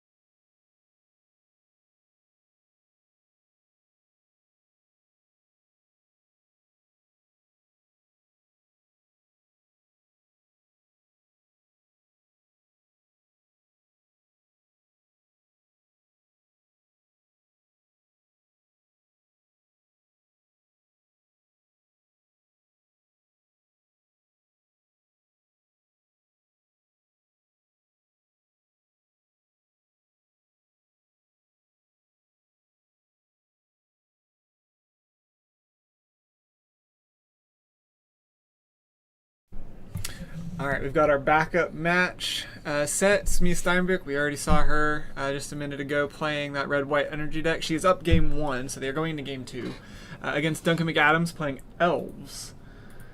And it is I'm gonna be honest, this is a sweet Elves list, dude. It's got we got the new hotness, Badgermal Cub, 4 of those. 4 Fiend Artisan, one of my favorite cards, just full stop. 1 Hogak. Out of this Elves list. He's going crazy. Now, we don't exactly know. That is a play I haven't thought of before because I just haven't, really run into it a whole lot. Fetching Dryad Arbor on 1, and then he's going to Badger Mole on 2. So that means that the Dryad Arbor is also just going to add an extra mana. Yep. That's pretty sick. Yep. Badger Mole Cub is a very cool card. Very, very cool card. I'm glad it's seeing play. I like it when new cards see play. Yeah, like Nadu. Yeah.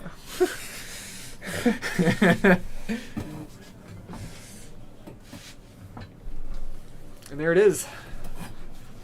The Badger Mole Cub.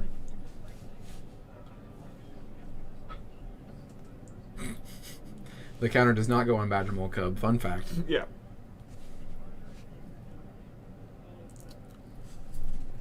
Alright, Ocelot Pride, and then there is a Wasteland. Oh, that's Snuff Out. Yep. Which, for anybody interested, is a sideboard card. Because again, this is game 2. We missed game 1. Alright, so our Dryad Arbor is going to get Wastelanded. Which is reasonable, to be honest. If you're going to Wasteland one of them, just Wasteland the one that's not going to come back. Oh, Oof. Gaia's Cradle. Oh, we're going to turn our Gaia's Cradle into a creature. That's disgusting. Gaia's Cradle. It's going to tap for 6.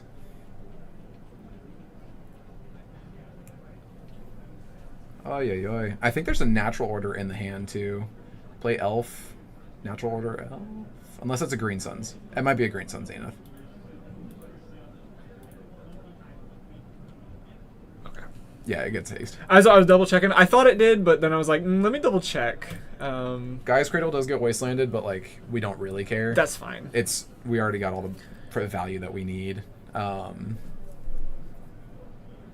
Fetch. How many Dryad Arbors do we play? 2? Probably just 2. Yeah. Yep, 2. Okay. So then tap for 5, 6, 7, 8. We're gonna Green Suns get Craterhoof. Get a Traxa. Either really good options. Yeah, I think. Okay, Craterhoof. Like I say, either one's good. Okay, good. I was about to have to go tell them hey, shuffle the Green Suns back in. But Duncan taking this game, and probably a much faster faction than the game prior, because Grafton's match finished their entire match by the time that they got their game 1 finished. Yeah. So I assume it was just Mias being able to set up a board and Gauntlet and Bomba everything.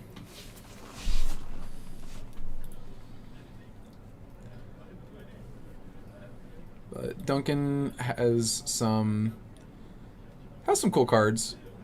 And then Mia doesn't really have a whole lot for the matchup. Just has Abrades, and it's really it. Yeah. Even the Price of Progress is pretty bad. All of our mana comes from our creatures anyway. And the main board's fine enough. If you can stick a Goblin Bombardment, you're probably fine. Yeah. Yeah, and then, Duncan, I just got a much better game 2, game 3 plan, I think. Yeah, he's got the Snuff Out, which we did see the 1 Snuff Out. Mm-hmm. A 1 of Abrupt Decay. Yeah. Force of Vigor, actually probably relevant in this matchup. I don't know if he's brought it in, but... Probably not. I love the Terrastodon. I don't imagine that came in here, but... That's 18 power. Yeah. I don't know, actually, if you just have a bunch of Badgermo Cubs, Earthbend... You can't destroy... non-creature. You can't destroy the Earthbended lands.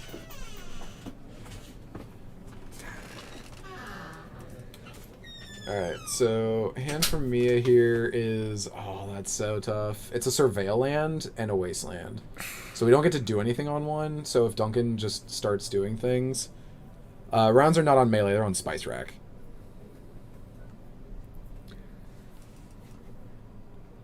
Fetch Dork. Basic forest makes sense. Nice fair magic for the next turn. We have 2 wastelands, Ocelot Pride. There's also Static Prison and the Elf makes sense. Just try to cut him off mana.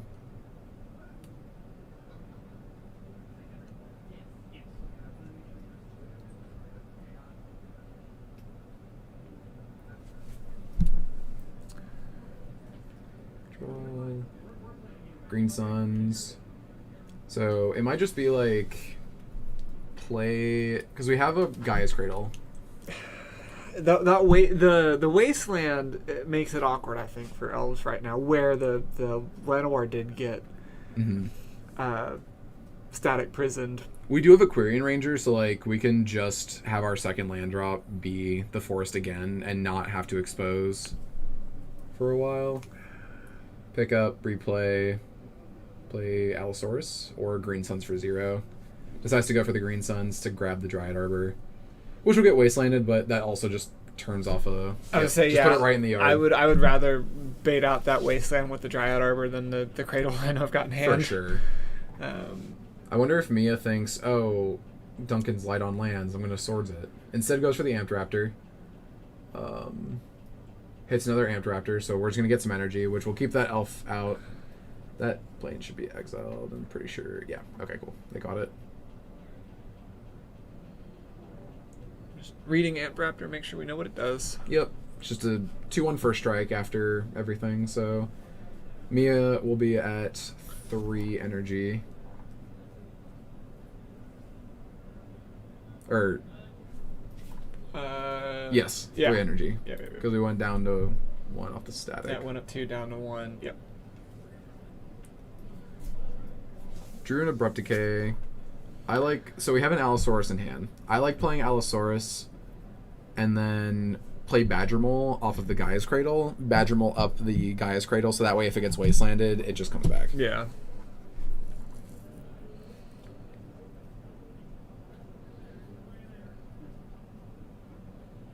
Ta-da! And that's exactly what we see happening. Badgermole comes so good. I think the Atrax is in hand for Duncan, which is kind of unfortunate, but... Yeah, Does Quirion Ranger untap just an elf or any creature? I think it's... Target creature. Target creature. Okay. Yeah. You see where I'm going. Yeah, that's exactly where you're going. Oh, buddy, that's a lot of mana.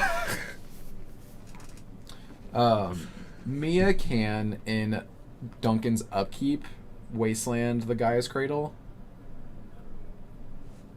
Instead, Static Prison. Yeah. Quirion Ranger. Yeah. Just playing the mana denial game, because if we upkeep wasteland the Gaia's Cradle, it'll just come back tapped on our turn. Deciding to do it now instead, which is interesting. Probably just didn't even... Yeah, probably like... Earthbend is a very weird mechanic because it is still new. Yeah. And so, like, it's not very intuitive that, oh, the land just comes back tapped. I think it also, there's, it's the only real Earthbend card that, I mean, unless you're playing other formats, maybe, it's probably the only one you're going to encounter. And I don't know, is Avatar on Moto yet? Yes. It is? Okay. I haven't been on Moto in a minute. I also have not, but yeah, it released pretty fast. Okay. I know sometimes there's like a delay. Yeah, with the Universes Beyond there has been, so I wasn't sure if they gotten that worked out yet. Duncan's hand looks like it's just cards he can't cast. I think it's a Snuff Out, a Natural Order, an Atraxa, and like something else. That is awkward. Yeah, not great. There's an Ocelot in hand for Mia. There might also be a Swords. If there's a Swords, I would love to fire it off. I'd also love to know how much energy we have. Because we went up to 5 when we played the Static Prison. We should be down to 3 now? 3 should be correct here. Oh, we drew a Dryad Arbor. That's super good for us.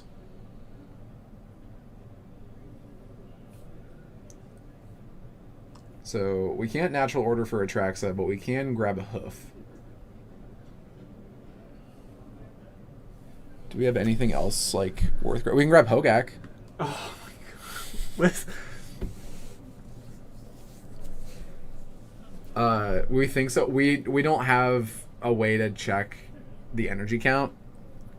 Mia has enough energy at this point. She should be at 3 energy, so she should, after having paid for everything. Yeah.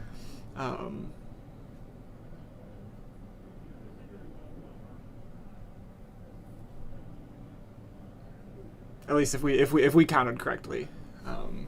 Yeah, it should have been. Yeah, I'm not redoing all the math. That's too much effort. Yeah. She should be at 3 energy at this exact moment. I think for natural ordering, we should probably get rid of the Allosaurus Shepherd, because like this Dryad Arbor is going to matter more. But Duncan disagrees. I'm not playing. Yeah. Deciding to grab Hoof. Yeah. So we can give everything +3/+3, which is not nearly enough to like kill, but we can send in for a good chunk. 8, 13. Yeah, I don't think it was enough to kill anyway. Oh, it had to have been. It must have been exactly 17. 1, 2, 3, 4. So 9 + 8. Yeah, it was exactly for 17. Alright, so Mia should be at 1 energy now, going up to 3, going down to 2 if we cast this. Yes, Exile.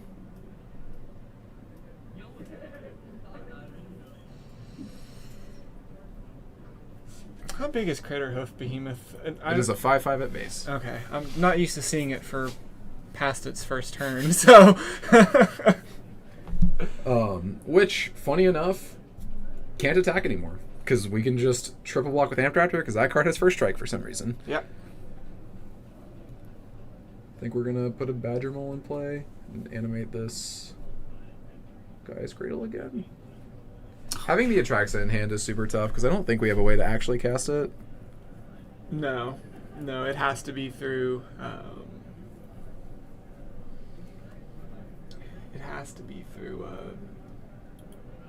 like Green Sun or Natural Order, I think. Unless I'm just absolutely missing something. I'm seeing 2 Bayou, 2 Dry Arbor, 2 Forest, 4 Guy's Cradle. Yeah, it has to be cheated into play. Can't just be played. Okay. Big sad.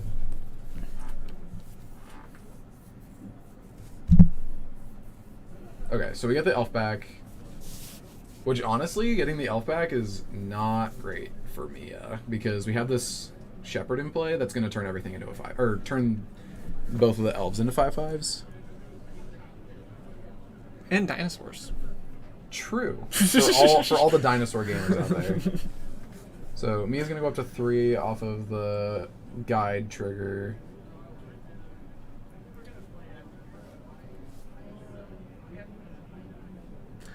I believe the deck lists will be available sometime after the event. Don't hold me to that, but I know that I've been able to find previous events deck lists afterwards. I'm holding you to it. You're holding me to Yeah. you can hold me to it. Okay, perfect. But by you I mean Brendan specifically. Anybody listening cannot hold me to that. But usually the please deck don't lists, come up to me and please don't touch me. usually the deck lists are available at least after the event. Yeah, they're usually on Spice Rack. Once the event's over, it'll show everything. Because if it was available currently, then you could just see. Swords a Badger Mole? That... I don't know about that one. I think we have to Swords the Allosaurus. Yeah. Because, like, now we're just going to turn both of them into 5/5 tramples?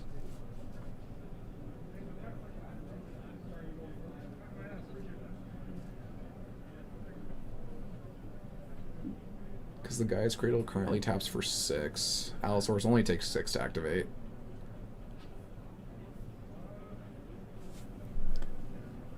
Google your opponent's deck. So we can attack with 3 guys. Not sure what we're trying to figure out here.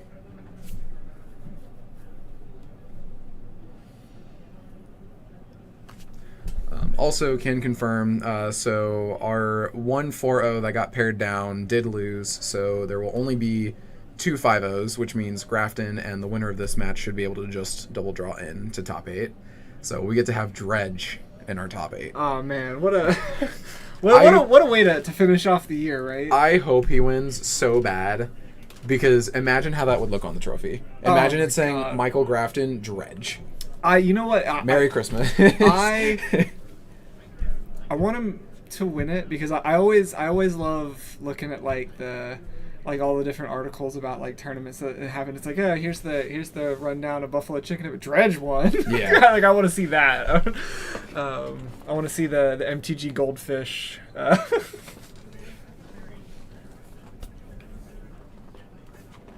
Not sure where we are in the game. There might be a judge call happening. But I do believe. Looks like Hammer's glass is peeking up the top there. Those thick lenses. Yeah, so we're getting something figured out. Judge jump scare. Wonder if it's just like a life total discrepancy.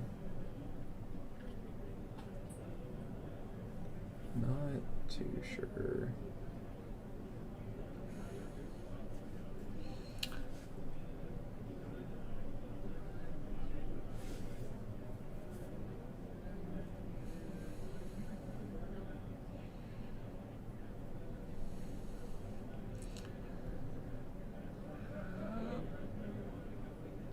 Let's see.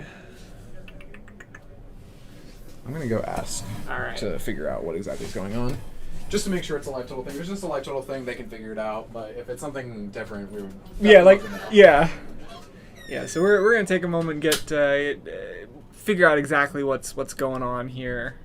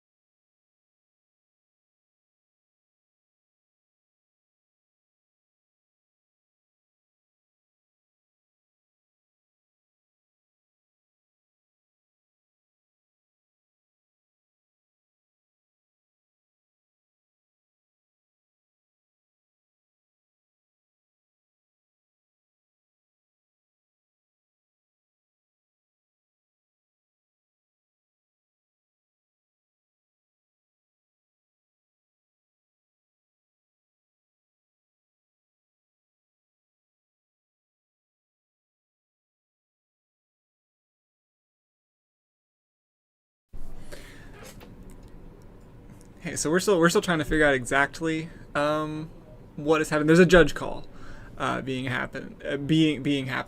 Is currently taking place. One day I will learn how to speak the English language. I promise. But yeah, we've currently got a judge call, and back here in the stream booth, we're not exactly sure what's going on. So Brendan's out there trying to figure out exactly what the situation is.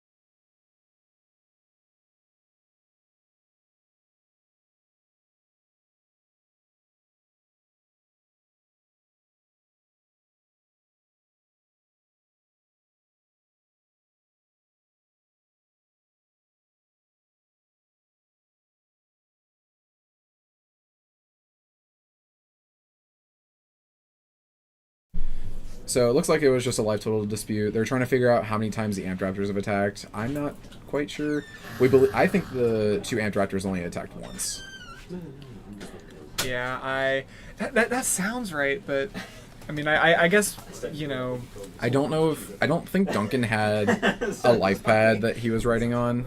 I didn't see one at least, but this is also why it's very important if you're going to do this to also make sure you're writing down your life, because you want to have a way to backtrack. Yes. Because if Mia's technically the way it's supposed to work is if only one person is keeping track of life, a judge comes over, asks what life totals are, then you can only go off of what's written down. If the other player's like, I trust what you're writing down, if Mia just goes, your life total's 0, judge doesn't have a way to figure out like that's not true. Yeah.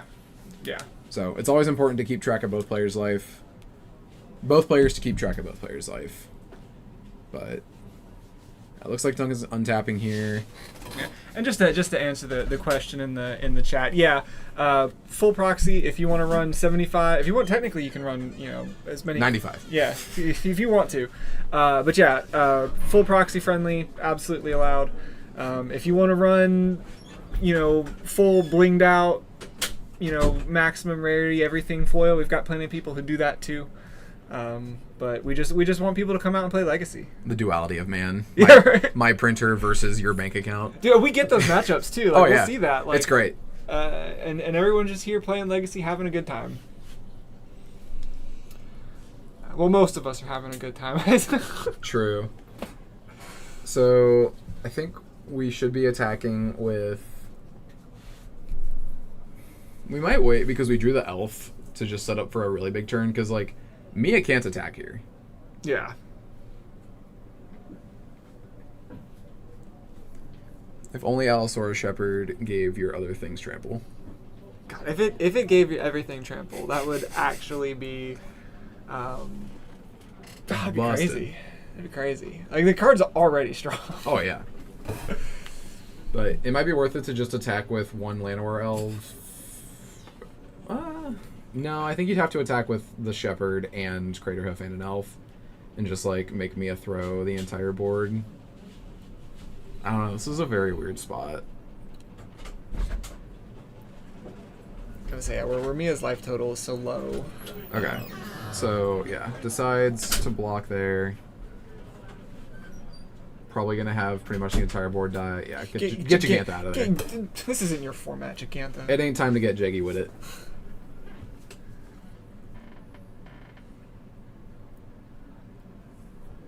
So yeah, activate Allosaurus, kill off your entire board. You get to keep a Guide of Souls, one Amped Raptor, and my Badgermole dies.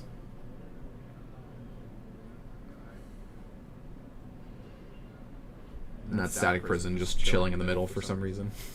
I mean, you know what? It's a good place to keep it, I guess. I've also lost track of how much energy Mia has because there was too much going on. Echo is back. I don't know what it is about the. What it is about the sound. I don't know. Tell a friend. Take this one out a little bit.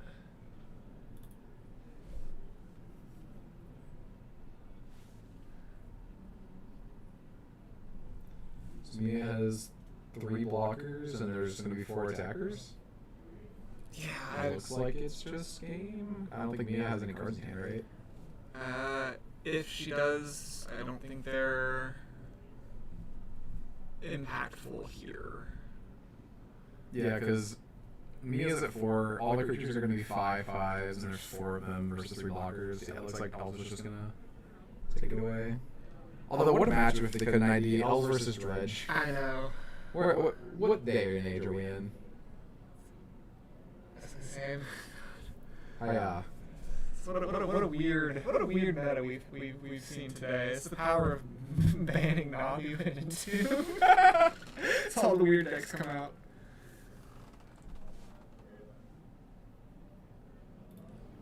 Block. Alright, extends the hand, so Duncan's going to take the win there.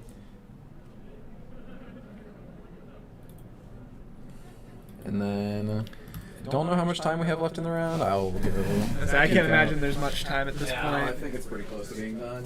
All right, so that should just about do us. 30 seconds left. All right, 30 seconds left on the clock, which means we should. Should be back in like 5-10 minutes. Yep. So definitely don't go too far. We're no buffalo chicken dip this break, if there's even any left. I know we went through one pot. There might be one left. There might be. Might be. All right, don't go too far. We'll be back with round 6 very soon.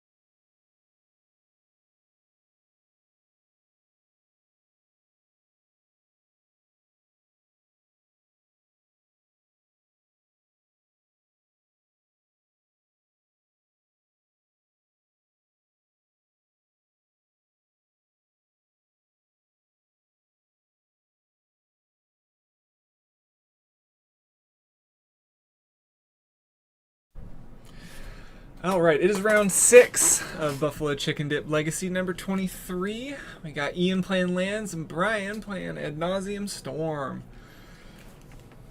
Lead us off with a Ponder. We're also out of chicken dip, and so It's heartbreaking. yeah, it's time to leave. Yeah. All right, dip's gone, event's over, go home. Pretty much. So if you've looked at the records, obviously both of these gentlemen are 4-1. I think our two 5-0s. Yeah, right? they both drew, Yeah. which is the they smart both play. drew in, and then Everyone else is at least 4-1. yeah. Double checking, making sure I didn't miss like a 5-0 floating around somewhere. Just got pared down, but yeah. So our two 5-0s drew in. They should be able to draw in next round too. They can't something weird happen, right? Yeah, they would have gotten a pair down, but I highly doubt it. There should be enough 5-1s that they pair. Yeah. I don't think the 5-0-1s can pair into a 4 or a 4-2. Yeah, they would have pair. to pair into a 5-1. Yeah. So unless something absolutely crazy happens with the math on the pairings that we've just absolutely missed, we're gonna have Dredge in the top 8. I'm so excited. Yeah, we're gonna have Dredge and Elves in the top 8. In our year of how many more days? 12 more or 11 more days of 2025. I know we've done. This is with the 2 we did over the summer, and then a couple we've seen a lot of Nadu in the top 8s and a lot of Reanimator Tempo in the top 8, so now we're seeing some weird stuff popping up today, and I love it. Great way to cap the year, right? There is so much blue post here. There is, oh my god, it's all over the place. It's crazy. Like someone just decided, you know what, this deck's sweet, and then everyone followed. Yeah, There's a lot of hive mind behavior happening today. I think we've only put it the one time up on camera today, but our backup match is Carrie, one of our TOs up here. He's playing his own version. I don't think he actually plays any cloud posts. Not 100%. Oh, hang on, it's I'll get you. This one. Yep. Just view deck list. Nope, he is playing cloud Yep. post. Just Yep. actual blue post. It's just a post heavy meta today, which is so funny. Of all the decks to be super heavy on, right? You could call it the post in 2 meta. You're not wrong. You're not wrong.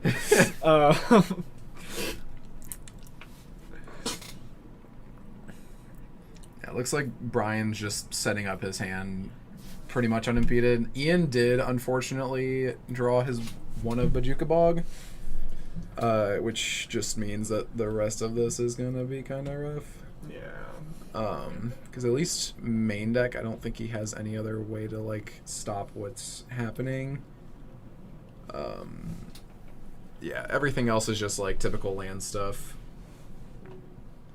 He has 2 crop rots in hand, so he could just double crop rot for wastelands, but that doesn't feel great. No, it's pretty bad. It's that also leaves him without anything. And he's probably not drawing any more cards because he has the loam in the yard. It looks like Brian is going to try to pop off this turn. Slay Queen. Rain of Filth. Love that card. I do love that he's showing all the cards to Ian like he's never played Magic before. I have such conflicted feelings on that, because on the one hand, it's I appreciate you trying to be fully transparent, but sometimes it does feel kind of condescending. It's man, yeah. I will do that if it's a card that you probably haven't seen before. Yeah. If it's something super random or super new. Yeah. But Cabal Ritual. Yeah.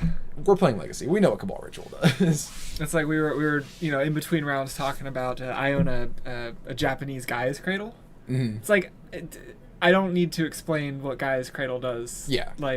We're playing Legacy. Yeah, everyone I play Magic with, I just say Gaia's Cradle, they give me the thumbs up, say cool, I know what that does. I don't nobody, we don't need, that's a card that doesn't need explanation. No. Although I do find it funny, he turned around the Cabal ritual, but not the Infernal Tutor. Which is the weird card. The card that you should probably, if you're like, I don't know if my opponent knows what my cards do, that should be the one that you show them, like, why did you discard your hand in response? Yeah. But probably going to go get his one of Ad Nauseam, like a gamer.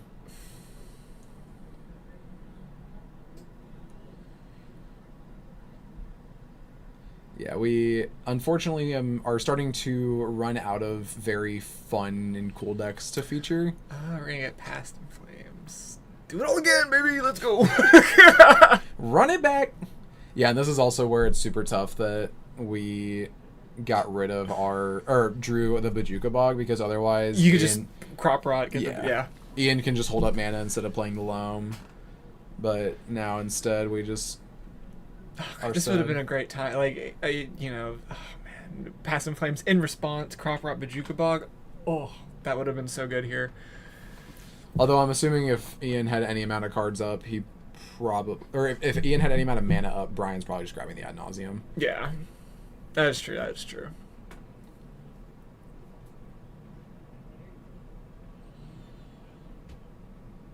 Yep. All right. I'm gonna pack it up.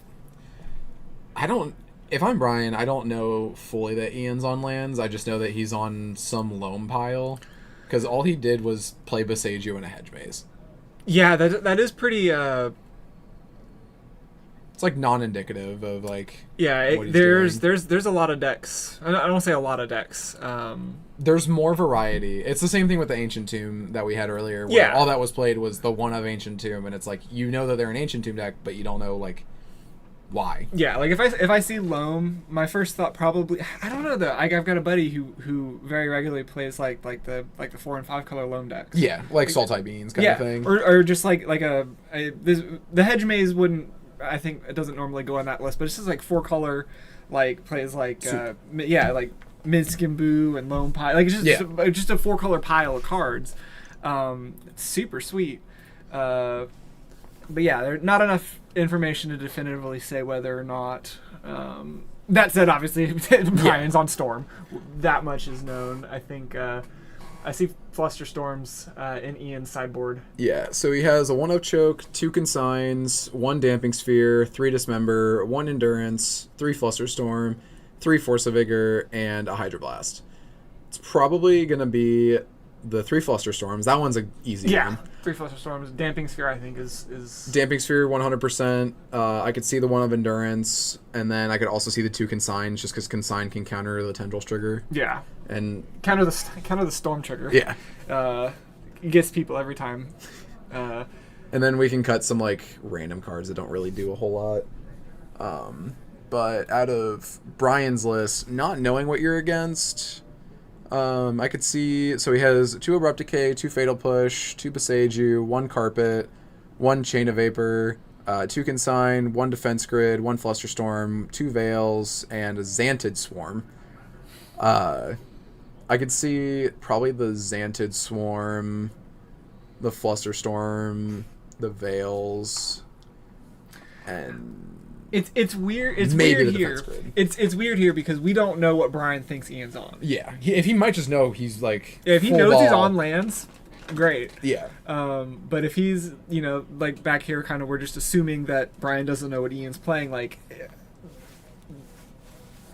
whatever he picks, and that always is the worst when you think they're playing something because you only saw like 3 cards. Yeah. And then you sideboarded wrong. I am also curious how that game 1 goes. Like, obviously, I think Lands is almost never winning that game 1, like, just in general. Yeah. But I am curious how the matchup would have played different if it was open deck list. Like, if Ian knew, hey, Brian's on Storm. Yeah. What hand? Like, am I mulliganing specifically to a hand, or am I just accepting that it's not great and just hope?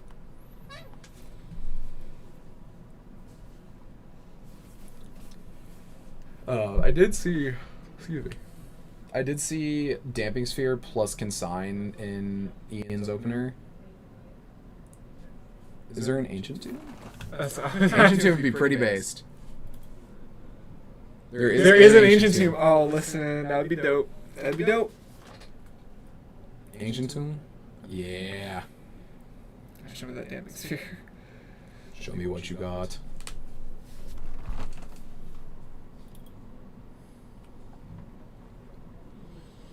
And I don't think, yeah, they don't play force at all, so. Yeah, if Brian didn't bring in his Chain of Vapor or his Abrupt Decays, then. Yeah, there's. Oof. Yeah, this Damping Sphere is going to be pretty good. Hey, look, we turned it around.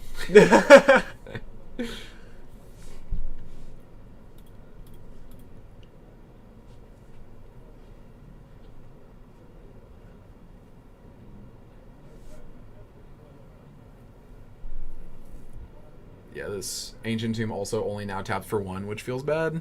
But also, we'd much rather it tap for 1 and our opponent not play the game. Yeah, oh yeah. Die.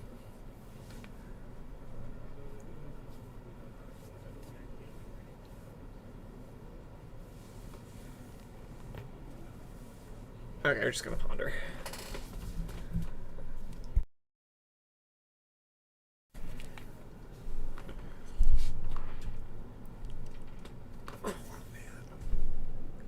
It's going to be an interesting game. It's either going to be like... So Ian has a Bajuka Bog. I don't know. I think he has Stage plus Dark Depths in his hand. He does draw a Wasteland, which, yeah, just fire that off. Yeah, that's definitely a stage. Yep. Yeah, I agree. I think that's stage Dark Depths.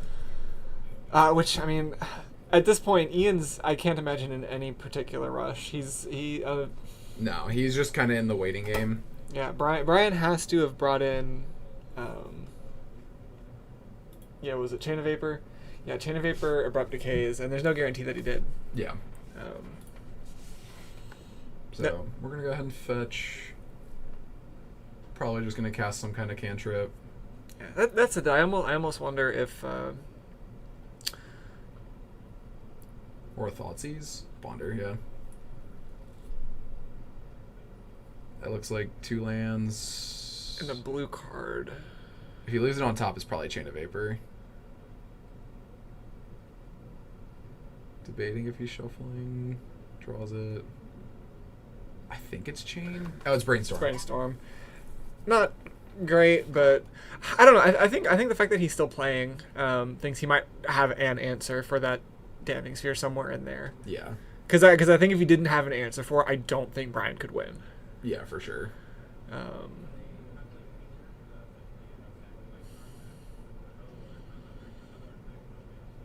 think that was 3 lands.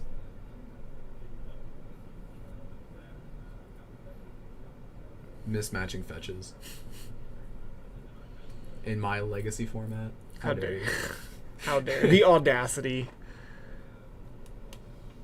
The last Eternal Weekend I went to, I prettied out my breakfast fetches. So, like, I got Onslaught Flooded Strands and the, like, Retro Border MH2 or MH3 Misties. Mm-hmm. And now there's... Nadu's gone, and I'm sad. So we play the Dark Depths, which means that if Brian doesn't make Ian either have to use his consign or kill him, then we're looking pretty good. 'Cause I don't think Brian has an instant speed way of dealing with... I guess Chain of Vapor is an instant, right? Should be. Pretty sure, yeah. So it's literally Chain of Vapor or bust. He does play 2 Besejus. Yeah. And he does have 1 in hand, so... Okay. Besejus, the Sphere. I wonder if that means he's going to pop off. I feel like I don't know. I still don't know, because like Brian's probably spent so much time in, just searching for the answer for the Damping Sphere. Did he have time to have the answers for anything else? He drew a Thoughtseize for turn. Probably gonna Thoughtseize Ian to make sure the coast is clear, and all that he has is a consign, so our consign's gonna go away. I guess he has an exploration too. Yeah, take a pick. For sure.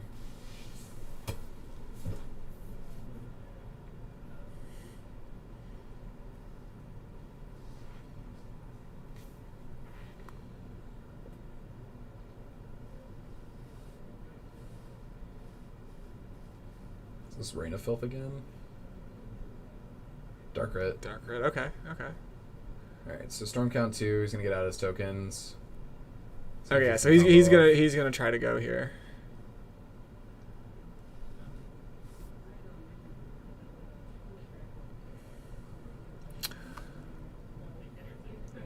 I do find it funny he puts the Storm in the middle and then has red in the back, as opposed to putting Storm in the back because it's the only non-mana one. He puts Storm in the middle, red in the back, and none of it is in Wooburg order. It's an absolute gamer move right there. It's incredible.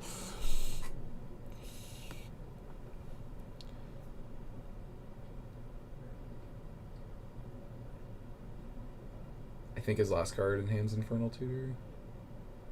Yeah. Okay, so there's very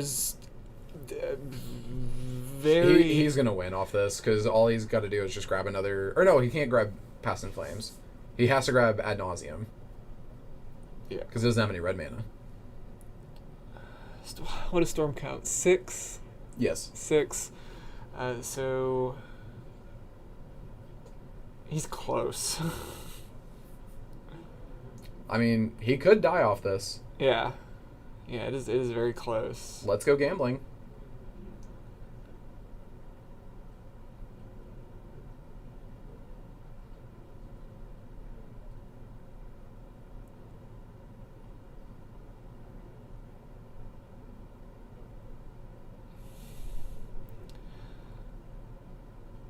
All right, let's go. 14. There's the chain. Okay. 13, 12,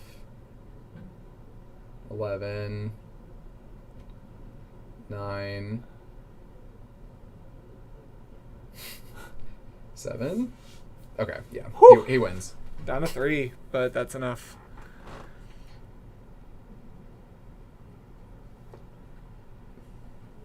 Play LED, play 0 drop, play 0, just for fun.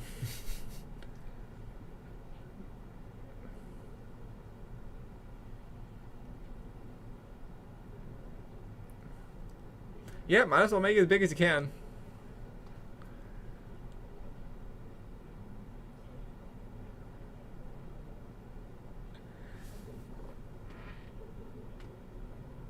Pew. Oof, man. Ian's like, maybe he won't see the line of killing me. Maybe he won't do the thing. Alright, I'm going to go see if our backup match is in progress still. But Brian's going to advance to 5-1, likely able to just draw in the top 8. But I'll be right back. Sweet.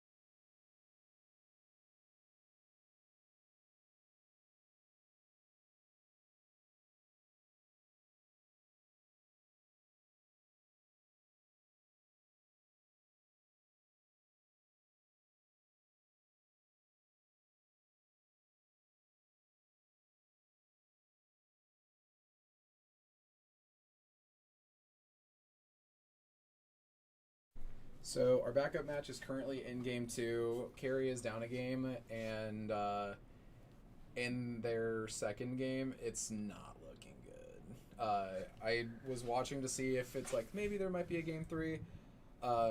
Carries on, like I said, the blue post. Yeah. His opponent's on some Naya, or not Naya, Obzon mid-range deck and just resolved a Gaddock Teeg. Carrie had to let it resolve and goes, yeah, we're not going to have a game 3. So, yeah. All right, so I guess we're going to have a little break here before coming back with round 7, which will be our last round of Swiss before cutting the top 8. And man, it's shaping up to be a weird one, assuming a bunch of people are going to be able to, ID in. Yeah. We're going to have elves. Again, we're still assuming IDs and everything are going to go the way we expect them to, but we're looking at like elves and dredge and storm. Ant Storm specifically, Yeah. not Epic Storm. Yeah, Ant Storm. If Carrie does it, end up losing this one. Yeah, like this. It's gonna be a strange one. Not in a bad way though. Absolutely not in a bad. It's strange in the good way. So we've got one more round of Swiss coming nebulously soon, in quotations. All right, don't go too far, guys.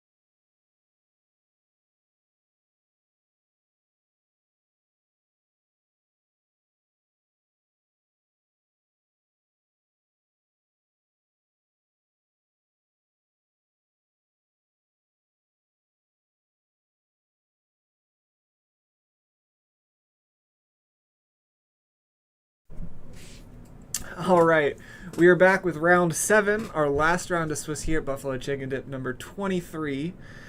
Whew, it's been a long day so far. Yep. Took a little bit longer to get this round started. There was some deliberation. There we go.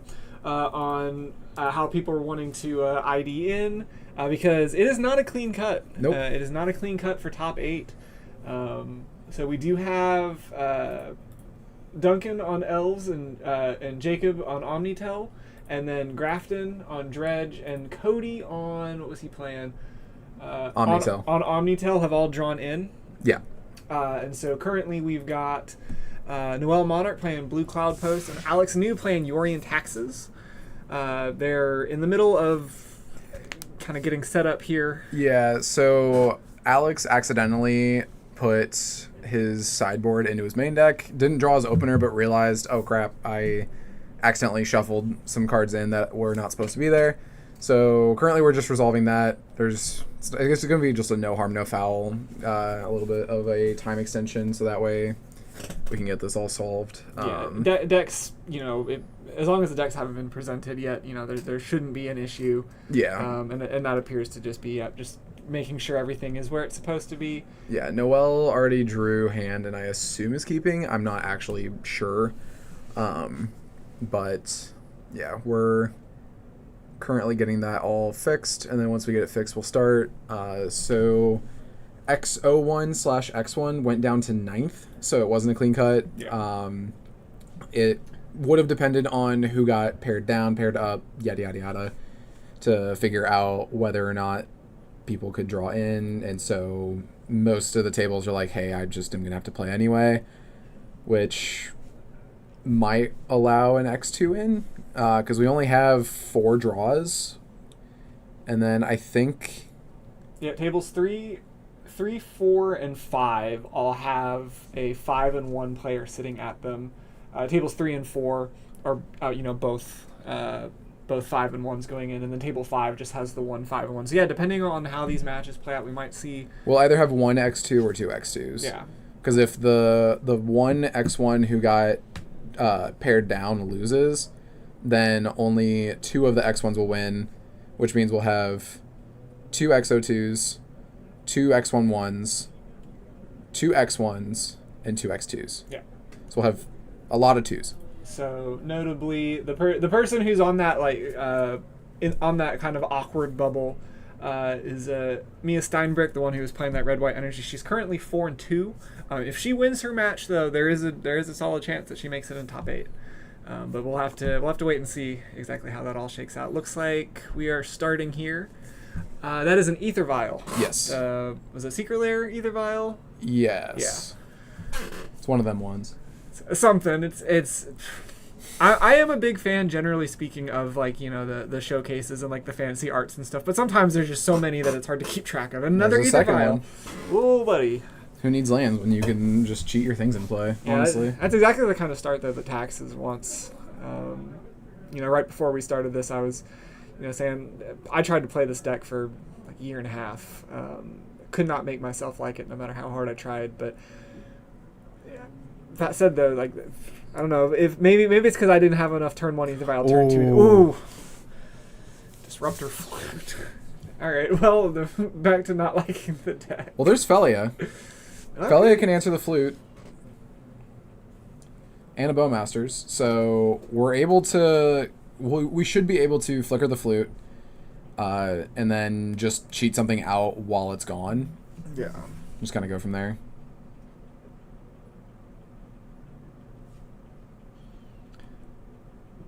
All right. So we've got a Vial on 2, a Vial on 3. Let's see here.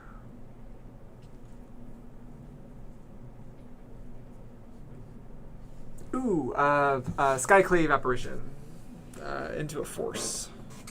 And if you're Alex, you're like, that's fine. Whatever. I'll just turn flicker. Card sideways anyway, yeah. Yeah.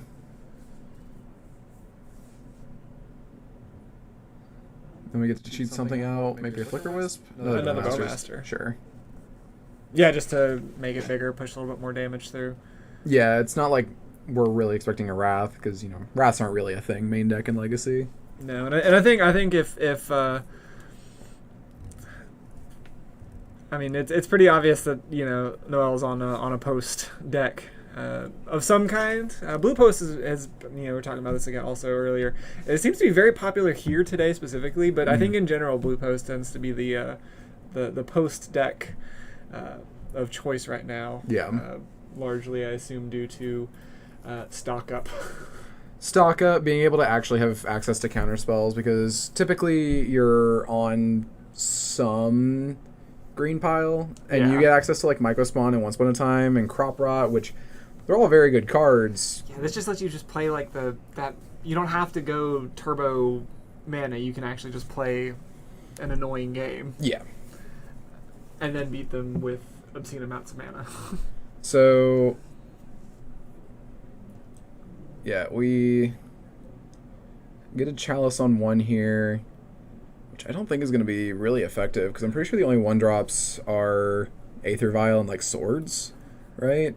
Aether Vial, Swords, Thoughtseize, not super relevant I think here anyway, but yeah. It's just the Aether Vial and the Swords. I am curious if we ticked up the Aether Vial. We didn't tick up the 1 on 3, or maybe we did. I can't tell. There should be 1 on 2 and 1 on 3. Unless we ticked up the second I think it should one be to 3-4. Because we had... Well, it's optional. Yeah. I think the goal is to tick 1 up to 5 at least, so that way we can buy Yorion and Violet in. Alright, so Noel's going to pack it up. The 1 of Wasteland is going to shut it down, which this matchup can definitely go either way. It just feels like it kind of depends on how much land hate that Alex gets. Yeah, which... he only had 1 piece that game, but it was just the perfect amount because he had the Aether Vial to be able to cheat his stuff into play while also being mana denial. It was mana advantage and denial. Yeah, he's got the 4 Wasteland and then there's obviously the 4 White Orchid Phantom. Main deck, by the way. Yeah. Very strong in this matchup. Looking at his sideboard, I think I like Gaddock Teeg. Oh yeah, Gaddock Teeg's great. That card is very good in this matchup. Honestly, I don't really know how much else I'm really wanting to bring in here. Disruptor Flutes aren't going to do a whole lot when they're already making a bunch of mana. Yeah. So, Flute, Teeg, that's pretty much it. It's not really anything else. And then on Noel's side, probably these 2 Dismembers. Yeah, the Dismembers. There's another Disruptor. Well, probably want to leave the Disruptor Flute for Karn.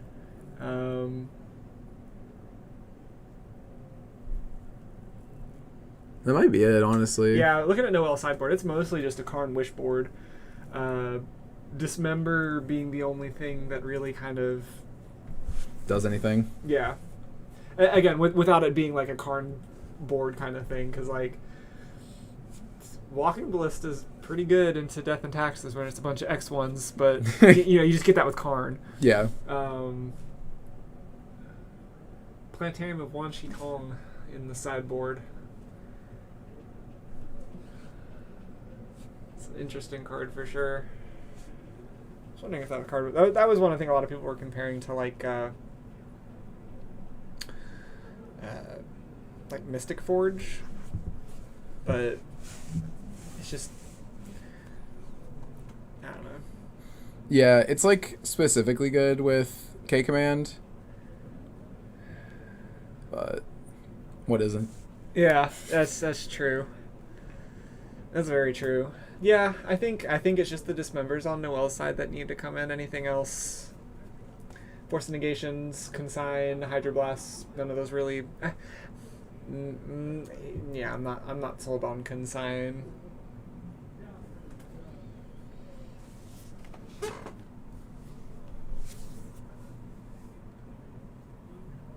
Another one of those really funny moments. Like, I'm going to unreveal Yorion.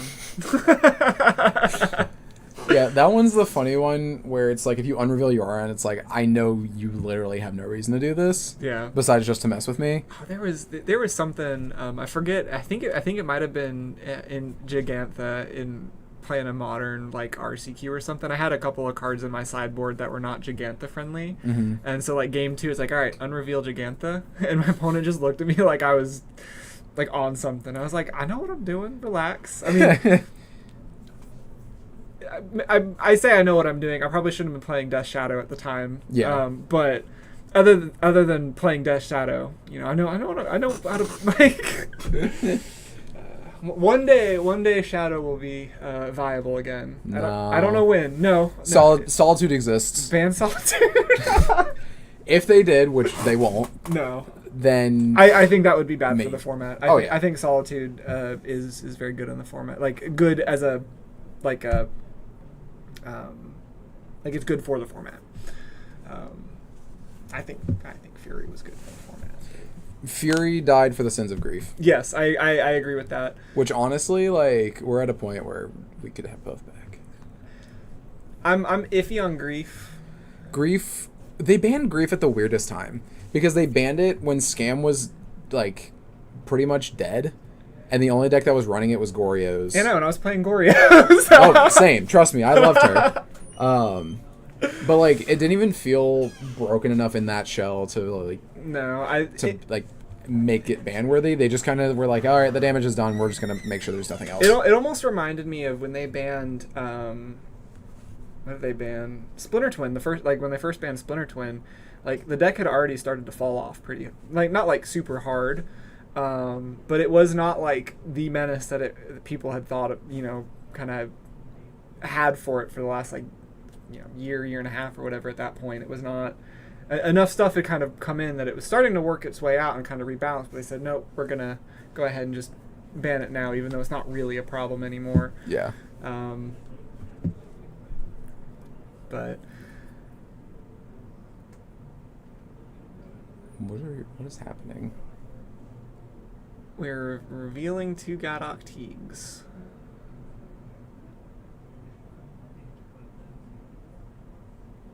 And Disruptor. Oh! I'm wondering... Did we miss a game?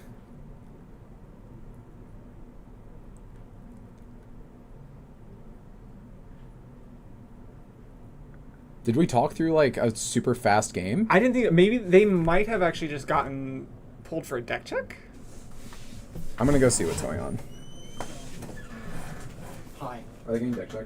No. Oh. Well,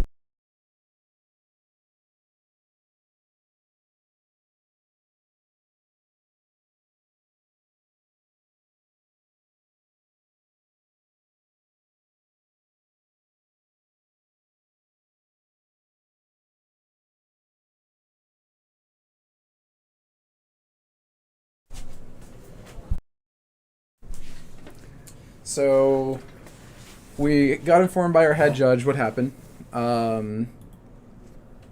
The table next to them, who was our table number 4, had their match decided. Who Gabriel Bolanek won, which meant that our table 3, who was our feature, and the match was not decided, now knew that they were able to draw in. They were both safe to draw in. Alex was up a game, however, both players agreed to a draw. So we're going to bring over our table number 7, which is Mardu Energy versus Blue Post. And I'm going to go tell them where to go. Yep, and just go make sure we know who won game 1. Yeah. Yes.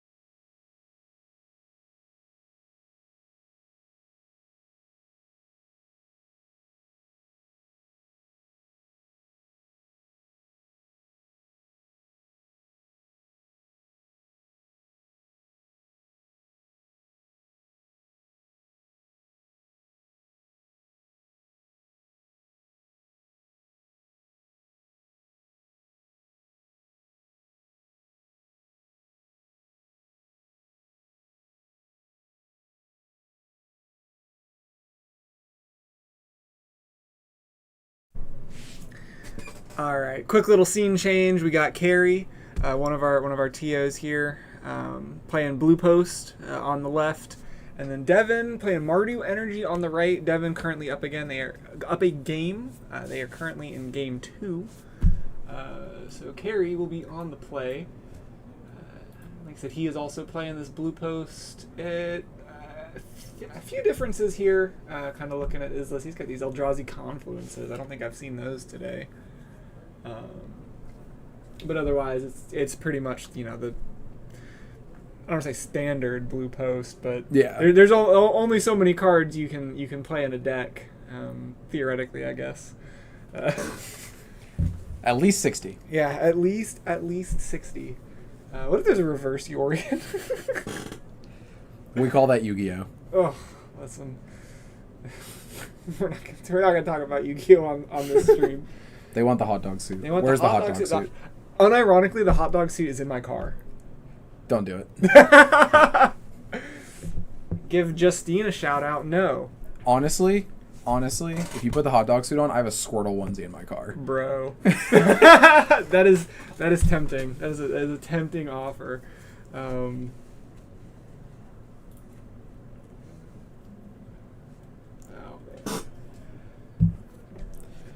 So Devin and Carrie are both locals. Devin mainly plays Modern. He mainly plays Energy, and so it makes a lot of sense that he's playing Energy in Legacy. I would say there's approximately 5, 6, 7. Okay, so like 6 cards, not counting lands. No, 5. 5 cards, not counting lands that are in the main board. That are not modern legal. I'm only seeing the Cabal Therapies and the Staff of Storytellers. And not Amped Raptor. Yeah, I forgot about that. So Amped Raptor, Cabal Therapy, Staff, and Swords. I forgot Amped Raptor got banned. Yeah, that it needed to go. It did. I don't disagree. You would like mold a 5 and you're like, cool, I'll play a guide and then I'll play a Raptor. Alpha Raptor hit a Johnny and you're like, how is this a 5? Yeah. Like, all right, so Devin's firing off a Cabal Therapy. it's gonna get Force of Negation. Ooh. Interesting. Wonder if Carrie has something in his hand. He just cannot risk getting named.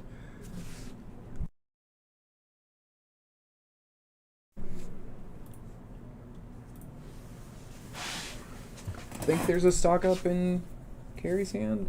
It is a blue card. There's a blue something. It might be Sinking to Stupor. I think it's Sinking to Stupor.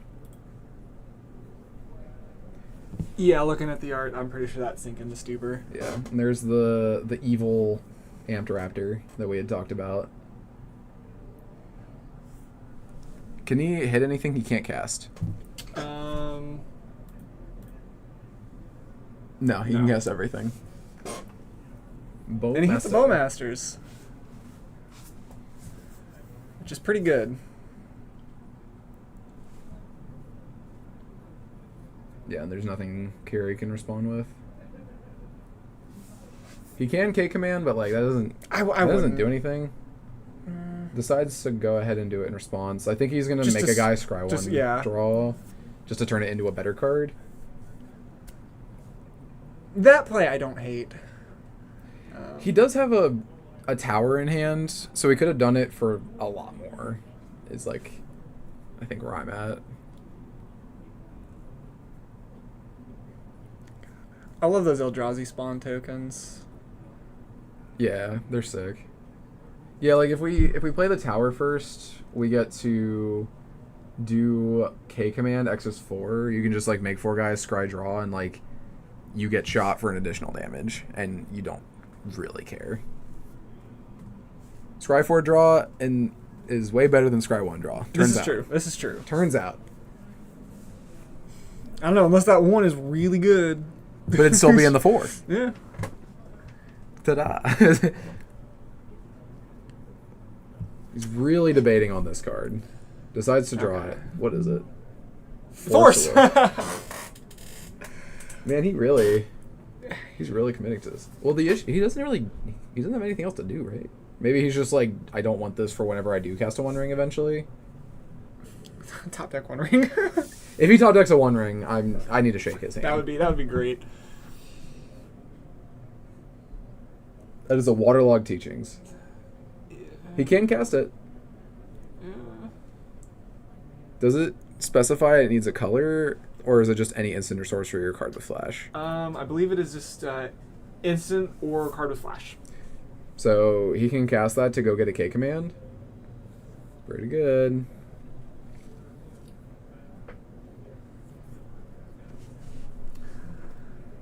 Oof, ouchie my bones.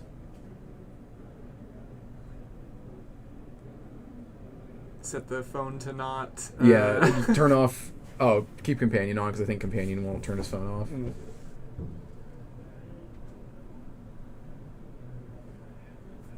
Classic companion.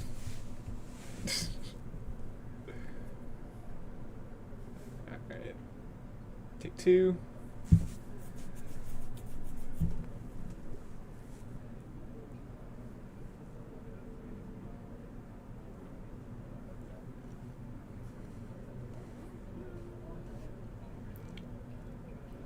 I mean, that's a decent amount of mana right there.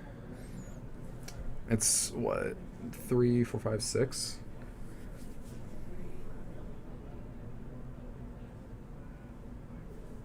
Six whole manias.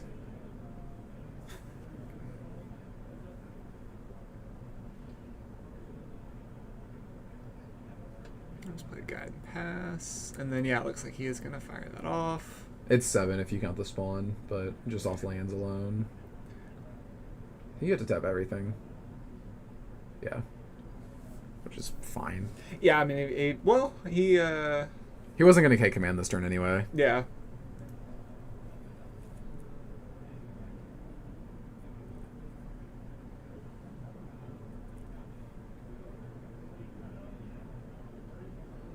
I think just doing the math, making sure that he knows how much he's got sitting around.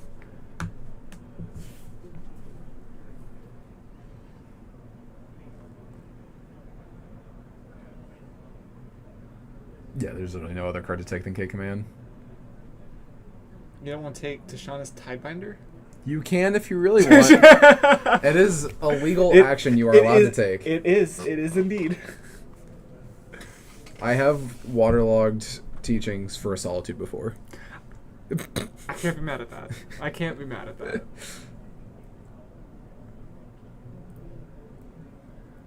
Draw. Looks like What is that? is that a... Carry, stop. I think that might be that Eldrazi Confluence, maybe?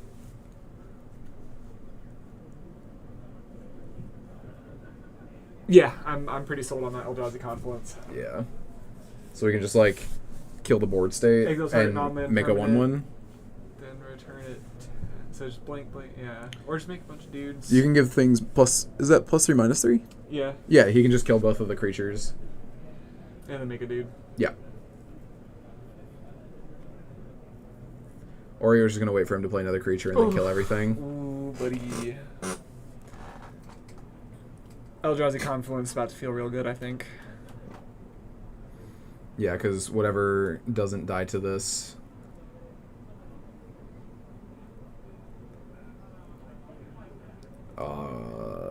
I think we let that resolve and then just like confluence the 3 white creatures, Agreed. and then we can K command on our turn to get rid of the Amped Raptor. The value. Value. There's no way we let him go to end step.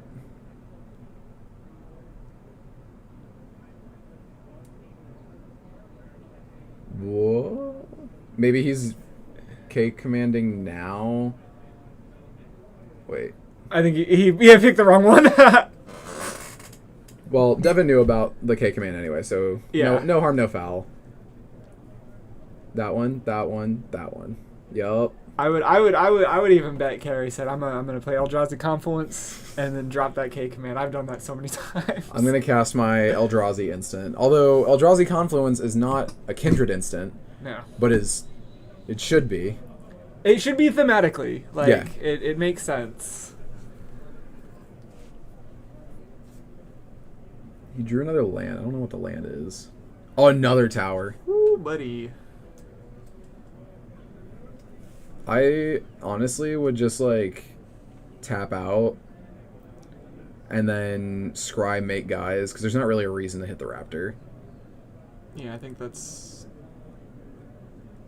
Yeah, if he's stacking the spawn to do it, yeah. Yeah. Then So for 8, is that what that says? 2, 3, 4, 6, 7, 8. 5. Yeah, it should be for 8 because we stacked a spawn, Six. plus the towers is Yep. 7, and then the planar is 8. A lot of good cards to bottom there. Yeah.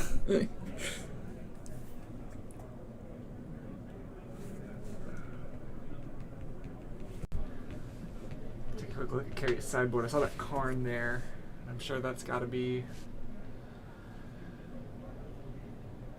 tempting.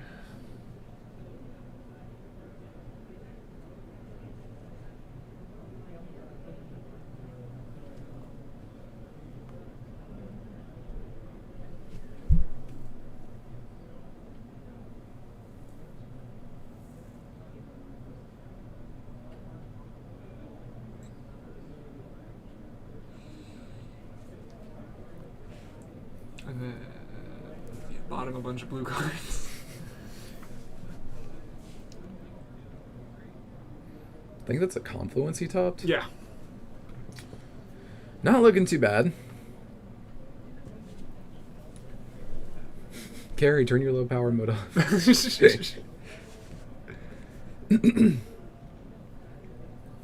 Devin's gonna surveil. I think he's hellbent. I think you might be right. So this surveil. If he's not, he's got very few cards in hand. Yeah, I also don't I don't see a way Devin gets out of this. Like, I don't know one card he can draw to like do anything. Like, the best thing I can see is like Amped Raptor into a Yanni, or like maybe Staff, draw a card, play Ocelot. I don't know. He's debating on the card, so it's not a land. So yeah, looking at, you know, we're in game 2, right? So looking at Devin's sideboard, what he might have brought in here. I was seeing Comet in the sideboard. Such a silly card. The card that can kill someone or just do nothing. Yeah. But looking in the sideboard, there's. He bends the Thoughtseize. Draw. Yeah, just the one card in hand. I'm not seeing any single card that just gets him out of this. Hiya. Oh, Carrie, turn your phone back on. Wasteland's good. Wasteland is really good. Granted, we have... How many spawns does that make? It only makes 1 per mode, right? Yeah. Yes. So... Wait, are they 1/1s? They are 1/1s. They are 1/1s. Okay. Time to get in there. Oh, that's why he's got the different. Okay. So who drew in the top 8? So as of right now, we can look at some standings here. Duncan McAdams, Jacob Ross. Oh, wait, no. Yeah. So Gabriel Bolanek won his round and should be first seed. Grafton is in, Duncan McAdams, Jacob Ross, Cody running? Cody Young. Noel, and then Alex, who was playing D&T. They should all be in. Hang on. Okay, so it looks like that red white energy list might actually. I think there might still be a couple of. No, I don't think there's going to be anything that really knocks her out of contention. Maybe that 5 and 2 spot. Okay. So it looks like Carrie's going to take game 2. Yeah, so while they're getting ready for... So, yeah, right now, looks like our top 8 is going to be Gabe Bolanek on Doomsday. Duncan McAdams is on Elves. Grafton's on Dredge. Jacob Ross on Omnitel. Cody Young on... I just looked at his list and I forgot what it was. Also on Omnitel. Noel on Blue Post. Alex on Death and Taxes, and then as of right now, in that 8th spot at 5 and 2, is Mia on that red white energy list.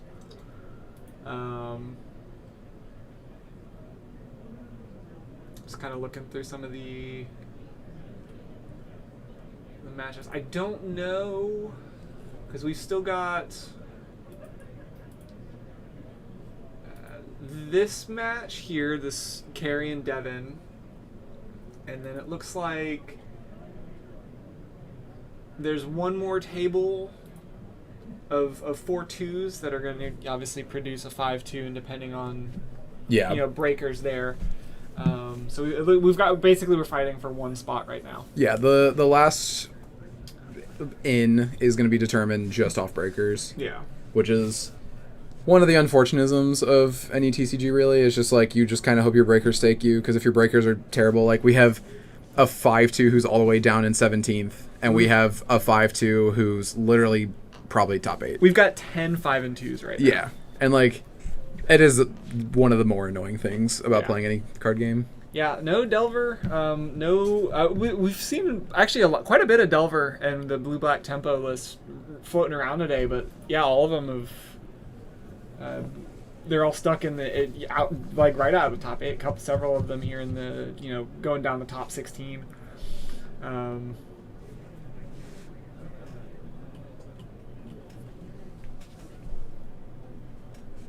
Very fun top 8 though. Very fun top 8. And I've said it several times today, looking at like the past several events where we've had like, we've got 4 reanimators in the top, 4 reanimators and 3 Nadus. 4 of the best deck. 4 reanimators and 3 Nadus and 1 Beanstalk list squeaking in, and seeing that at the end of the day for 3 big tournaments in a row like that, or that sort of spread. I mean, it is what it is, right? That's the format sometimes. But like having just absolute wild spread of decks here, love to see it. Absolutely love to see it.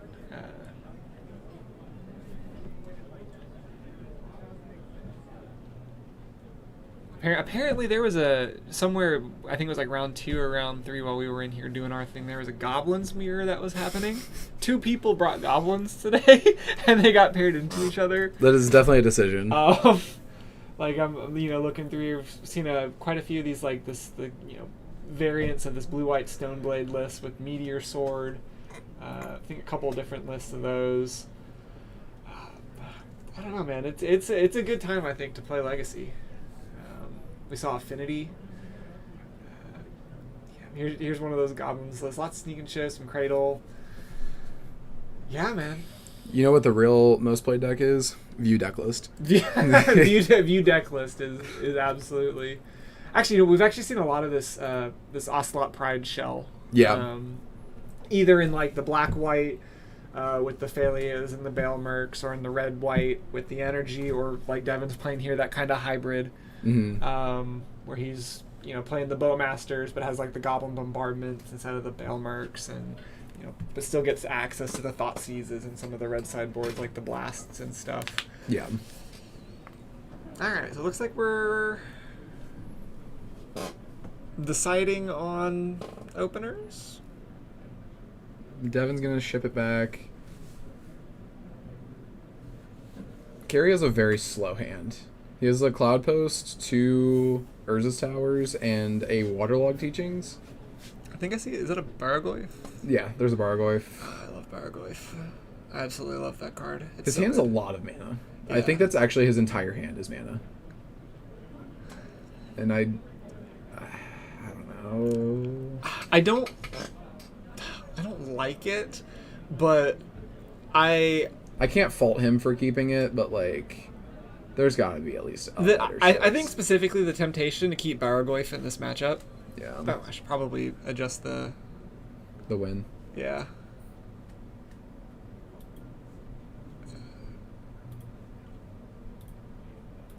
There we go. All right. Yeah, okay, so he is going to mulligan it, which, again, I think is the right call. But yeah, Baraglyph in this matchup is so good.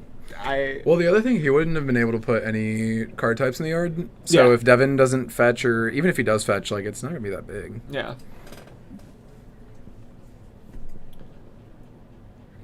All right, so both down to 6. Oh,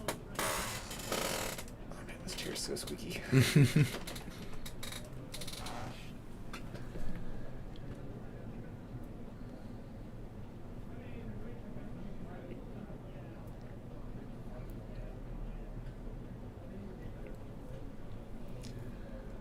Oof. I like that hand even less. Carrie has a lot of posts and a lot of loot cards.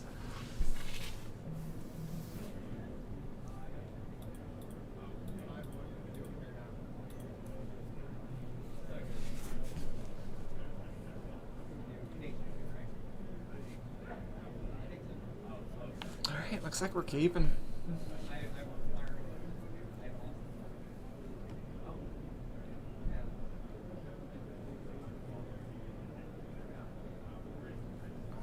Alright. There's a scrubland, and is it, I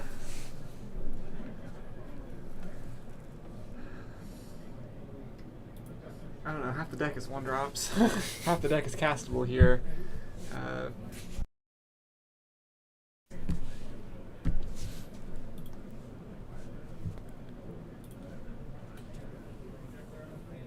So he gets Thoughtseize and gets to see. He gets to either take a Tidebinder or an Ugin. What a. If I'm Devin, I'm looking at this. Neither of these cards are Do particularly anything? threatening. Yeah. But I think you still take the Ugin here. Oh, yeah, for sure. It depends, because I don't think Devin has a Wasteland. And if Devin doesn't have a Wasteland, then he for sure is taking the Ugin. Yeah, it's an awkward Thoughtseize, though, for sure. It's a very weird one. It's not like. It's one of those you look at it, you're like, this is really like what we're doing right now. Yeah. Yeah. I spent 2 life to not change the board state for 3 turns. Carrie drew K Command. That's a good one. You know what we should start calling it Fake Command. Fake Command. I do not hate that. I do not hate that in the slightest.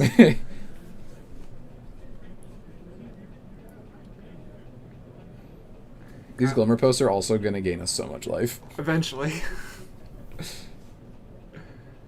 Ayani.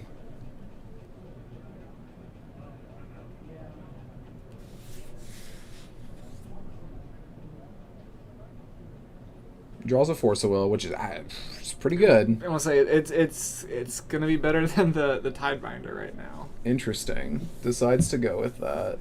I would have played the Glimmer Post or the Cloud Post to like just set up more mana. Have our K Command do more. Like getting the 2 life here, like we get to K Command for 1, which means we can hit the token if we really want, but like we don't really need to set up for anything right now. Like I feel like setting up for the card we have in hand is better. Crocus with a Johnny sounds hella annoying. Oh yeah, it's gonna make it very difficult to remove. And then there's another Thoughtseize. Which this also feels like it punishes us a little bit. We're gonna exile that Mega Guy. Nope, scry draw. And then we can determine if we're gonna force will this Thoughtseize or not. You know what we draw? Like if we draw a 1 ring, then absolutely we're. It's a tower. Yeah. I think you just let enjoy it go. your Thoughtseize. Yeah. Just take the force.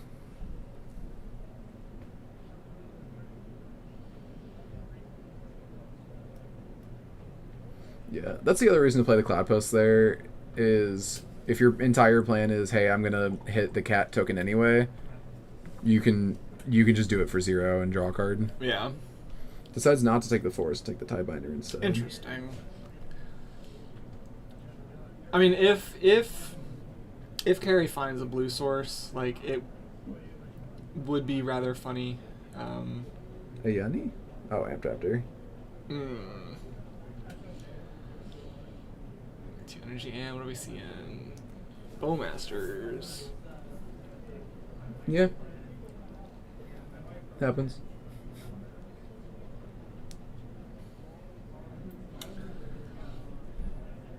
Man, turns out when you put a bunch of good cards in your deck, A lot of consistent cards. yeah.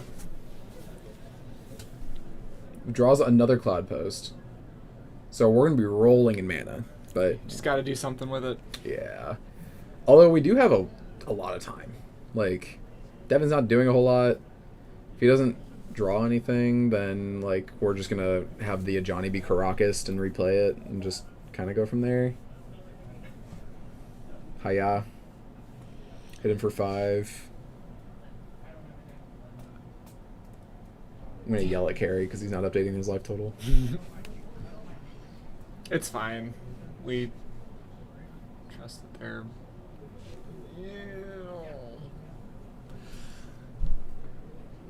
Now things are problematic.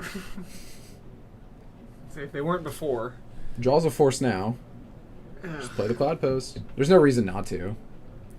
Like, well, I guess I don't know his life total. Yeah. Well, when we eventually draw something, it's gonna be strong. Oh yeah, I would say Carrie should be in the like mid-teens. 15, yeah. All right, so yeah, he's still at a healthy enough life total. He just draws something big. He can also pretty much undo 1 turn of attacks with just playing a Cloud Post or a Glimmer Post. Yeah, which is really funny.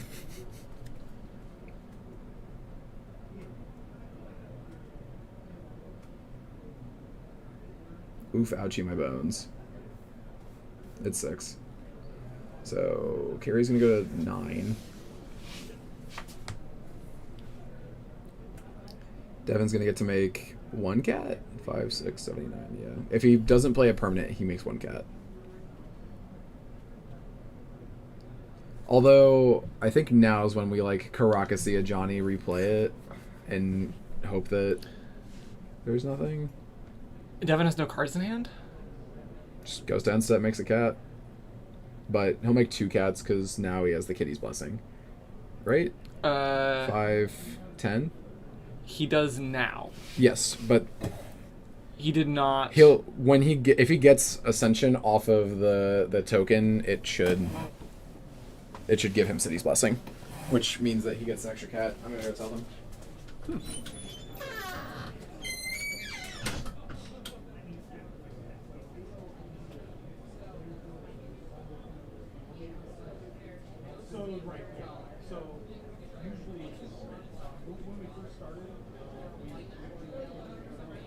Yeah, then if you have the City's Blessing. Turns out if you read the card, it explains the card.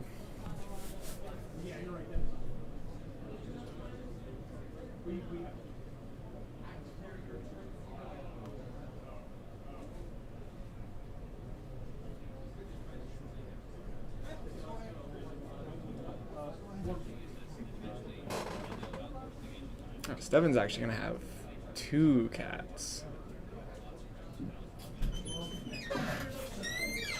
Yep. So, the way that Ocelot Pride's worded is that it says then if you have the City's Blessing, which City's Blessing is not a trigger, you just passively gain it.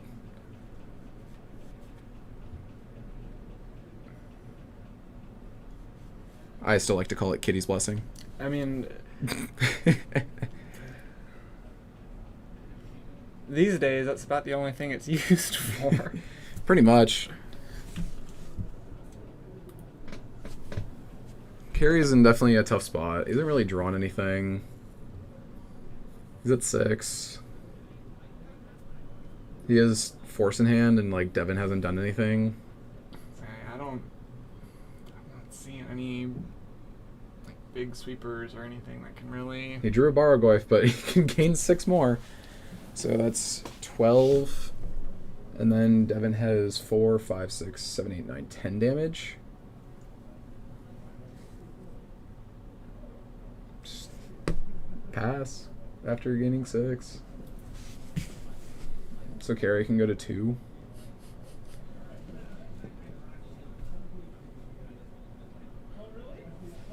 Yeah, he's just in a tough spot. He hasn't drawn anything. Yeah, he's drawn all of the Glimmer Posts, almost all of the Cloud Posts. Yeah, he pretty much just needs to like chain the ring. Like he needs to draw Ugin, uptick, gain 3, draw a card, and then play a ring. If he, oh man, there's like obscenely convoluted lines. Yeah, he pretty much is in the like I'm boned. I need to like chain 10 cards to do anything. Because theoretically, what he's got, like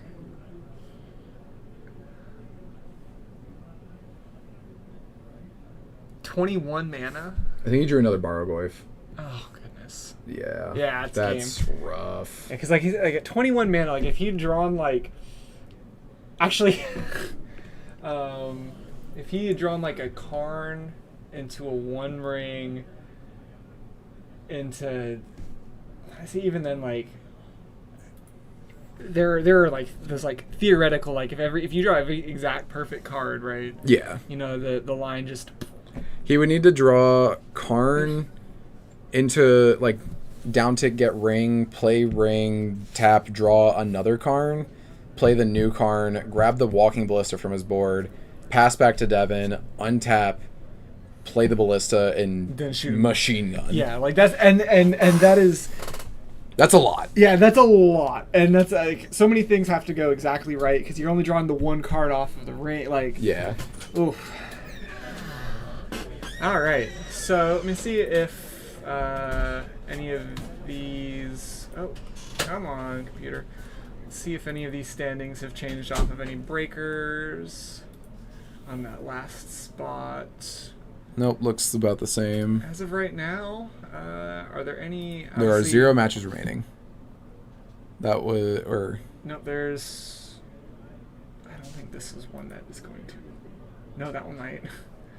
We've still got a few matches going right now that may affect some of these tiebreakers on that last spot. I wonder why it says the matches remaining is 0 of 32.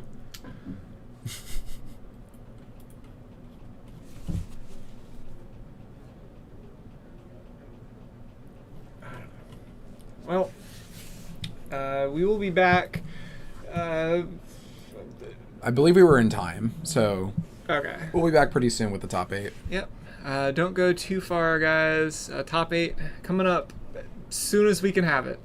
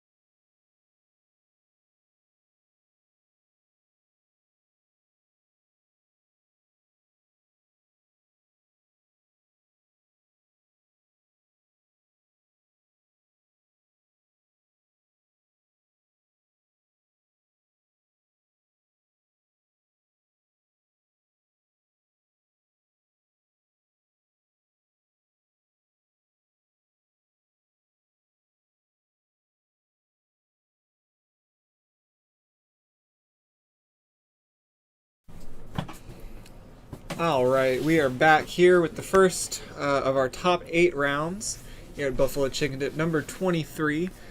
We got Gabriel Bolanek playing Doomsday. He's currently first seed, playing against Mia Steinbrück. She squeaked in on Breakers. Yep. On that last seed with that red-white energy list. Actually, though, like a super varied, super diverse top 8. If you've been following Legacy for the last year and a half, you might be used to seeing, top 8 full of reanimators and Nadus, but just kind of going through it. We've got Doomsday, Dredge, Elves. We do have 2 Omnitel lists, so we do technically have a repeat there. But then Blue Cloud Post, Yorian Taxes, and Red-White Energy. Super diverse, super varied. A lot of decks we haven't really seen, at this, high of table level. Yeah. In a while. And I have our bracket right in front of us. So for anyone who doesn't know how bracketing works for any top cut event, if it's a top 8, it goes 1, 8, 2, 7, 3, 6, 4, 5. It's supposed to reward the people who are the higher seed to try to always go first. And then the winner of our 1-8 match, which is Gabriel Bolanek versus Mia, is going to play against Jacob or Cody, who is our 4 and 5 seed. You were both playing Omnitel? Are they? That's hilarious. Yeah, 4 and 5 are both playing Omni. And then Michael Grafton is our number 2 seed. Alex, I don't have his last name in front of me. Is playing the taxes list. Yes. So Grafton is on Dredge, as we've seen, and he's against taxes.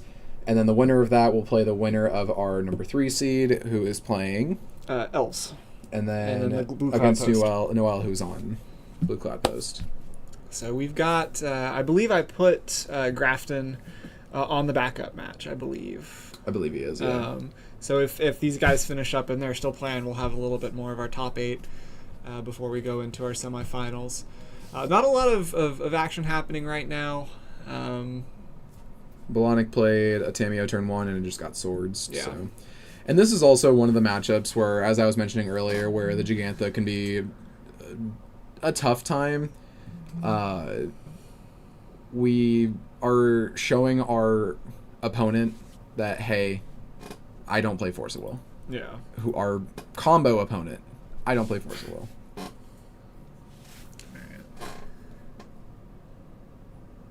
So yeah, it was a Voice of Victory, just getting dazed into Thoughtseize Doomsday. Or not Thoughtseize, Dark Red Doomsday. Doomsday.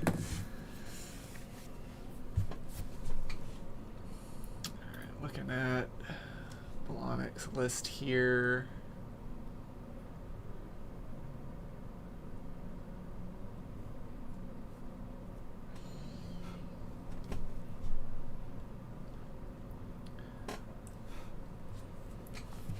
I've thought about Doomsday before, but it's one of those lists that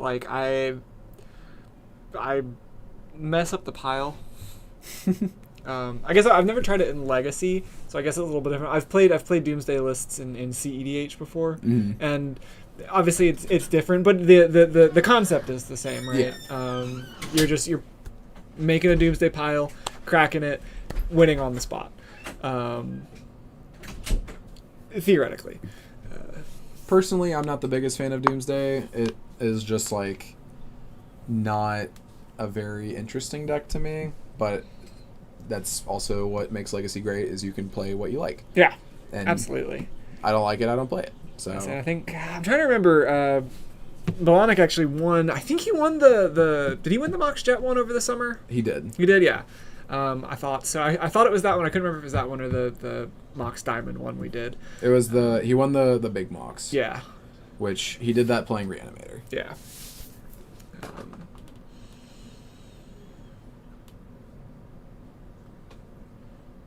So one thought scour would be hilarious.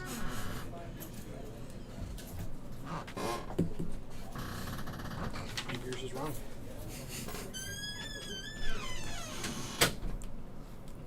I just got handed our top 8 bracket by our head judge, which is exactly the same as the one I've written. Technically, He has... It doesn't matter, the actual. it doesn't matter. It doesn't matter. The difference is inconsequential.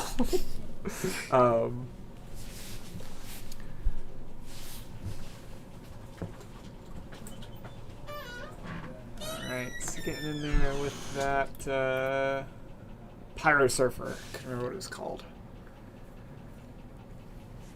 God, this.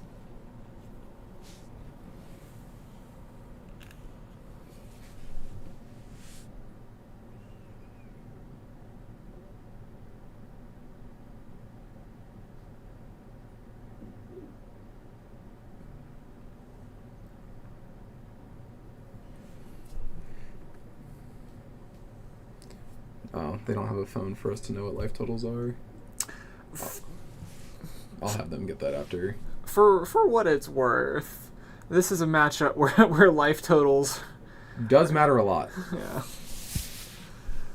Mia's life total doesn't matter. Yeah. And I guess that's where it was like, well, Volonics probably, if he wins, he's just going to do it on the spot. And if we see him scooping up all of his cards, it's because he's dead. But, yeah, there's the Thassa's Oracle. Yeah, Alana's going to take game 1. I'm going to go tell them to put a phone.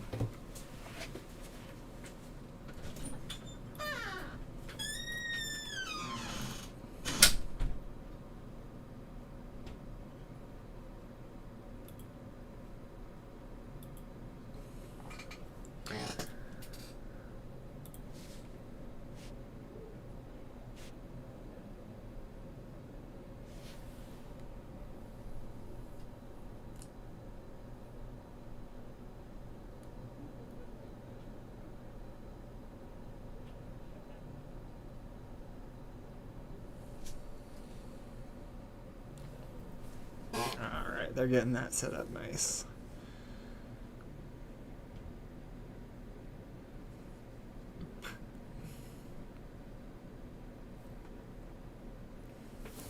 Wonderful, wonderful. So now we'll be able to accurately track our life totals.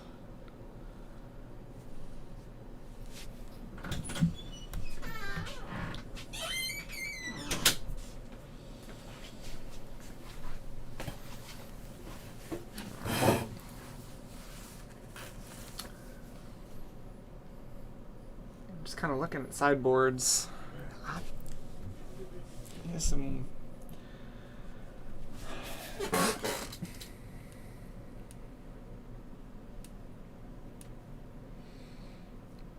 I don't know. I'm seeing Pyroblasts in Mia's sideboard, but I don't know how much really. Honestly, from either player. Surgical's a funny one. Surgical's a funny one. I could see Balonic wanting to. He's got fatal pushes in the sideboard. I could see those coming in, but like Surgical's a funny one in the like fact of if he makes his Doomsday pile, and then like casts a cantrip if you surgical and it messes up the order. Yeah. it could just lose in the game. Oh yeah. The funny is so when we were walking around like in between rounds, I saw somebody had an opposition agent on the table, and. I don't know exactly. It was like I saw an opposition agent on one side of the table and a Hydroid Crisis on the other side of the table. So there was some stuff happening. Magic was being played, but I just can't help but like man, imagine getting the opposition agent a Doomsday player. Mm-hmm. It feels real good.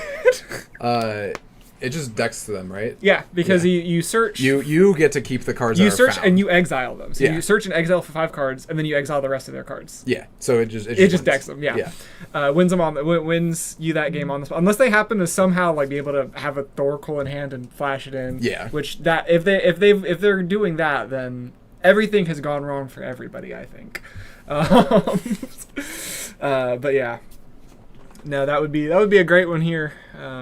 But yeah. I had not much, I think, really in the way of sideboarding from either player here.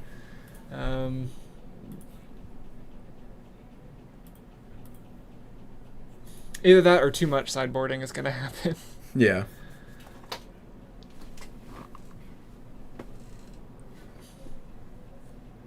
Yeah, Balonic. Like I said, maybe the fatal push is just for, stopping something from getting out of hand early. But even then, I mean, if he just does the thing again, what's it matter? Yeah.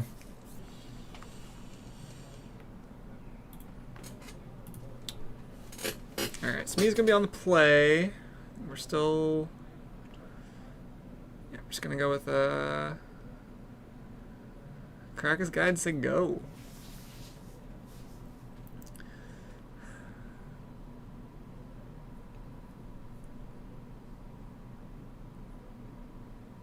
Interesting. Alright, so we're just gonna Wasteland or keep her off that.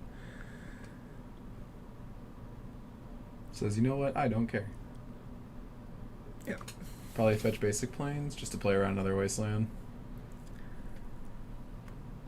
Nope, doesn't care. Which is fair, because, like, if Gabe just keeps Wastelanding, he's not going to develop. Yeah, I don't think that's unreasonable. This is a matchup. I think you can just play into Wasteland if you could. Which I mean, if you've got the land, like we can obviously. Mia's got plenty of lands in hand. If you've got the land, you can just play into Wasteland if you really want to. Yeah, because if you're letting Gabe Wasteland you, yeah, he's not building his own.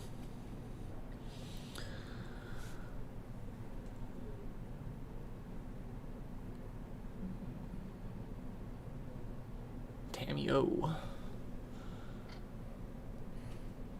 So we brought in the Deafening Silence.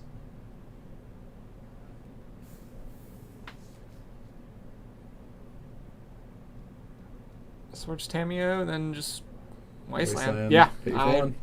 don't hate that plan at all.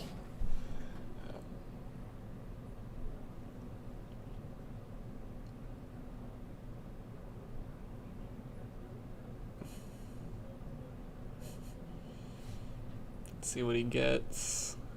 All right, both players, no fear of Wasteland here.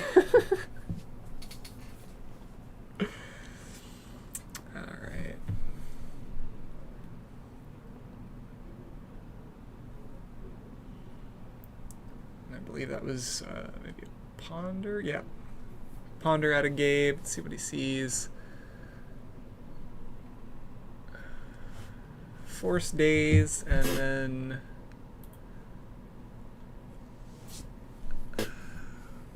blue card.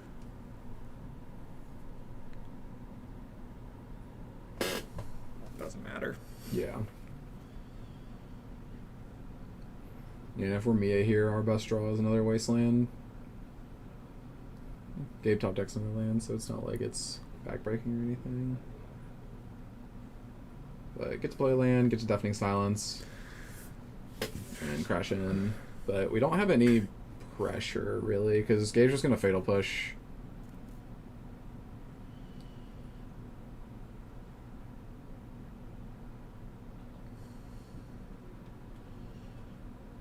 Yep, there's the push, and then Land pass. I think Gabe only has 2 cards in hand. Pretty sure it's Fatal Push, Dark Writ. yeah. So with the Deafening Silence out, Gabe's not gonna be doing a whole lot right now, but So it looks like Mia does play a 1 of Surveil. I think it's just a 1 of. I believe it is, yeah. Yeah, just the one Surveil land. God, I love Surveil lands. They're so good. They're so good. very strong.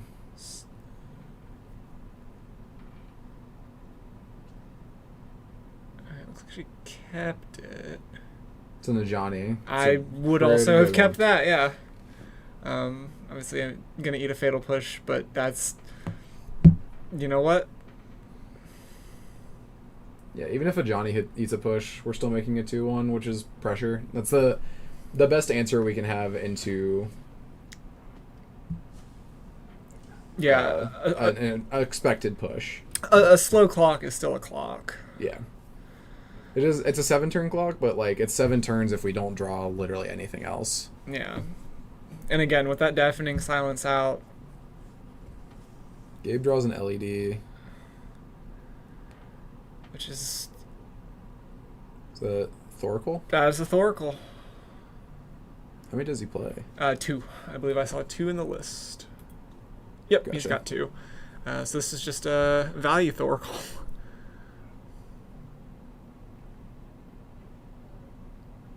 Which I didn't get a look at what cards they were, but...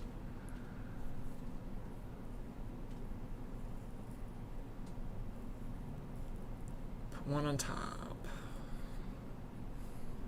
It's also a blocker. Oh yeah, it's a great blocker for this 1/3. Our last card in hand's a Static Prison. Yeah, so we just get to prison the Thoracle.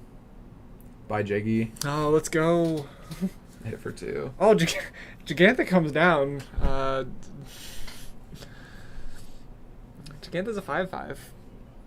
That would be the funniest way. The card we were hating on like all day. Draws the land. Can play Jaggy. That's so funny. That is so funny. Yeah, now we have... After this turn is a 2-turn clock. Yeah, well, notably, Static Prism what gives you 2 energy. Yes. So the Thoracle will come back very soon, which will really just be a blocker. Yeah. Yep. We have one more, or this is the last turn it stays gone. Draw a card.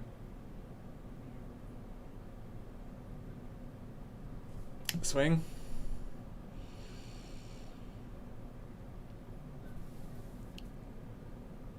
All right. I think Gabe has a Doomsday in hand. Is it enough though? Doomsday actually kills him. Because it would put him to 1, and then Mia would give back the Thoracle, but he has to block one of the creatures, Yeah. and yeah. I don't think Gabe has an out this game. Not with this Deafening Silence. Yeah. Yeah. Yep. Picks it up. All right, going to game 3. Love to see it. Where'd the mouse go? There it is.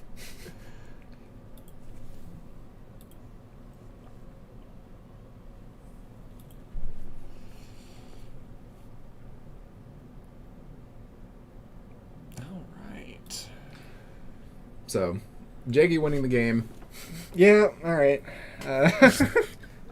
It's still a decision. It's one of the decisions of all time has been made. It's not like I said, it's not the absolute worst thing you can do. It just announces to your opponent, hey, I'm not playing Force. Like, if this were an open decklist event, it wouldn't matter. Yeah. But you're essentially giving away the information of, hey, you know at least somewhat what I'm playing. And I'm not... Oh, excuse me. I'm not playing the most played card in the format. This is true. All right, going to game 3.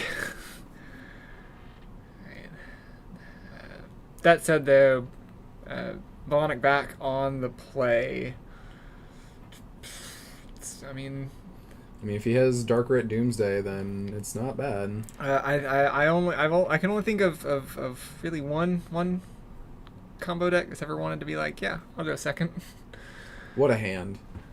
His hand is Force, 3 lands, 2 days, and a Barrowglyph. Okay, so he did bring in the Barrowglyphs. I didn't know if he would. Barrowglyph is good into these creature aggro decks, but you're also just a combo deck that can kill them. yeah. Man, I said it earlier. I love that cat. Ken That's looks cute. good. Bottom. Yep, that makes sense. Was that the bombardment? Yeah. Okay. It's another Barrowglyph, I believe.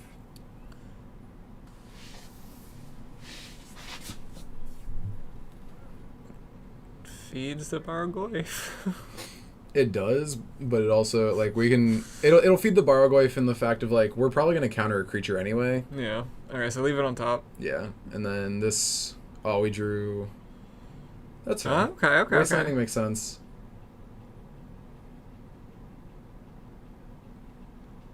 Not 100% on the contents of Mia's hand, but yeah, we get to play either Guide or Pride. It's always Guide first. Yeah. That's either gonna get dazed or forced, or not. Or it's just gonna stick. Yeah. Mia gonna get Wastelanded here? don't think so.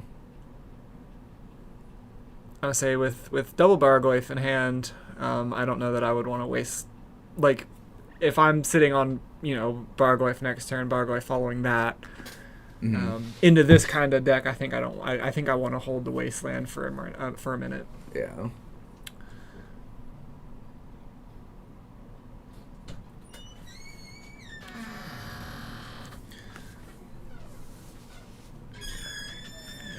Yeah, we're just gonna Gonna grab Cast Pride. That one looks like Gabe's gonna just grab probably a island and just hard cast a Daze. I think Gabe drew a Wasteland. Pretty sure. I think I saw a Wasteland in his hand. I could be wrong. I have been wrong a few times. Yep, just hard cast the Daze. The hidden mode.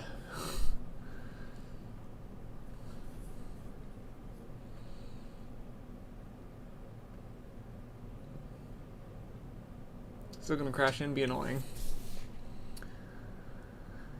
Yep, there's the Wasteland, and there is the Bargoyf. Which I believe is a 3/4. Yes, it should be.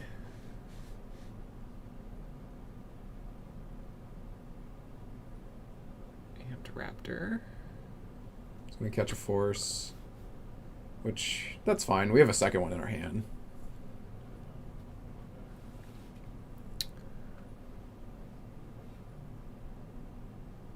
Yeah, it's a 3/4.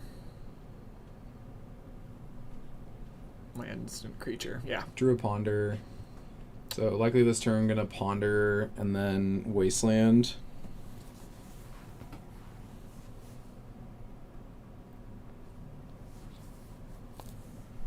It's Tamiyo, Consider, Land.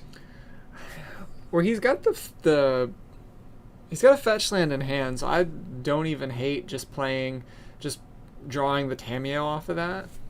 It's not the worst, but like with double guide, it's super rough. I think he draws a Consider. Yeah.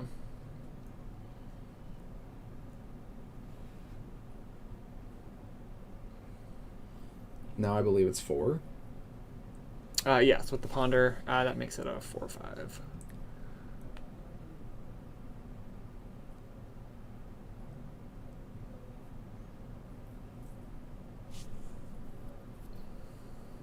Yeah, they must have just had like miscommunication.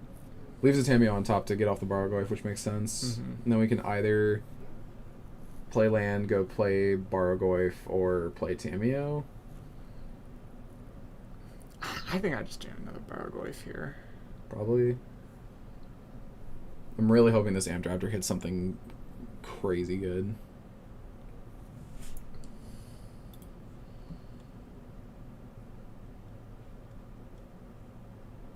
I don't know that there's really anything like super insane to hit. Hitting a Johnny would be pretty great. Hit a Johnny would be a good one. So we gain 4 energy, 2 life, and then get to go gambling. Another Amped Raptor's pretty good, because that'll give us another 4 energy. We'll go down 2 energy to go up 4 energy. 6 total? We gained 6 this turn. Yeah, okay. Which, I don't know how much... Yeah, we gained 6 so we can jump both of our guides. And then if these Bargoyfs don't grow, they're 4/5s. Yeah. Yeah, they're 4/5s. Me are really debating on this top card. If it's not a Johnny or an Ocelot, or I'm pretty sure I'm just spinning it. Doesn't attack. Interesting.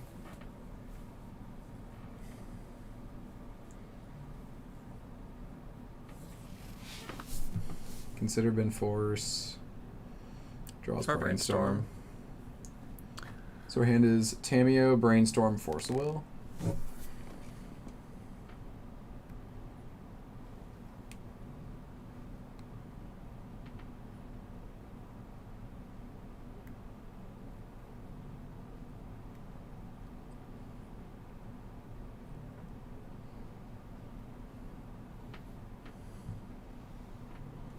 I'm curious as to why Mia didn't attack last turn.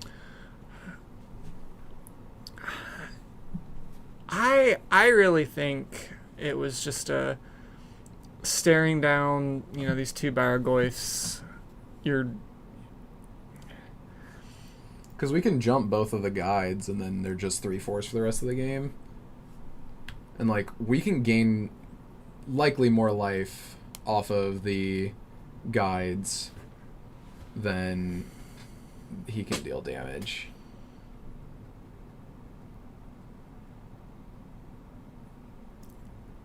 Alright, so now they're going to go up to 5s. Misses his... Or, no, there was no miss. Yeah, because Side, Mia blocked one of them. Yeah. Yeah, I really think it was just a matter of staring down these two Baraglyphs. You're only thinking about blocking. Yeah. Both players making their cards go upside down makes me super sad.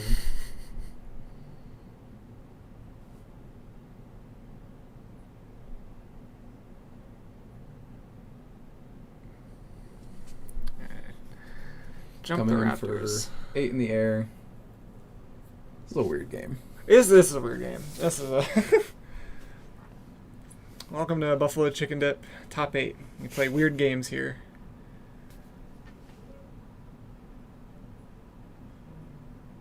Pyre the Tameo. They are 5/6s, unless I missed I don't think there's another card type that I have missed. No, it should be land, creature, artifact, instant, sorcery. Yeah.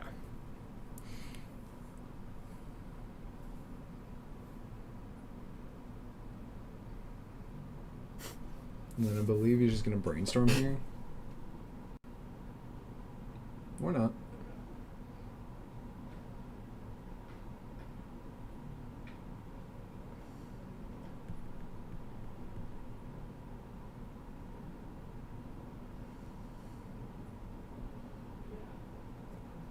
So, Darkrit, Ponder, Force, Brainstorm.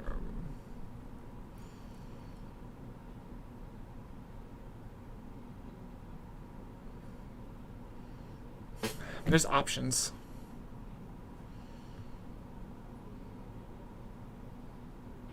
Gabe's not getting in, or not getting through with these Baraglyphs anymore. Because he can... Double block. Yeah.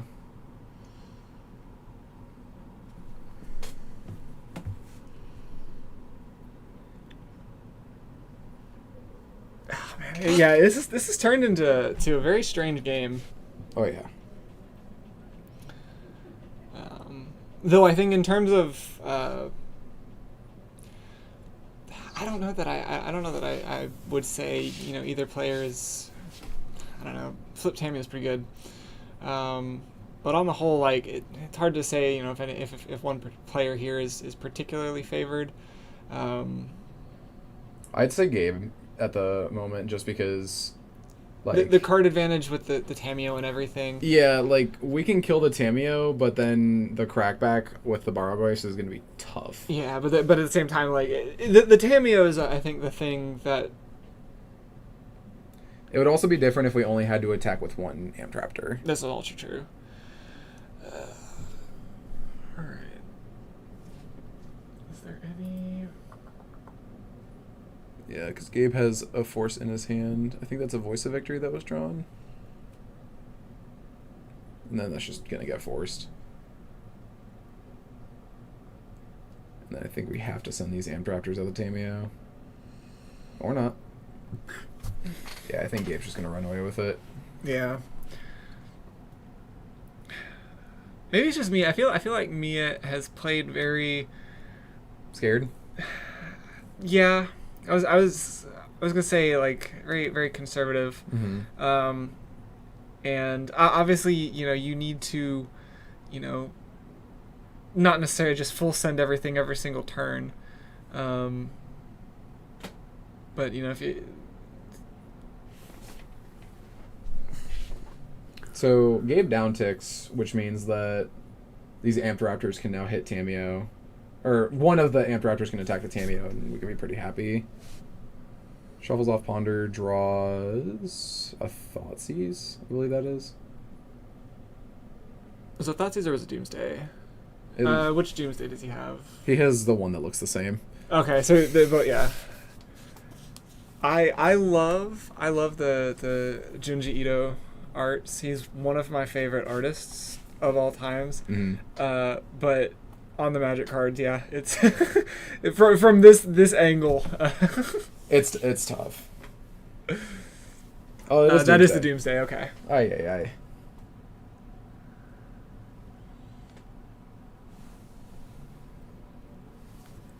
All right, so he's going for it.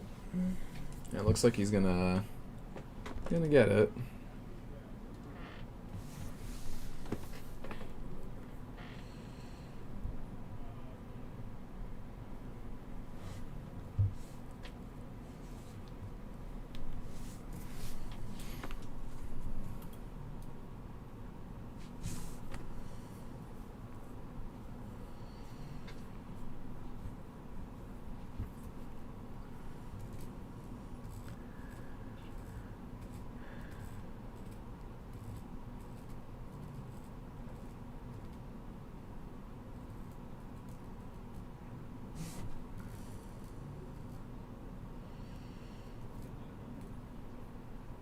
Okay.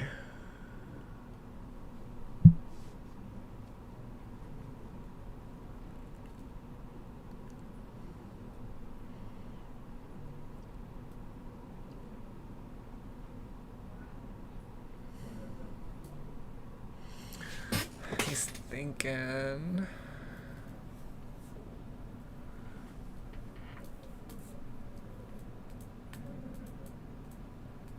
Yeah, this is the part of playing Doomsday decks I screw up every time.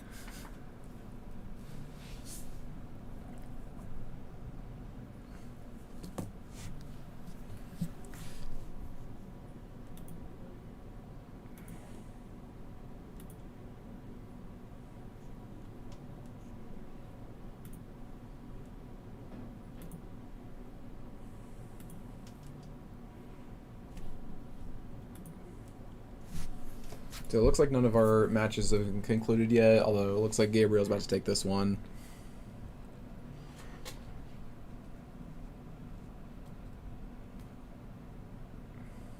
Mia draws the dude that gains Battle Cry whenever a land enters, but it's probably not enough. Because how big are the Raptors? Are 4/3s? We would need multiple lands to enter to even do anything.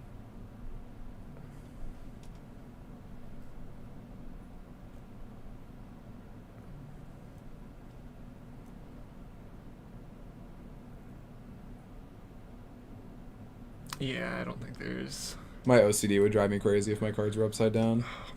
Oh man, I would. Shout out to people who it doesn't bother them.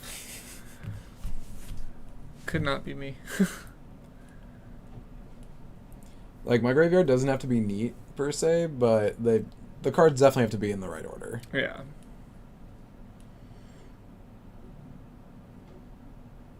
And cards upside down in your hand. Oh my god.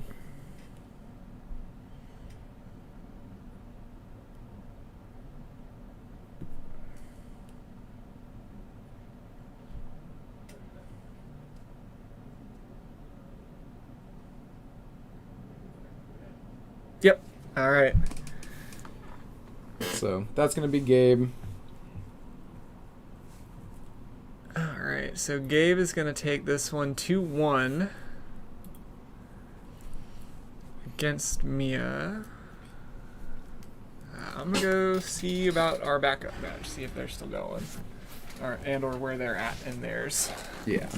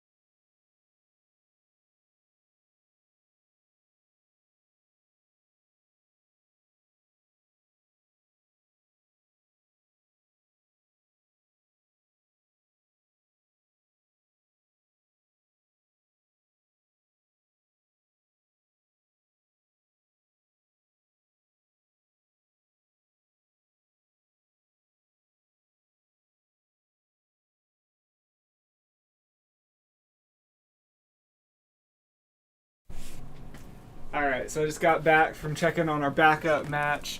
Grafton won it. So looks like our top 4. I think it looked like the other matches were still being played. So it looks like in our top 4 in separate brackets, we're gonna have this Doomsday and then Dredge, which I think we are gonna go ahead and preemptively decide we're putting Dredge on next. Yeah, for sure. Yeah. Rather watch that than Doomsday. Yeah, absolutely. So if you are a fan of Dredge, which everyone should be, Especially in Legacy. yeah, we are going to have Dredge on our next match, but we're going to go ahead and take a short little break before our top 4 cut.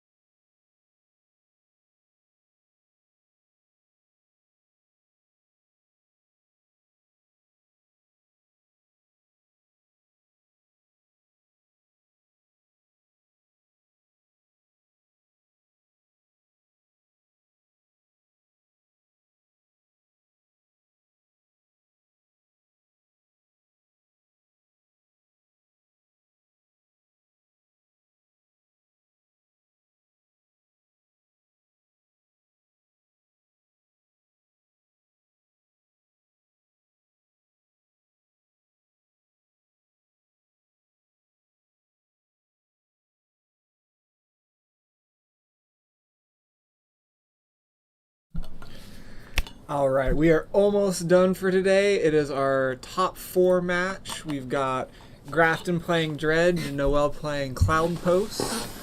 And then our other table is Gabe and Jacob, which is Doomsday and also Blue Post.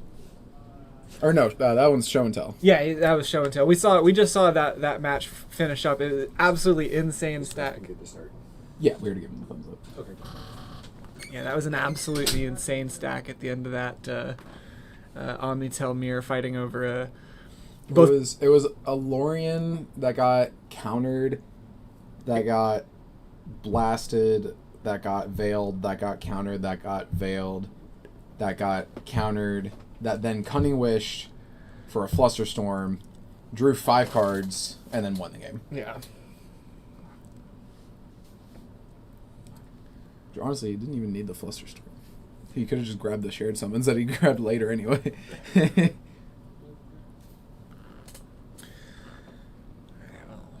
Cabal Therapy for information. Can never be mad at that. Gets 2 Force of Wills. Yeah. Oh, he did get the. I didn't see her pull the forces. So I was just like, oh, okay. Cards in the blind. Always name Force in the blind. Naming red off the LED so that way we can flash back the looting. Let's go. Let's go. Is that a Grave Troll? No. Wait, we don't have. Is this just blind? Oh, so we can get back Poxwalkers. And then we can Cabal because we know what's in hand. Yeah. Draw 2, pitch 2. There's a Gaze. So we're going to be in a really weird spot. Did he put the Faithless Looting back? I don't think he is. He cast it. Because he put 2 cards in his yard. Yeah. So he flashed it back. I'm going to go. Yeah, make sure you guys pulls that. Yeah. But he does get the K command. Yeah.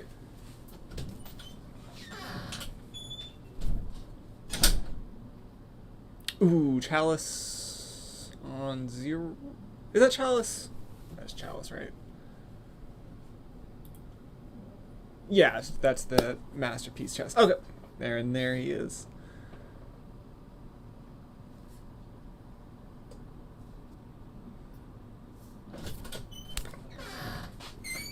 Yep. He did flash it back, just forgot to put it in exile. Yeah. But it's not like you could have done it anyway, so kind of a no harm, no foul kind of situation. Yeah. Chalice on 0, and then, ooh, breakthrough. Pay 1, mill 4. Virtually. Because we can't put the Narcomoeba in play. Yeah. Honestly, though, it looks like there's a grave, not a Grave Troll, Golgari Thug. Yes. So I'm fine with that.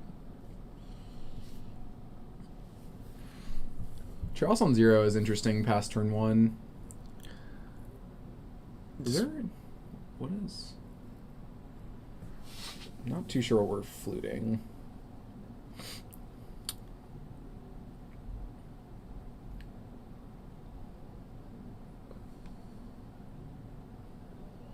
Therapy. shout out to Noel. Shout out. I appreciate how gigantic that is. Cabal Therapy has been named with Disruptor Flute.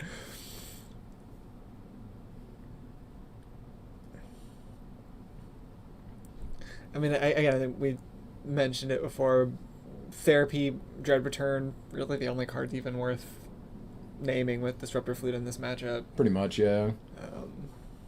Unless you're like on the play and you can Ancient Tomb, and even then it's still pretty rough. Yeah. So Noel draws nothing. Grafton's actually going to take a draw step here, I think. I think you're right. Yeah, he doesn't have anything to dredge. How does that feel?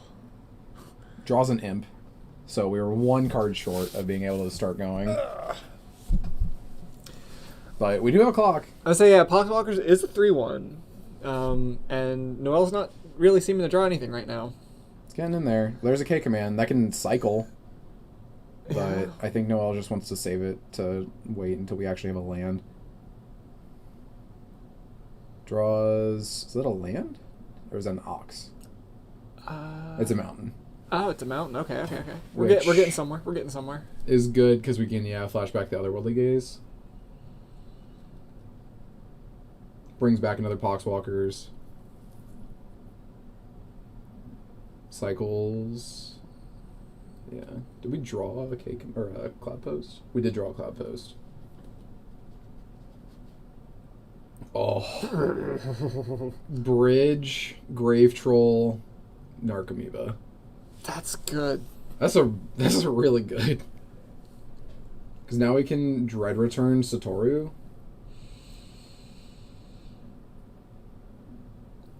Oh, Dread returning Satoru here. So we get rid of those. We make a ton of zombies. Target Satoru. And then when Satoru enters, we'll just start a chain dredge. I think it actually just wins the game. It very nearly is going to. If it doesn't right here, like. Yeah. So Satoru will enter. We'll dredge 6.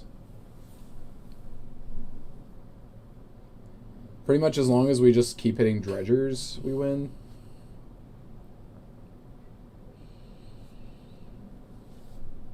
Which there's...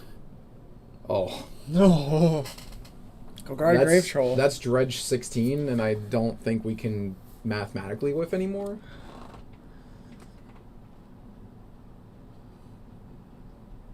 Although... Yeah, there's Narcomoeba. He has to keep hitting Narcomoebas.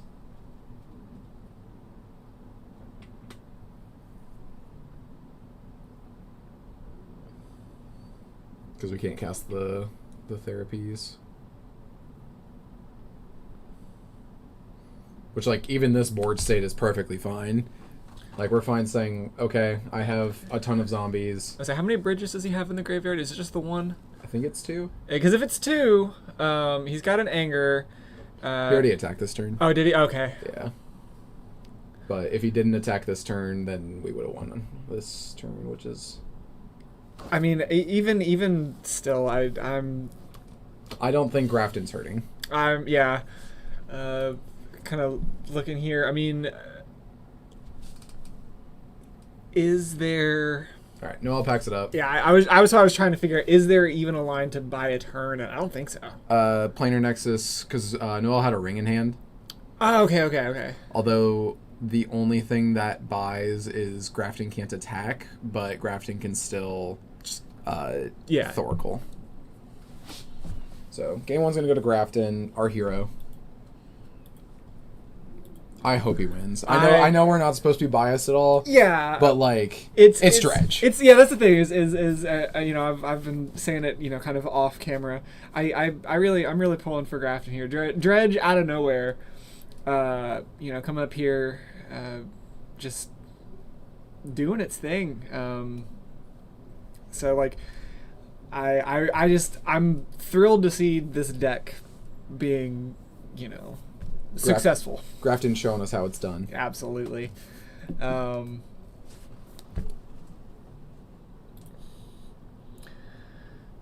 far as sideboarding goes, it's the same thing. We don't really have much grave hate. Like, yeah, from Grafton's side, it's basically the same thing it's been against like the Ancient Tomb decks, where we get to do Unmask and Shenanigans, and like don't really need anything else. Yeah, Unmask, maybe Flood Maws. The Chalice on 0 did nothing, but yeah, I think that's like a if you're on the play thing to do. Is yeah, Chalice on stop 0. the LEDs, but yeah, because like that literally only stops LED. But yeah, I don't know that there's a whole lot of you know, super intensive sideboarding, and again, Noel's got a pretty heavy you know, Karn-Wish board here. Mm-hmm. So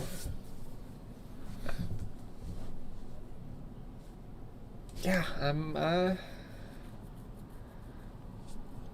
we'll see how game 2 goes. Looks like Grafton's taking out the Breakthroughs, Dread Return, Satoru, and Yeah, Thoracle. so he's going out the Thoracle stuff and just going, I'm gonna make a bunch of zombies, turn them sideways, and you can't stop me. Hope you can't stop me. Well, so no one stopped him so far. That's true. Yeah, Grafton hasn't lost a match all day. Yeah.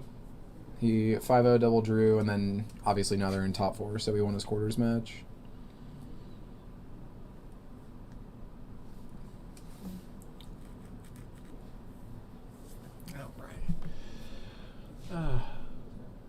Yeah, I'm trying to. Like I said, I'm sitting here trying to think, like, you know, what. I don't think a whole lot changes. For Noel.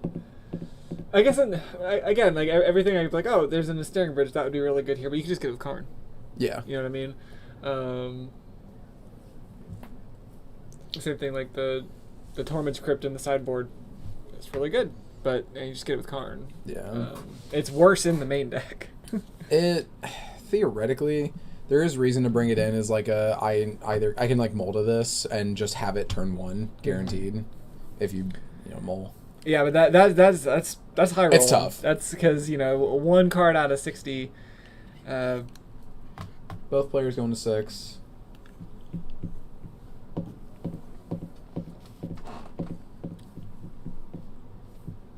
I think in the matchup, it's definitely favored for Grafton the more they mulligan.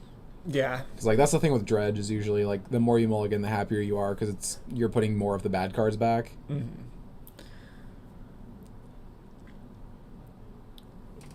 Is that 2 rings in Noel's hand? Yeah. Calling someone. Ring ring. She's keeping it though. To Grafton roll a 5? Or no, he's just setting. He's just aside the deciding. cards that he's keeping. So putting back Grave Troll, which. Yeah, I get it. Yep. We get to unmask and cast Otherworldly Gaze and just kind of like hope that we hit something off that. I think I saw Shenanigans. Yeah. Alright, Tower Pass. Draws Ox. Not the best draw, but not everything is going to be how you want it to, right? Alright, let's see. Yep, that makes sense. Think we take the K command. Because Ring, Karn, K command, like... It's tough. It is tough. K command's the only thing that's going to do something this turn. Yeah.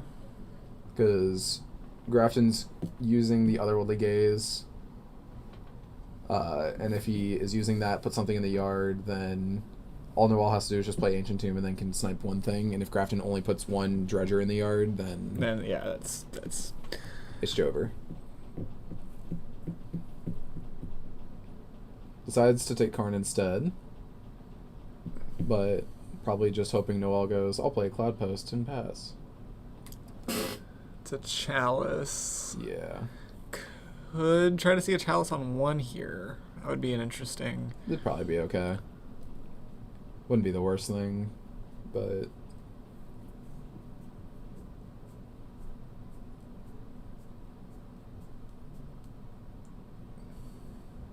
Yep. Doing the play of this, and Grafton just needs to hope to hit more than 1 Dredger. Hits no Dredgers, but an Archamoeba. Dread Return, Unmask. And he can't really afford to keep any of those on top. No, not with the rest of his hand. Keeps the Unmask on top. Tries to trigger Narcomoeba to bait out the K command. I mean, he's doing it no matter what, but...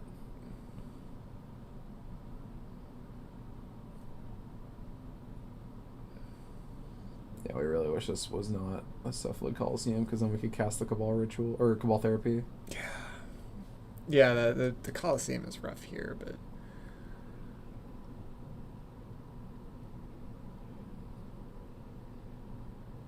X is 1, probably hit Otherworldly, and then make a guy. Instead hit Dread Return. I think I'd be more inclined to hit the Otherworldly, off the fact that, like, Grafton's not really doing anything else. Yeah, well, I think it was just Well, I guess Noel's going to go tap land Chalice on 1. Yeah. Which makes sense. Draws Karn. So we get to just play Karn this turn. Or is just going to go for Chalice on 1. That's also fine. No, I think that's the one that comes in tapped. Yeah, Cloud Post comes in tapped. Yeah. Well, we drew Karn, but we had a spawn. Oh, you're right. So we could have paid 4, down tick, grab Tormod's Crypt. Grafton drew an Archimedes for turn. Oof. We have access to 4, 5, 6, 7 mana. The one and only. Karn.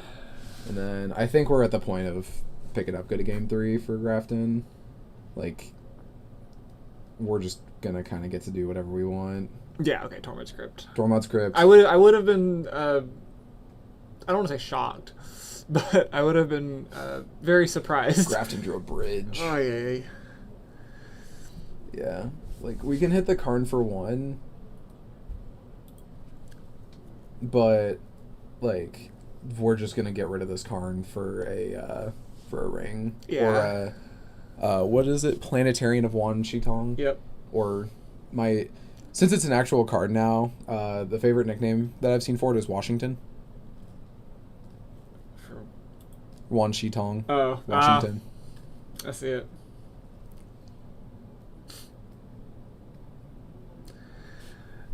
Yeah, Not a great spot. But this was one I like.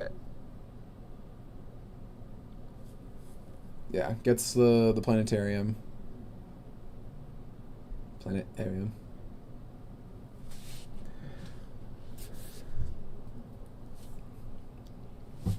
Yeah, It's either going to do literally nothing or bust the game open. Yeah. There's no in between.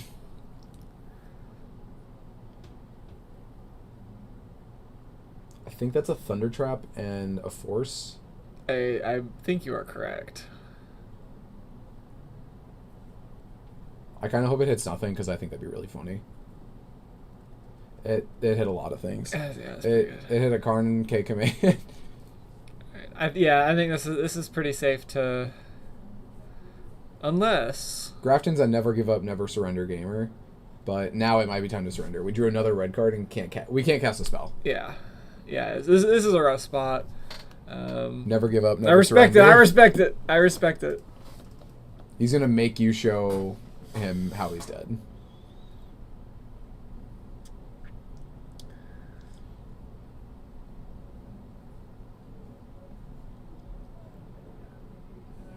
Just get to cast a Lorien Reveal, I guess. Man, I can't be mad at that.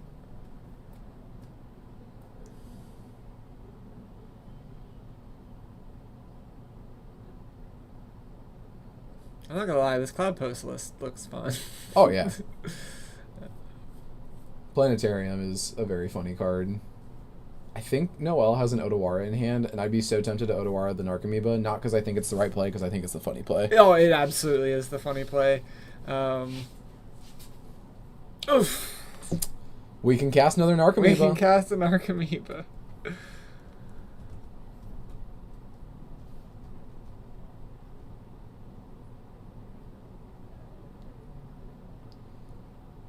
We get to kill that, scry, and then whenever we scry off that, it also triggers the planetarium. And there's an Ugin on top. Oh, Lord.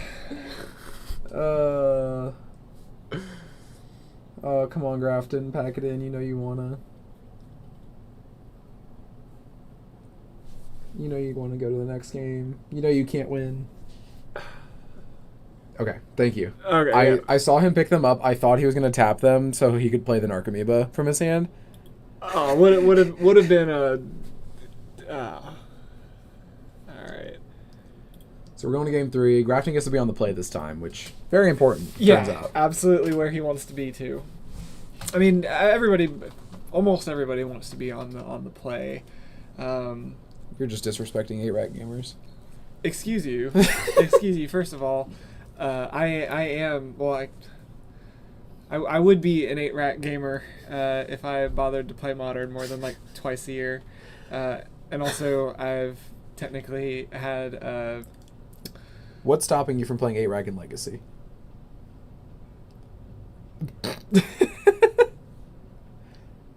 Chains of Mephistopheles. It's a made-up card. It can't hurt you.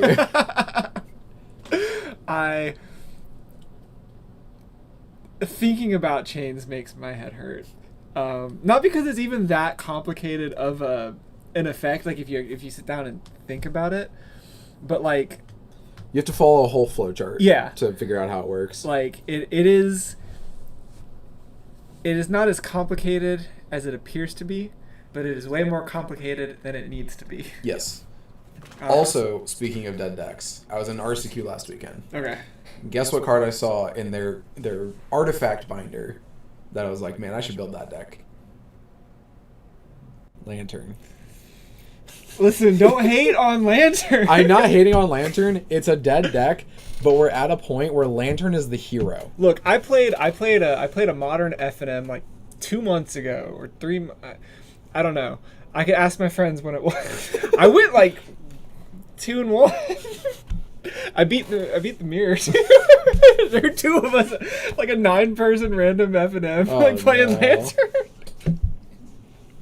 The Lantern mirror sounds awful. It is. It's abysmal. I've only even been playing Lantern because that someone handed to you? I already had the opals. Oh, okay, that's fair. I had the opals because I was playing them in. That's 8 literally like 95% of the cost. Yeah. Everything else is cheap. I had to buy a Fomori vault, because why would I own a Fomori vault? Like otherwise, why would I own one?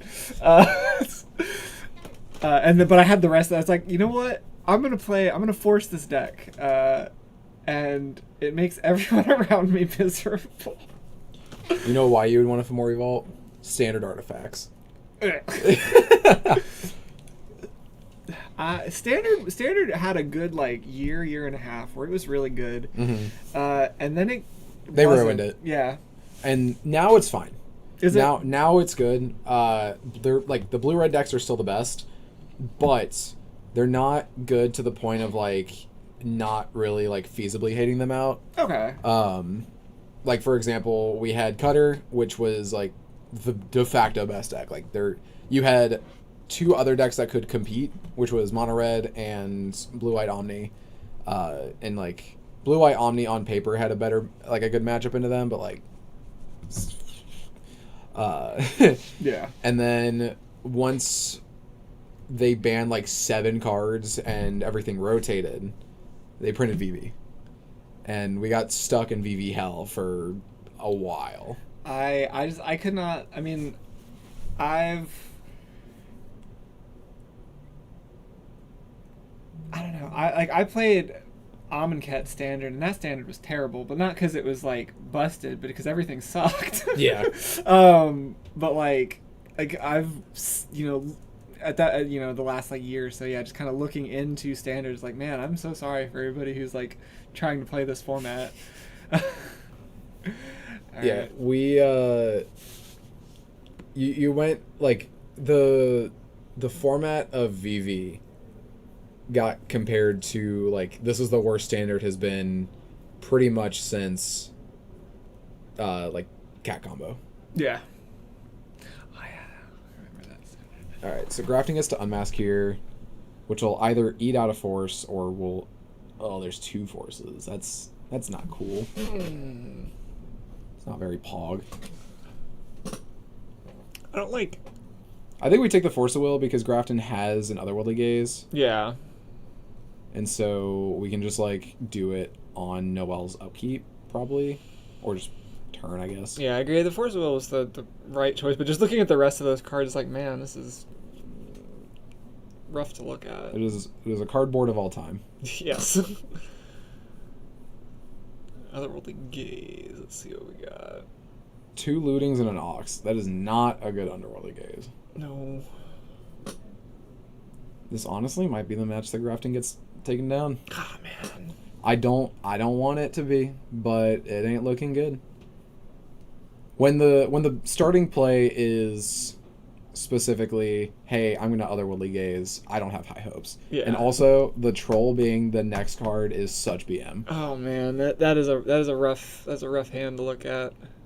What is that? Is that a Narcomoeba? Yeah, his hand is Narcomoeba, Poxwalkers, Poxwalker. Shenanigans, and Grave Troll. And he draws a Therapy. Oh man. That's admittedly. He's about to be at the discard to hand size bracket. Yeah.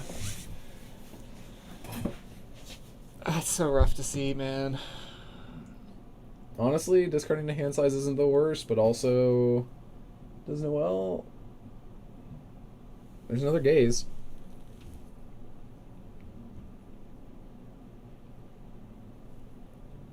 I think Noel bolts and... Or no, we just have a living post.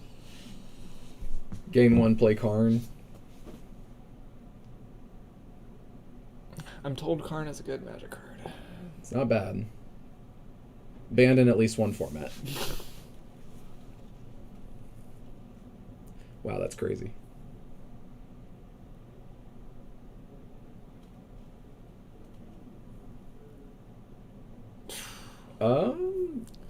That's actually not terrible.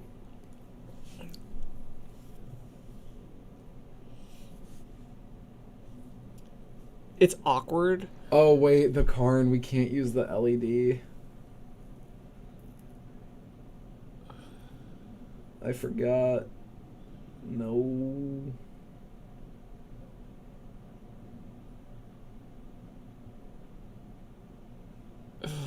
Man. Just draws instead. Yeah, we can't use the LED at all. I don't like playing it. Yeah, because he'll just die. Yeah, just Karn uptick on your LED.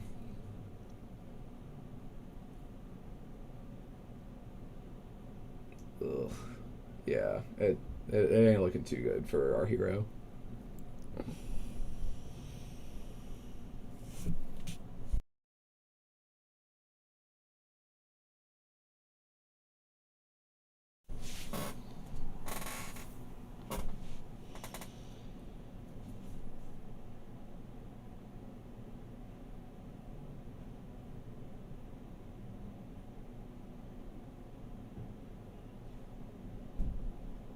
Stock up.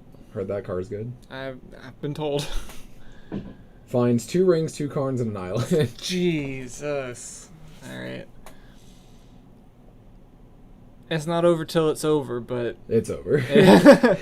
it's not looking good. Call an ambulance, literally for Grafton. Yeah. Yeah, uptick on your LED.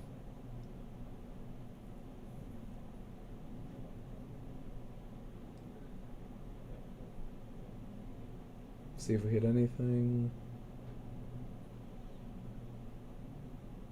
No, we got nothing off that. That's rough. Like, it feels weird because Noel hasn't really done anything, but like, it feels like it's time to extend the hand. Yeah. It's like my hand is all duds, and I know you have good cards. Yeah, like Grafton, he just drawn all the cards he needed to not draw, and the LED is shut off like right when he had it. yeah. And unfortunately, I mean, sometimes that's just how the game goes. Yeah, and then this Microsoft is gonna resolve and end the game. Just clean it up, yeah.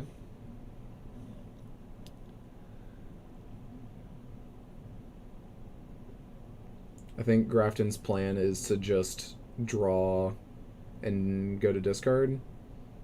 But there's still a crypt in play. Yeah, it's a Tormod's Crypt. If there wasn't a Tormod's Crypt, I don't think it would be. Oh, well. I guess technically there's... Now's a weird time to pop that, if I'm being honest. Yeah.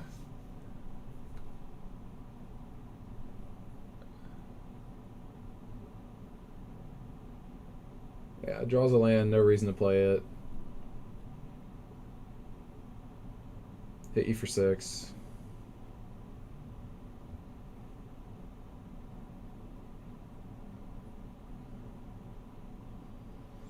Yeah, I don't think I literally think there is nothing that Grafton can do right, like the rest of this game.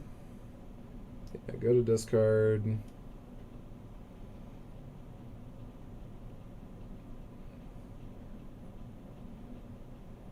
That's fine. Actually, Noel shouldn't have taken damage, but it doesn't. It technically can be considered missed.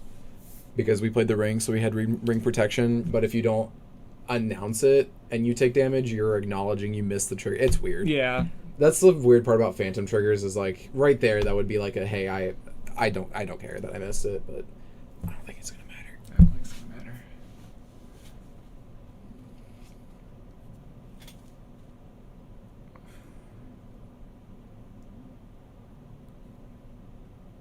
Is Noel just like I think Noel upticked on the lettuce.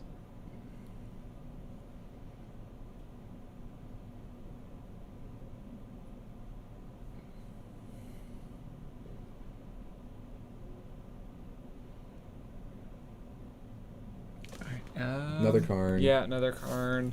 Which we can uptick on the ring, put Graft into 1.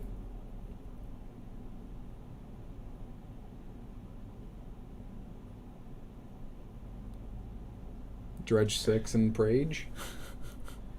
We're not like technically dead. He could like Grafting could pull something out here, but not with that.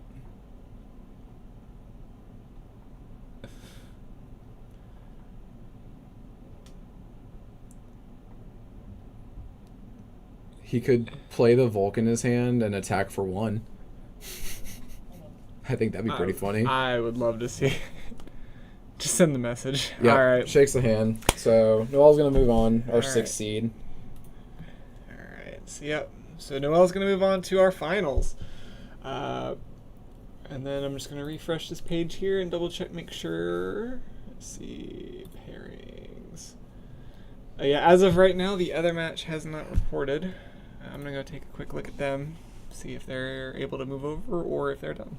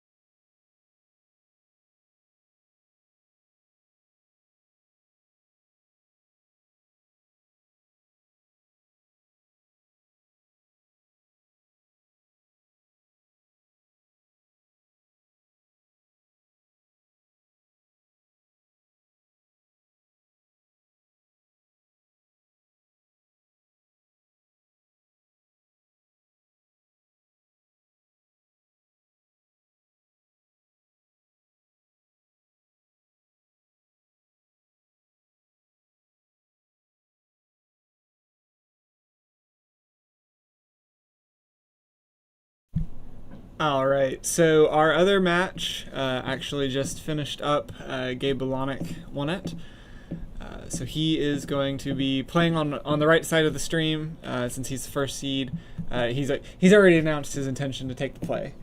Technically, it's his choice; he doesn't have to, but he's already said he's going to take the play. We're going to take a few minutes, get the stream reset, let the players breathe for a moment before they play their last match.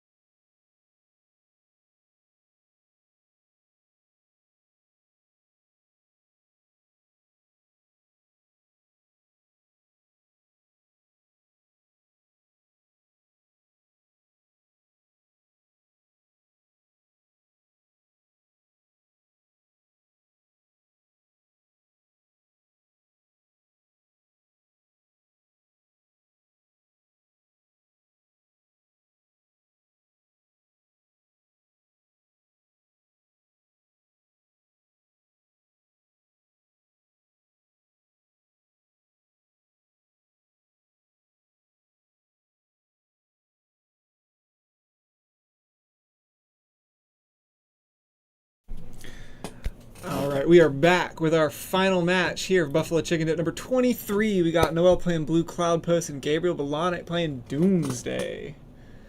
Looks like we're opening up with a Thoughtseize. Yep, Gabe's on the play, fetches an Underground Sea, Thoughtseize, also plays a Lotus Petal, deciding what to take. Takes Force, which is fair.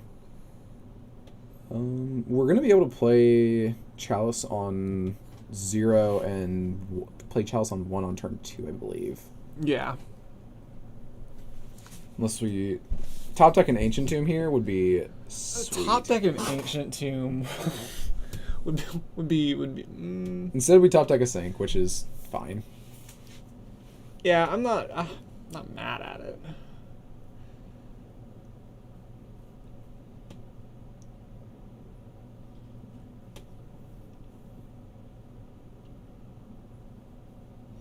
This Daze is probably not going to do a whole lot this game. And then I think that's a Fatal Push. Maybe a Dark That was a Ritual? Dark Rit. I can't tell. All the alt arts are weird. Yeah. Yeah, that's the Strixhaven, the Japanese Dark Ritual. Misty say go. Emrakul drawn, not the best one to have right here. Decides to stock up instead. Which, it looks like this is going to get Surveil Land Dazed. Is my guess. Reasonable. Actually, I wonder, in this particular matchup, I think I'd almost rather have this stock up hit than the second Chalice. I mean, I don't want either of them to get, countered, right? Yeah. But if it's one or the other...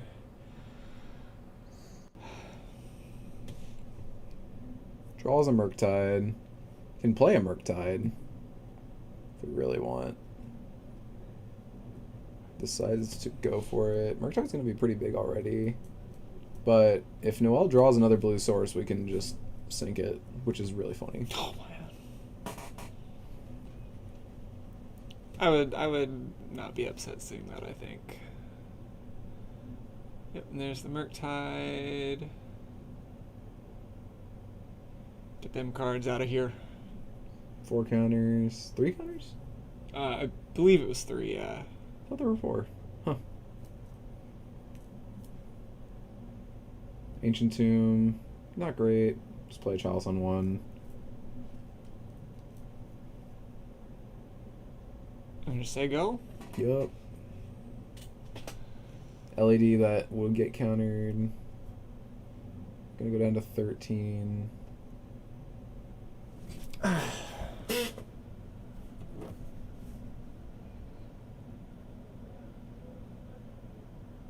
lot of lands so far. Thoracle. Let's look at 4 cards. Yeah. There's a lot of cards that'll get countered by a Chalice on 1.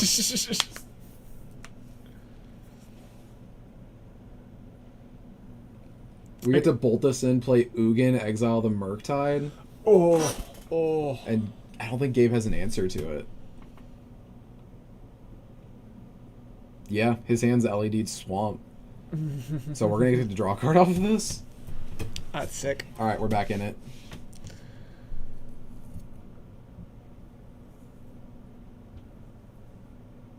Alright, yeah, this Ugin.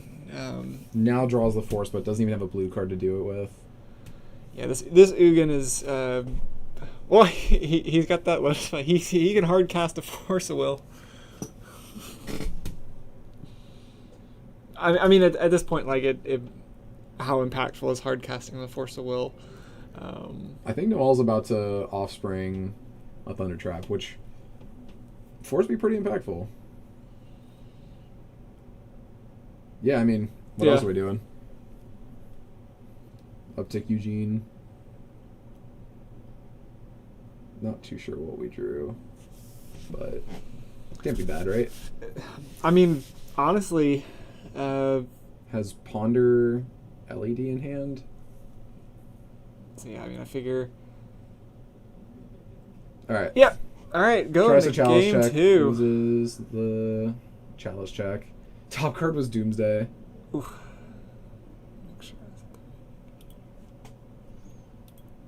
All right, so Noel up a game. Yeah, we've had a very wide amount of decks today. Blue Post, honestly, I think is the most played. We'll learn about all the data. Yeah. The Eventually. article. Yeah. I love that's one of my favorite things. I think. I don't know what it is, but like sitting in here doing running the stream and doing all this, and then seeing like the goldfish and all the other articles about these. It's like, oh hey, I was there. I ran that. That's so cool. That's the guy from Fortnite. Yeah, that's a guy from Fortnite. That's what it feels like. It really does. But yeah, Blue Post feels like it's our most played deck. It probably isn't. It's probably like Tempo or just Delver. Yeah. But it's felt like it. I think it's felt like it because so many people, like more than what I would have expected. Like if you told me like we had like 2 or 3 people out here playing Blue Post, I'd be like, yeah, I believe it. But I swear to God, there was probably like 8. There's or at 9, least 5 like that I saw. Yeah, like there's quite a few. Yeah, I mean we saw. I mean I just walking around saw a lot of Delver. Yeah. Just like the stock blue-red Delver, or like. I think somebody might have been playing Grixis Delver. Yeah. But I mean that's still that same shell, right? That's still that same Delver Tempo, Tameo deck, and yeah, none of them really put up results. Yeah, Delver's always weird because it'll have weekends where it just does super well, and then you'll have random weekends where like decks like this, like the Blue Cloud Post, you can do fine into, but they do have a lot of really, really strong cards. They can just kind of get you. I just want to get them. Yeah, like I'm looking through. I think our highest placing Delver deck was 16th. That's at least one. Yeah. There were a lot of really cool decks, kind of floating around. One guy on Painter. Always somebody on Painter. Oh yeah, Dan Becker, shout out. Yeah. But it would be cool to see the Blue Post deck, which is felt like the breakout of the weekend, win it all. Yeah. Like it's different enough from the Mystic Forge piles that like seeing it win would be really sweet. Yeah, and again, I think this is a relatively new deck to the. I mean, obviously, Cloud Post itself is not new. Post decks have always existed. But yeah, this specific shell with the stock ups and just the blue cards to draw plus have actual permission as opposed to just having myco spawns and all the cards to support your land strategy. Like we're just playing payoffs because they're fun. Yeah. All right, Gabe going to 6. Noel's deciding, I think. Not too sure. I don't see really much. Noel's keeping all of their cards really tightly together. Yeah.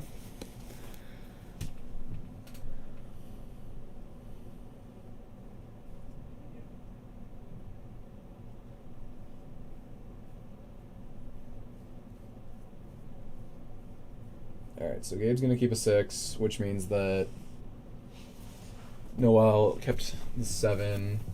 Draws a Force for turn, which always good. I didn't see anything super. I mean, both players right now. I was gonna say I didn't see anything super urgent out of Balonix. I figured he was just gonna get this Surveil land, but yeah. Both players right now are kind of playing super close, in the literal. They're holding their cards close. I don't fault them for that. But if it's a tight matchup, you got to play everything tight, right? Exactly. You're gonna play Tameo. And then Wasteland, but that's our last land. Island Cycle. Makes sense. It looks like the hand for Gabe is Brainstorm, Force of Negation, Force of Will.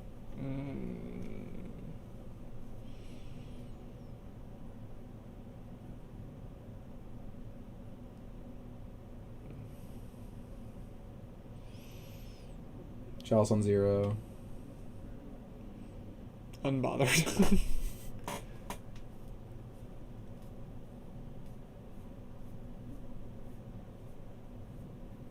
This one looks like it's going to be in the favor of Gabriel, just off the fact of we're probably flipping this Tameo. That looks like a chicken shaman, not a clue token. When did we give the chicken shamans out? Was that... It's been a while. I think they were handing out chicken shamans today. Were they? I believe so. I don't remember. Alright, so Brainstorm's going to get forced. Don't think... Oh, we do have another land. Okay, good. Thunderclap.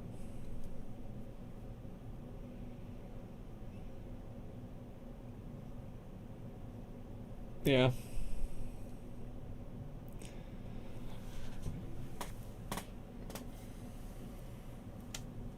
Alright, Lotus Petal.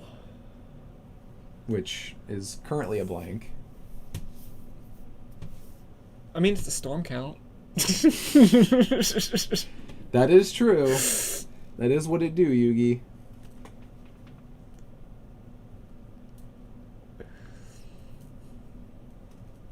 Probably just cracking a clue here. Not really anything else we're doing. Yeah.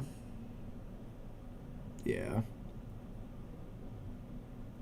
Draws an LED, so we have two castable, but we'll get storm counter count of 2. I think we're just gonna. Oh no, we don't have a stock up. We pitched it. Both of these decks are weird because we can't really give the other time. Yeah. Like, the more time we give Doomsday, the more likely they are to combo, but the more time we give Cloud Post, the more they'll draw. Dothy Voidwalker. And, yeah.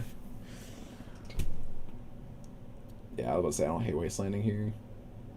Is that another Thunder Trap? It is. Let's go.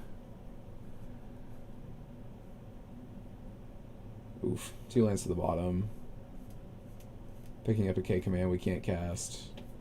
Oh, yeah. Is there a second one in Noel's hand, or is it just the one? I believe it's 2 K commands. Yeah. 2 K commands. Sorry, 2 Fate commands, 2 Force of Wills, and a One Ring. I mean... Well, there's a planar. So if we draw a tower, we're in business. Yeah. But we aren't currently in business. Draws the Thoughtseize. That one we have to force, which is not cool. Yeah, that's so awkward here. It is, but like, oh, we're just gonna let him take the ring. I don't like that. I think it's just an annoying situation for Noel. Like, I don't think there's much that can be done. Yeah, I mean, there's really not. Yep. Goes to the bone zone. Get in the zone. Bone zone. Lets it resolve? Okay, I was like, there's no way we can just let it resolve without fighting it. And then we get to force back.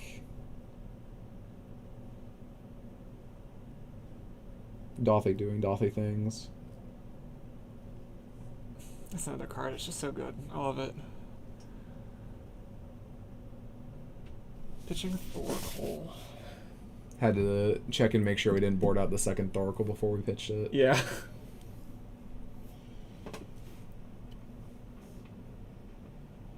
I think there's enough stuff that Blommet could probably win without the Thoracles. Like, we've seen him get real close. If you didn't already with like the Baraglois earlier, but I would not want to do it if I didn't absolutely have to. So Noel drew a Tidebinder for turn. So we get to shut off the ring. It's pretty good. That's pretty good. Turns out. That's pretty good.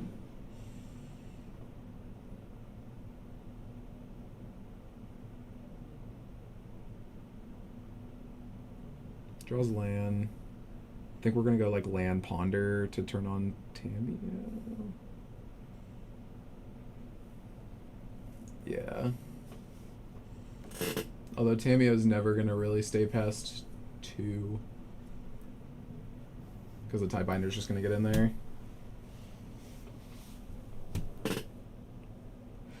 Oof, ouchie my bones. Tamia swings for 0. Noel blocks with face. I would block with a Time Biter. I know that Tamio has flying, but I'm him. Declare it anyway. Yeah. Just to try to just to check. I would have declared blocks and then looked at the judge intently.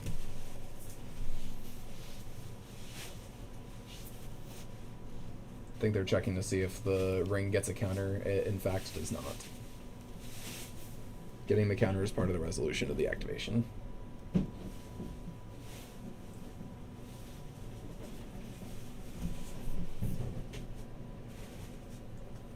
The One Ring certainly is a magic card, isn't it? Yeah. Very glad it's gone in Modern. It was just obnoxious. It was usually who resolves more rings and does better with it. Yeah. It's wild to me how mostly fine it feels in Legacy, but then it was just absolutely abysmal. Like, it's not necessarily fun to play against the ring in Legacy, but it feels fine. It's like... It's kind of like how Nadu was, where it felt like it was broken in half in like every other format, but it kind of just fit in because like Legacy is full of busted things. Yeah. Except Nadu just created more tournament nightmares than the One Ring. The One Ring usually, once it resolves and does a couple things, just pops off Queen. Nadu was also not like One Ring draws a bunch of cards. It can extend games, but like the indeterministicness of Nadu, unless you just...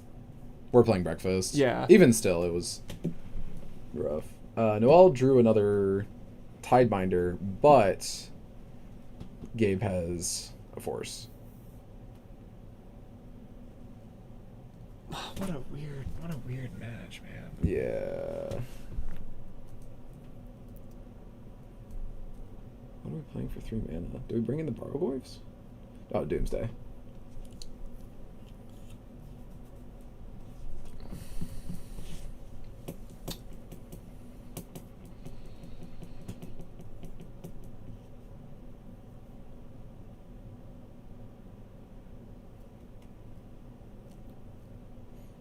I really hope that Gabe makes his pile wrong and then has the Thoracle as the bottom card.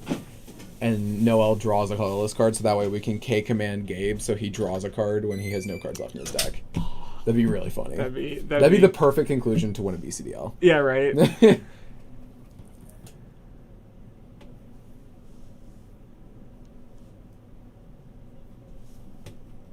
Alright, let's see how this goes.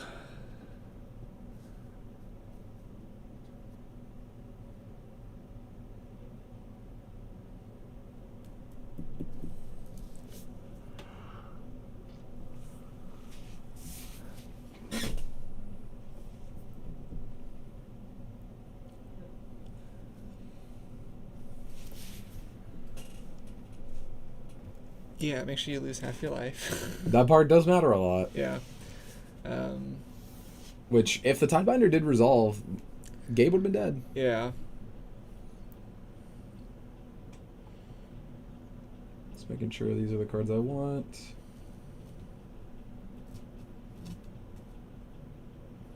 I don't think...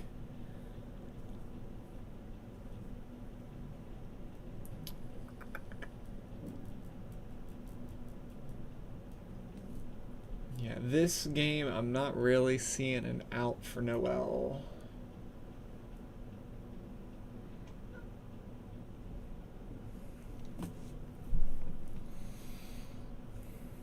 What's on the list? It's not the consigns. Yeah, so I'm not seeing anything that just like says... I think the out pretty much is just like we have to draw a colorless card, or sorry, a colorless land, and then Gabe has to either make it to where Thoracle is the last card drawn, which means that we can K-command make him draw a card, or he casts Thoracle with only 1 or 2 cards left in his deck, and then we K-command exile the Thoracle, which means the devotion would be 0, and then Gabe's out of Thoracles. Yeah, but it's he's keeping a consign in his pile. Yeah, It is possible. Unlikely. Unlikely, I agree.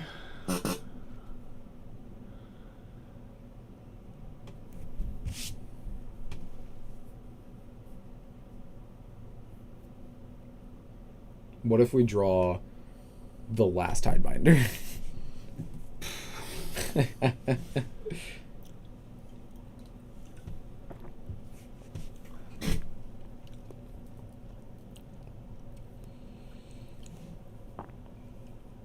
Wonder if the judge is going to warn him for slow play. It's been a minute. It has been a minute.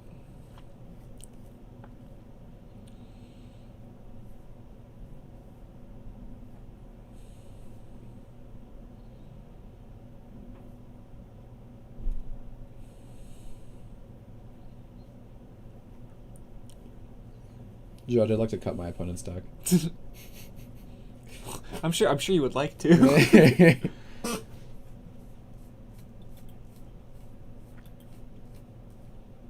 That would be so funny if it was a search library for. Oh, we top deck a Karn. Yeah, it's over for at least this game.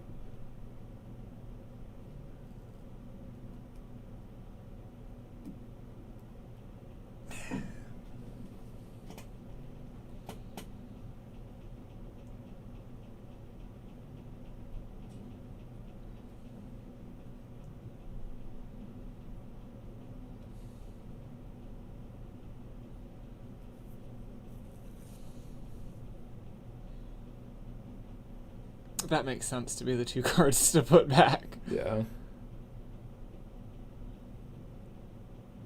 Yep. All right. So we are going to game 3. Whew. Honestly, I don't know. Anytime we get to the end of the day like this, it's always like part of me wants to just be like, all right, let's make it a fast one so we can go home. But at the same time, it's like, man, you want the final match, right, to be a good one. So we'll see how this game 3 goes. First 2 games, pretty good. I don't know which way it's gonna go, but I have a sneaking suspicion this game 3 is gonna go fast. Yeah, it's gonna be weird. Hopefully, like what each player is hoping for is Gabe's hoping for having counter spells on the draw just to be able to answer whatever Noel does early. And Noel specifically like really hoping for Chalice on turn 1. Chalice 1. Just like Ancient Tomb, Chalice on 1, and if that resolves, game's not over, but it's in a very tough spot for Gabe. You know what would be disgusting would be Ancient Tomb, Chalice on 0, Chalice on 1. Yeah. And then like Chalice on 2 next. Play something, I dare you. Trigger. What if we put a Chalice on 3 as well? What if we just skip 2? Chalice on 0, 1, 3. 0, 1, 3. I don't know if Gabe can win through that. Yeah. Alright, Noel with a quick mulligan. Gabe with, it looks like Thoughtseize, LED, Dark Writ, Doomsday. And then like I think one more black card. So if we get a Chalice on 1, it's really rough. Which we're not gonna get a Chalice on 1 if this hand is what we keep. It's a weird hand. That's what, Tower Island? Yeah, Tower Island, Thunderclap, Consign. 2 forces. And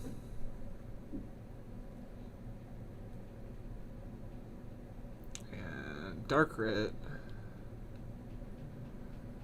I think we force that. Yeah. Works for me. Sure you don't want to start at 3, bud?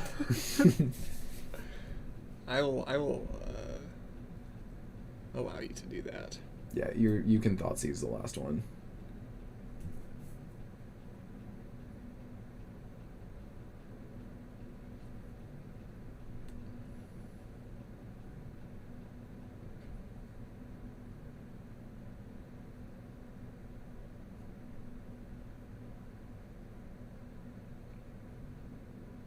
We draw a planar nexus.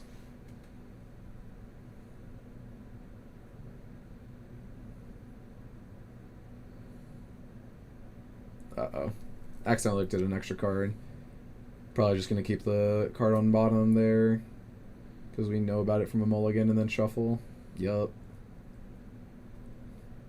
Judge will tell him, please be careful next time. It's another one of those, like, super easy, like, mistakes. Just like, oh, I mean, the cards stick. Yeah, like, sleeves happen. Yeah, there's no reason for an extremely, harsh punishment for something like that. Yeah.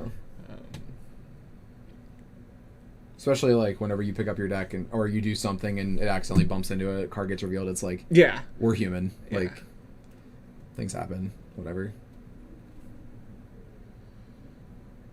Gonna fetch, probably Surveil.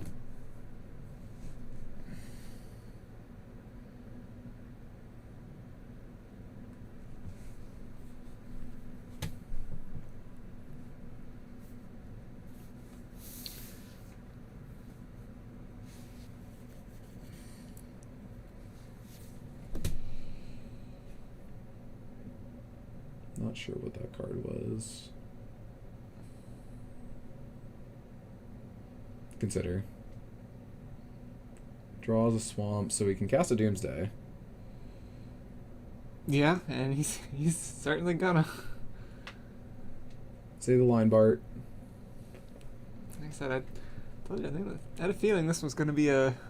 Yeah, it's just Doomsday doing Doomsday things. I feel like that's how these always go. They'll have like super close like back and forth games 1, games 2, and then like final matches like game 3. It's like 2 minutes. Yeah. It feels very anticlimactic after 10 rounds of Magic today. Yeah, this is definitely a very anticlimactic ending. But not every event can be full of drama. I think that's 6 cards. Yeah, not every event will have a fun game 3 ending. Yeah. But, sometimes, like I said, that's just how it goes. Maybe it's for the best that we get out of here quick. True. That means we can go home. Right. Yeah. Tough for Noel to also miss the land drop there. Because, like, we drew the K command and we drew a ring. And if we draw a land drop, we can at least try to do something. Like, if we draw a Planar Nexus, we're super happy, or an Ancient Tomb. But instead, we're just going to have, like, a less interactive finale.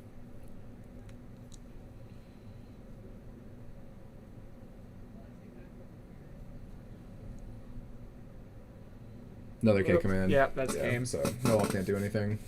Unfortunate. It is very skillful when your opponents can't do anything.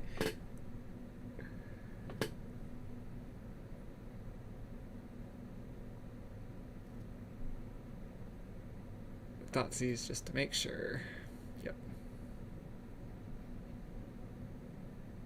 Yep. All right, and that will do it. So our winner for Buffalo Chinkadip number 23 is Gabriel Bolanek, playing Doomsday. We're going to see if he's interested in coming back here, talking with us for a few minutes. And if he is, great, and we'll hear from him. And if not, I mean, GG's to him. We'll be back in just a sec.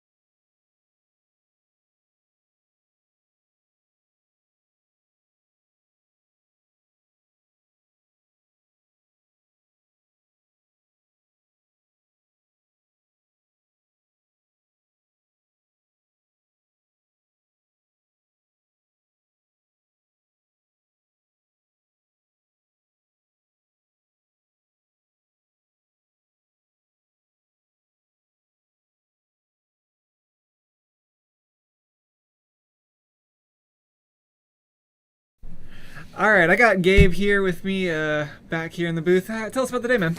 I mean, listen, I'm just so excited to be able to play Doomsday again. It's been like 2 years, and it's really hard to justify playing a blue-black combo deck that wasn't like Reanimator with Grief or Reanimator with Frog.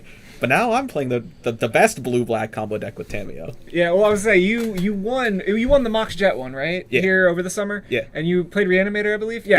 Yep. Which was the blue-black combo deck, and Yeah. and just got nerfed into Maybe I oblivion. have a brand. Maybe, man, maybe. Listen, if it ain't broke, don't fix it. Right. And Doomsday clearly worked for you today.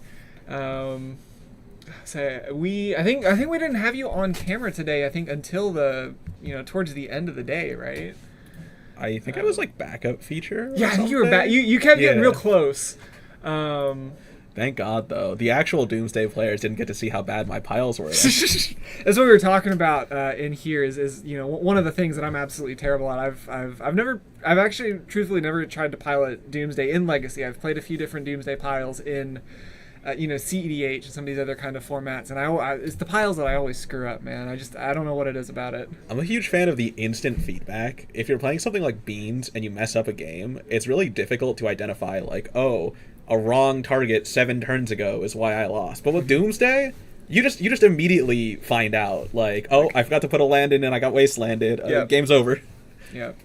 So something we're talking about today. Today's I don't know how you feel in this regard about it, but like the meta today was wild.